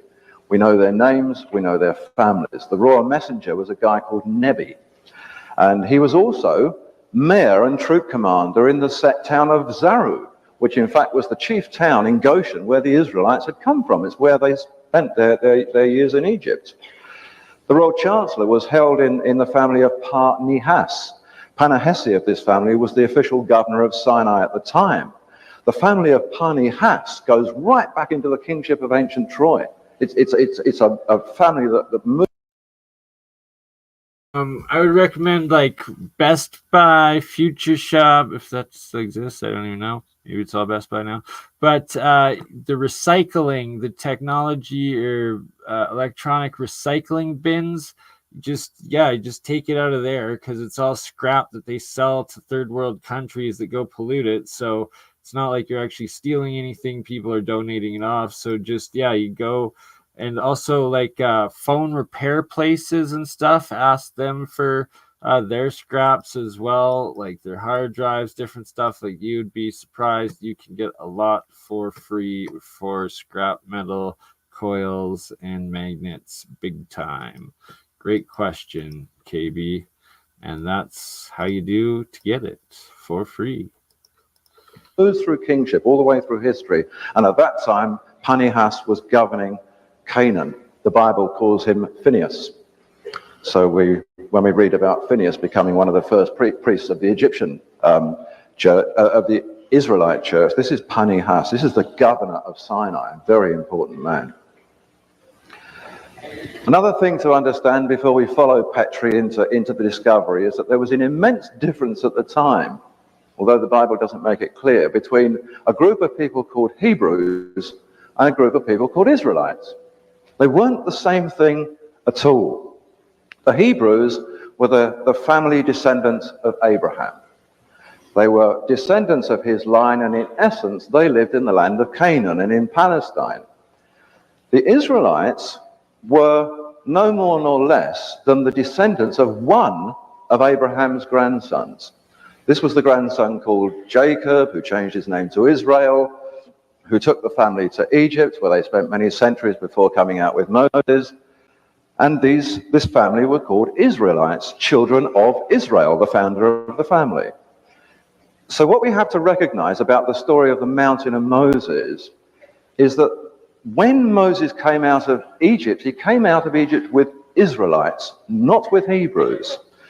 The whole point of the story of the laws and the ordinances at Mount Horeb, Mount Sinai, was really a part of bringing the Israelites back into the Hebrew community, a foreign land, where they actually had to learn new rules, new regulations, new laws, to be part of the family that they themselves originally grew from. So that's kind of where it sits. Israelites were not Hebrews. In times of Right, key history here, especially in the ridiculousness that is going on in the Middle East and the Holy Land today, but saying and explaining that the Israelites were not the indigenous people of Palestine at the time, that the Abraham or the Hebrews that were there were the people living there, and that the Israelites were coming back from Egypt, resettling in there, as well as that the Judea were another group of separate people off to the area, but they were in different parts, and that it's just so messed up and misrepresented and misunderstood today. the word Jews comes up in history, Judeans. They weren't necessarily Hebrews or Israelites, they were simply people who lived in Judea. Today, all of these words get roped into one, and they're sort of one people. So the Israelites had spent something like 400 odd years living in a part of Egypt, up there in the Nile Delta, in the land of Goshen, the headquarters city of which was Zaru. Through 400 years, having no contact personally, hardly at all, with their Hebrew relatives in Canaan, they grew up in a completely different environment. They grew up in an environment that didn't have this single Jehovah God as their God. They grew up in a country with a pantheon of gods. It was the Egyptian law that they followed. However, being of the family that they were, they still hit upon the idea of following a kind of Hebrew concept.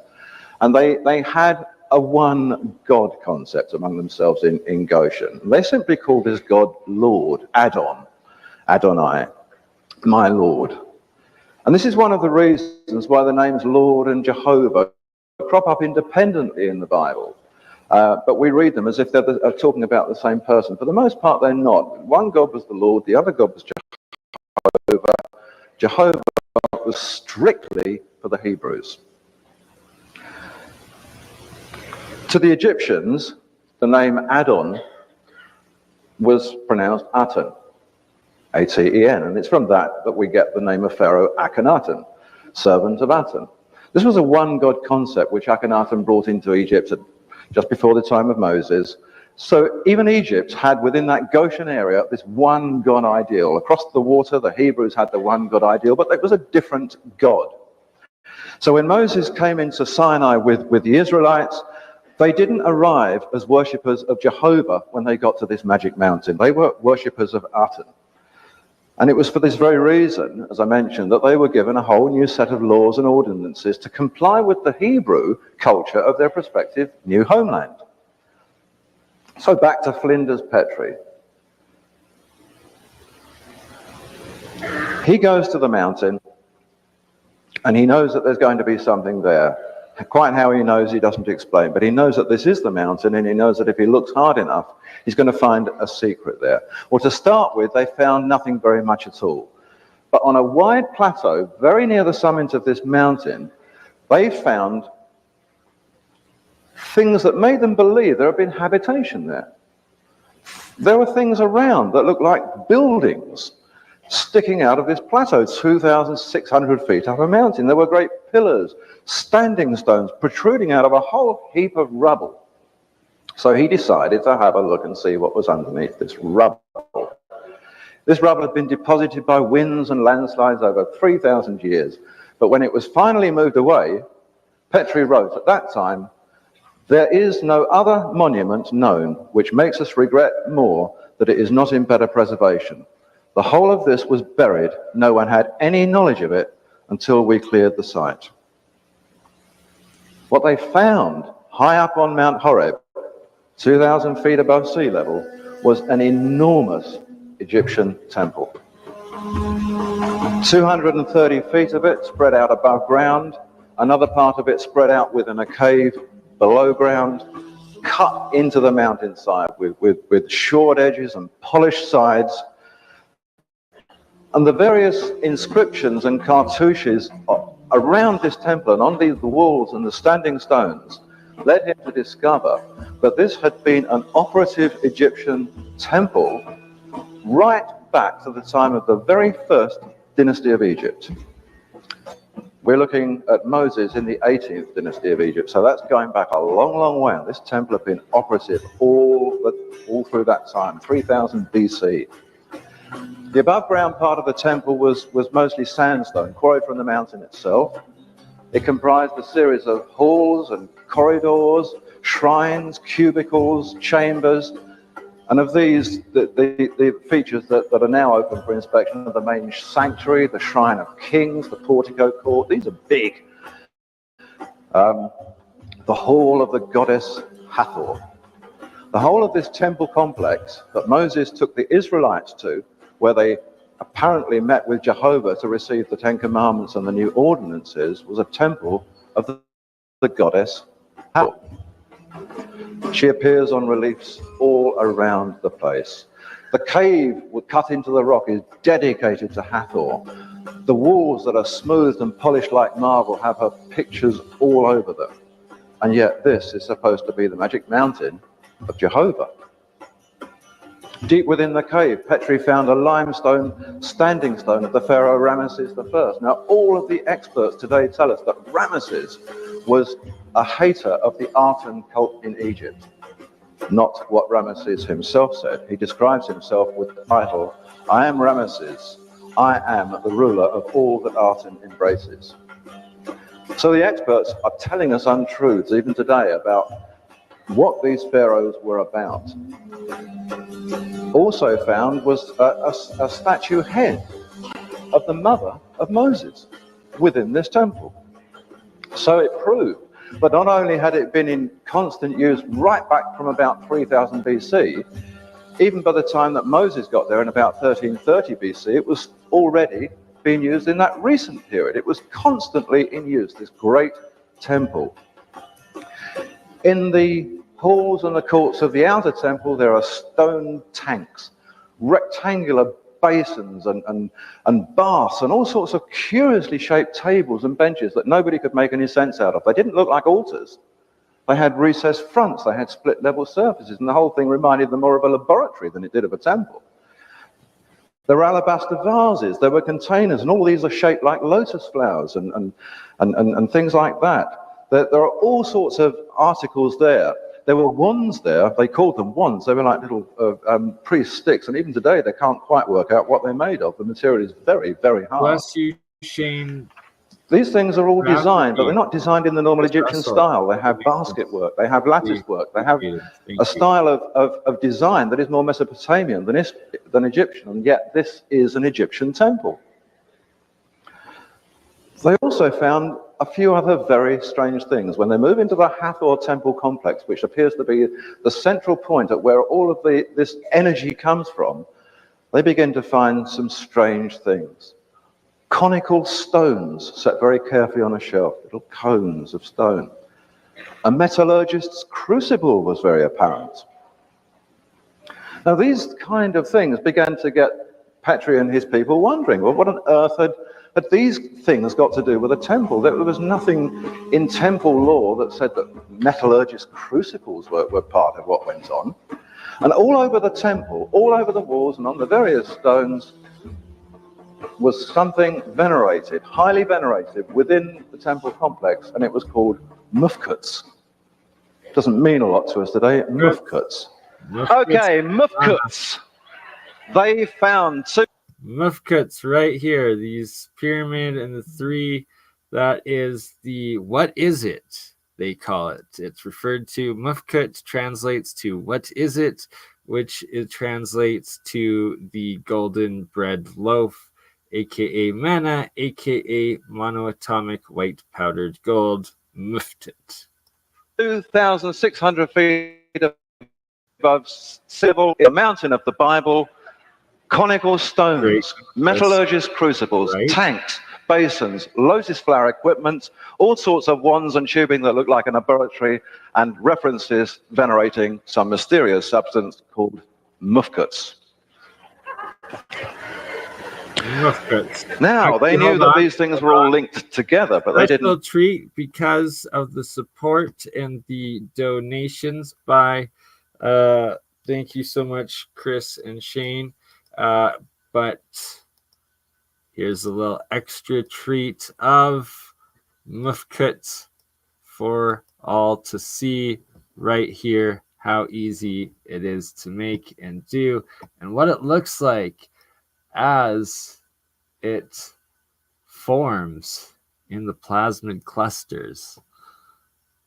There is the mufkut. Pure white monoatomic elements. Mufkut. This one being silver, zinc, copper. 3 monoatomic elements forming there in the different clouds. Suspended state. Clusters, plasmid clusters of monoatomic material. All white in the monoatomic state. You can make your own. Voltage 5-volt AC. All I'm using, simple, splitting the end off a USB charger. Positive your anode, negative your cathode. Plug it into both silver and you will get monoatomic silver. Start out with that way so it's not overly expensive if it oxidizes on you.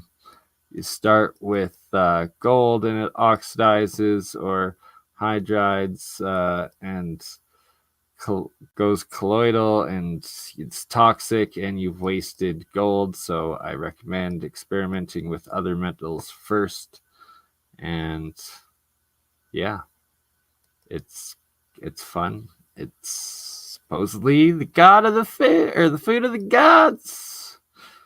Don't kill me, demigods or Illuminati or whatever's out there for divulging this. Okay, back to Hathor Temple. And thank God Lawrence Gardner, David Hudson, and Timothy Hogan have already disclosed all of it ahead of us watching. Shout out Nathan, Old Man Bills. Back to Hathor Temple, then shutting her down as I'm tired, as you can see. Know how. So they began to try and work out what on earth mufkuts was.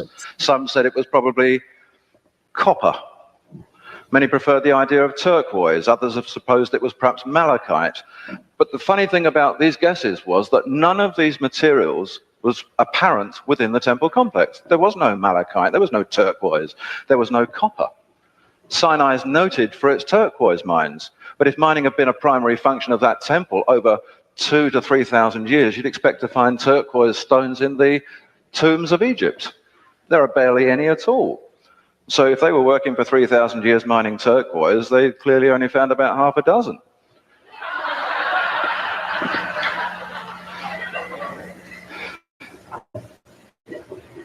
Copper, they said.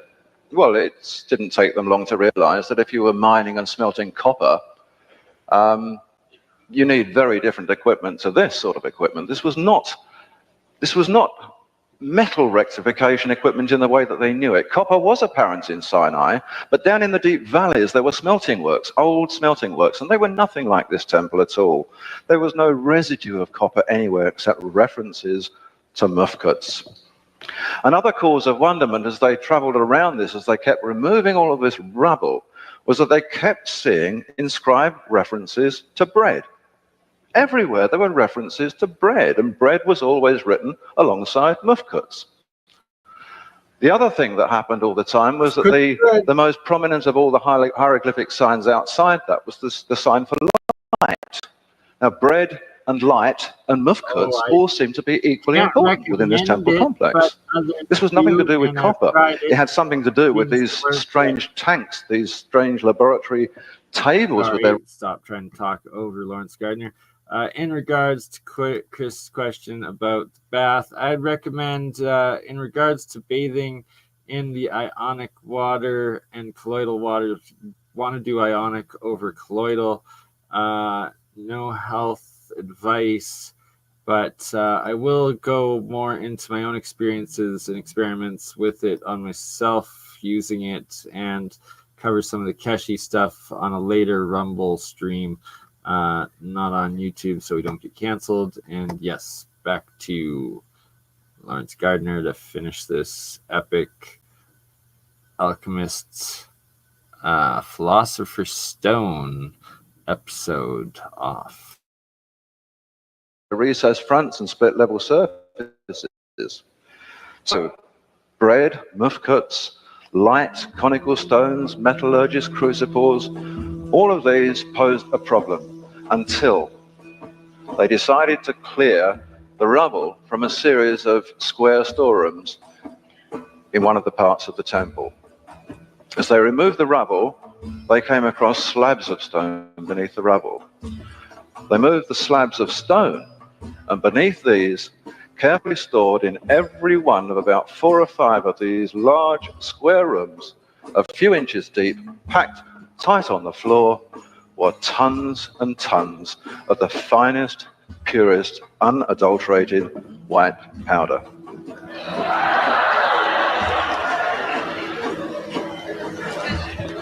So, said the expert, this is clearly the result of copper smelting. This clearly was from the burning of plants to produce alkali.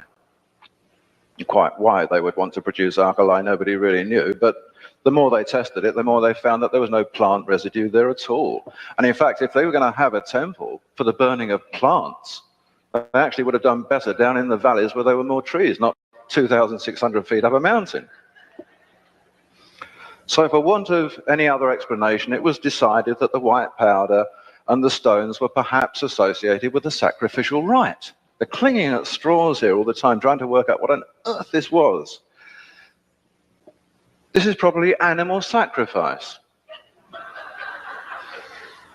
Well, as pointed out by somebody who wasn't even the brightest member of the team, this was an Egyptian temple. There is nothing anywhere in history which says that the Egyptians ever used animal sacrifice for anything. It wasn't part of their religious structure at all. They tested the powder, they winnowed it in the breeze, they did everything they could. There was not a bone, a chip, a stone, a piece of plant, a piece of skin, anything in this powder. And it was described as being hard-packed talcum powder, which was impalpable to touch and just blew away in the breeze the moment you flicked it into the air. Petrie wrote, "Though I searched these ashes in dozens of instances, winnowing them in a breeze, I never found a fragment of bone, skin, plant, or anything else." So some of the mysterious powder was sent back to Britain for analysis and examination. The results, for what they were never actually published. When people went back to have a look at the rest of the powder, and they reckoned there was about 50 tons of this, it had all, of course, been left a victim to the desert winds and erosion and rainfall and whatever, and that was the end of that. What became apparent, however, when checking out other inscriptions at the temple, was that this mufkuts, this powder, had something to do with what the Mesopotamians called highwood firestone. It's the same thing. Mufkuts turned out to be highwood firestone. They called it the sacred Shemana, from which derived, of course, the biblical word manna. And this is the importance of the word bread that kept appearing through the thing. There was some tie-up between this powder and the Shemana of the Mesopotamians. Light, the word light was always there. Whenever Shemana was mentioned, whenever Mufkuts or highwood firestone was mentioned, the symbol for light was always there alongside it. It was decided, and it turns out probably quite correctly, that this Mufkut was exactly the same powder that the book of Exodus actually talks about. This Mufkut is the exact same powder that the book of Exodus talks about. Monatomic gold, literally in the book of Exodus. It tells us about powder. It tells us about the Israelites being fed with a particular powder at that time. It tells about the importance of manufacturing something called showbread for the tabernacle and the altar of the temple. Showbread is exactly the same as show manna, and shemana is exactly what the Mesopotamians used to call it. It's the same thing. But the book of Exodus tells us that the guy who made the showbread for Moses' tabernacle was a guy called Bezaleel. Now, Bezaleel, it goes to great pains to tell us, was a goldsmith and a master craftsman. So this fellow has got the instructions, and they're laid down in the Bible for us to read, to make candlesticks, to make golden bowls, to make platters, to make all the ornaments for the Ark of the Covenant, and to make this bread, the goldsmith. The manna bread. Master craftsman is a particularly important word, and the more I looked for this definition, master craftsman, the more I found, going back and back and back in time. The definition exists way back to about 4000 BC. These were the great Vulcans, the texts tell us. The master craftsmen were the great Vulcans. They were the people in charge of the furnaces. They were the people who made the highwood firestone. So as for the crucible and the conical stones and the tanks and the tables and all of the equipment at Sinai, it was actually determined by the Petri team that this temple was clearly a laboratory. So the report went back to London. This temple was clearly a laboratory. Boom, your daily bread, your mufkut, aka translates, what is it? It's monatomic gold. London, and I began by telling you what they didn't tell us. What they'd found was the alchemical workshop of the pharaoh Akhenaten and of the 18 dynasties of pharaohs before him. A temple laboratory where the furnace smoked and roared, just as the book of Exodus tells us, in the production of the highwood firestone, the Shemana. And Mount Sinai was altogether on a smoke, because the Lord descended upon it in fire. The smoke ascended as the smoke of a furnace, and the mountain quaked greatly. That's what it tells us. Prior to that, it came to pass that when the sun went down, it was dark, and behold, there was a smoking furnace. A burning lamp passed between the pieces. The burning bush seen by Moses, which was a fire, a blaze, exploded, but was not consumed, and an angel came out of it. If you think about it, it's pretty well identical to the experiment that David Hudson did with his pencil. The blaze of light. It had no effect on the object within it. It's the same story. In Exodus, we read that Moses took the golden calf. We're now on the mountain. The Israelites had made a golden calf. He burnt it in the fire and ground it to a powder. Now, nobody has actually queried these words, it seems to me, but if you burn gold in a fire, you get molten.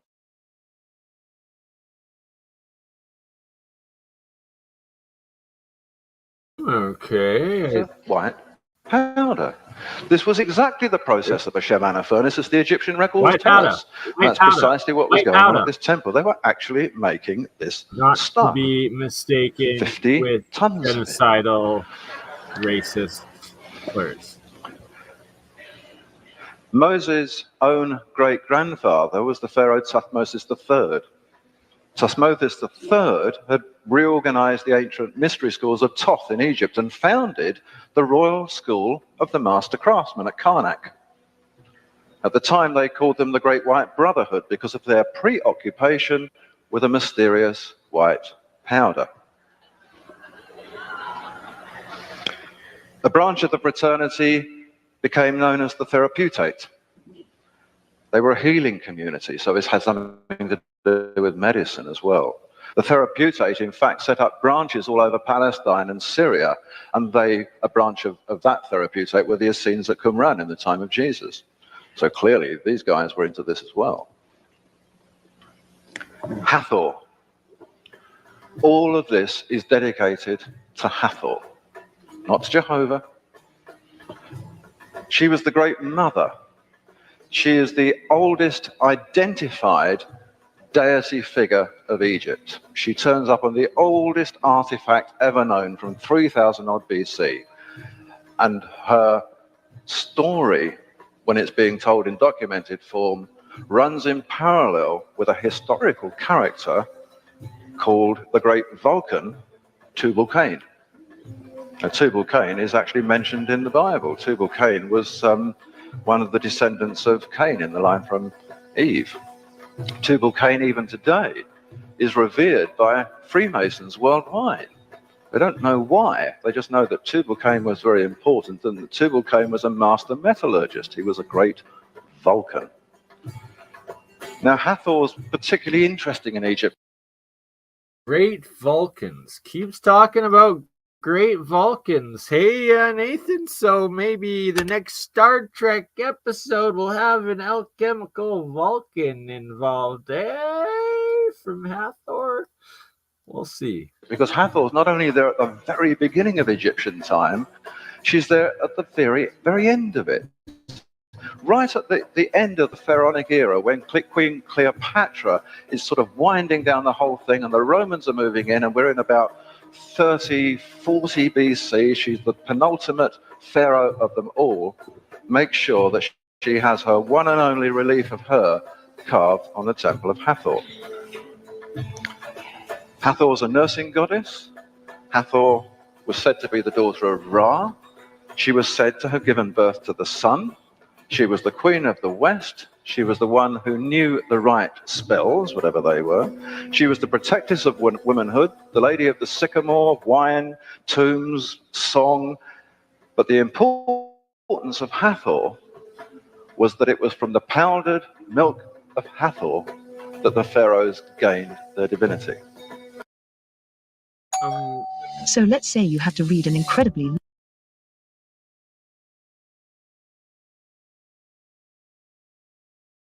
Sorry, muted myself out there. From the powdered milk of Hathor the bull. Okay, so the golden calf, powdered golden milk. Hey, it's the Ormus, the white monoatomic gold. That is what we are dealing with. That's what's documented in the history. And now we know now what the powdered milk of Hathor was. It was the powder being manufactured at the Hathor temple. They wondered at the time why this would not have been done in Egypt. But as I said earlier, Sinai was Egypt. It was the same country. It would just happen to be the other side of the water. Now, one of the rock carvings by the cave at the mountain is a representation of Moses' own great-grandfather, Thutmose IV, in the presence of Hathor. And on this wonderful carved relief stands topped with lotus flowers and a man presenting Thutmose with a loaf of white bread. A conical loaf of white bread. Presenting Moses with a conical loaf of white bread. All right. White bread cones. Here we go. Moses to demigod, to talking to God, to the white powder of the gods. Another stela details the mason, Ankib, offering 2 conical bread cakes to the king. And there are portrayals of this Ooh. all throughout this temple, these bread cakes, the importance of the muskpots, Hathor giving her divinity to the pharaoh. The man whose dynasty, and priests were dynastic as well as kings, the man whose dynasty went right through the government of this temple from the earliest times to the time even of Moses. Moses was a dynasty called Sobek-Hotep. And Sobek-Hotep is described as the overseer of the mountain and the overseer of the secrets of the house of gold. So there is the secrets of the house of gold. Yes, that is what I am disclosing for you today, the secrets of the house of gold. no doubt whatever that we're dealing here with gold, and everything pointed to it as far as Petrie was concerned. But the Egypt Exploration Fund would have nothing to do with this. Reason being that in telling that story, which was a much more exciting story, we were not telling the story of the Ten Commandments and Moses and Jehovah on the mountain that the Bible told. Irrespective of the fact that this explains it better, this explains why they ended up on a mountain hundreds of miles off route, it's still better for them not to tell the story. Hathor was portrayed particularly by the pharaohs of the fourth dynasty. When you see their pictures, these old kingdom pharaohs of the fourth dynasty, Hathor is always there beside them. The fourth dynasty was the great dynasty of pyramid building. Pyramid building was directly related to this temple and the house of gold. That's how they got their name. The word Per, P-Y-R, means fire. Pyramid simply denotes something that is begotten by fire. Hathor is very important in the pyramid era. She's very important to the pharaohs of that era, the pharaohs that were said to have built the great pyramids of Giza. What was the link, I wondered? And I thought, well, I'm going to read these reports of Petrie. So I actually managed to get the reports to find out what was going on here. And Petrie was bothered by the same thing. He couldn't actually work out why this nursing goddess, this goddess whose milk gave the pharaoh's divinity, was associated with building pyramids. Well, the answer actually was very, very clear-cut. Under the right circumstances, this powder is perfectly capable of transposing its own aspects to other things. This powder, if you remember the Hudson experiments, actually had its own weightlessness. It was exotic matter. Now, one of the great researchers into gravity from the 1960s was the Russian physicist Sakharov. And he wrote a lot about gravity at a 0 point. And he said this powder is exotic matter. He explained that it had, under testing, a gravitational attraction of less than 0. It weighed not only nothing, but this powder could weigh less than nothing. It's wholly exotic, he said. This powder can be made to move into a different dimension if we want it to. Not only can it itself weigh less than nothing, but its host can weigh less than nothing. Now, if you remember again, the Hudson talks, remember the pan? The powder was in the pan. Not only did the powder lose its weightlessness, but so does the pan. So what emerges from this is that actually it doesn't matter whether it's a pan or a saucer or an enormous great block of stone.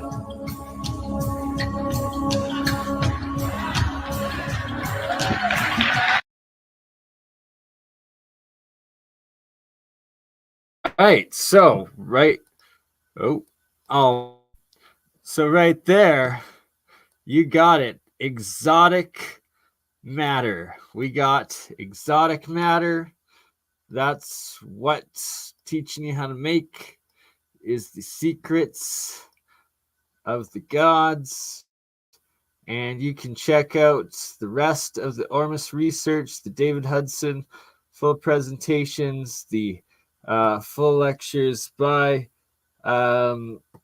Timothy Hogan, as well as Lawrence Gardner on my MonoAtomic Gold research playlist. And oops. Oh, don't try. That's not that word, Kemet. There we go. Tim Hogan. He's amazing too. We will try to be interviewing with Tim Hogan in the new year with Hans Dietrich as well. It should work out, and that will be absolutely epic. All right, to finish this, Alchemist's work, the Philosopher's Stone MonoAtomic Gold stream, off with one last little share showing what I made in minus 30 degrees Celsius, or minus 40. It was monoatomic silver zinc I put outside, and it froze into crystals. I brought it inside into like plus 20 degrees. I washed it under tap water, lukewarm water, and still, so it was not ice. It was some sort of metamaterial, exotic monoatomic crystals. And yeah, that's another part of the exotic matter that comes with Ormus and nanotechnology. And thank you all for watching. We will see you on the next one. Ta-ta.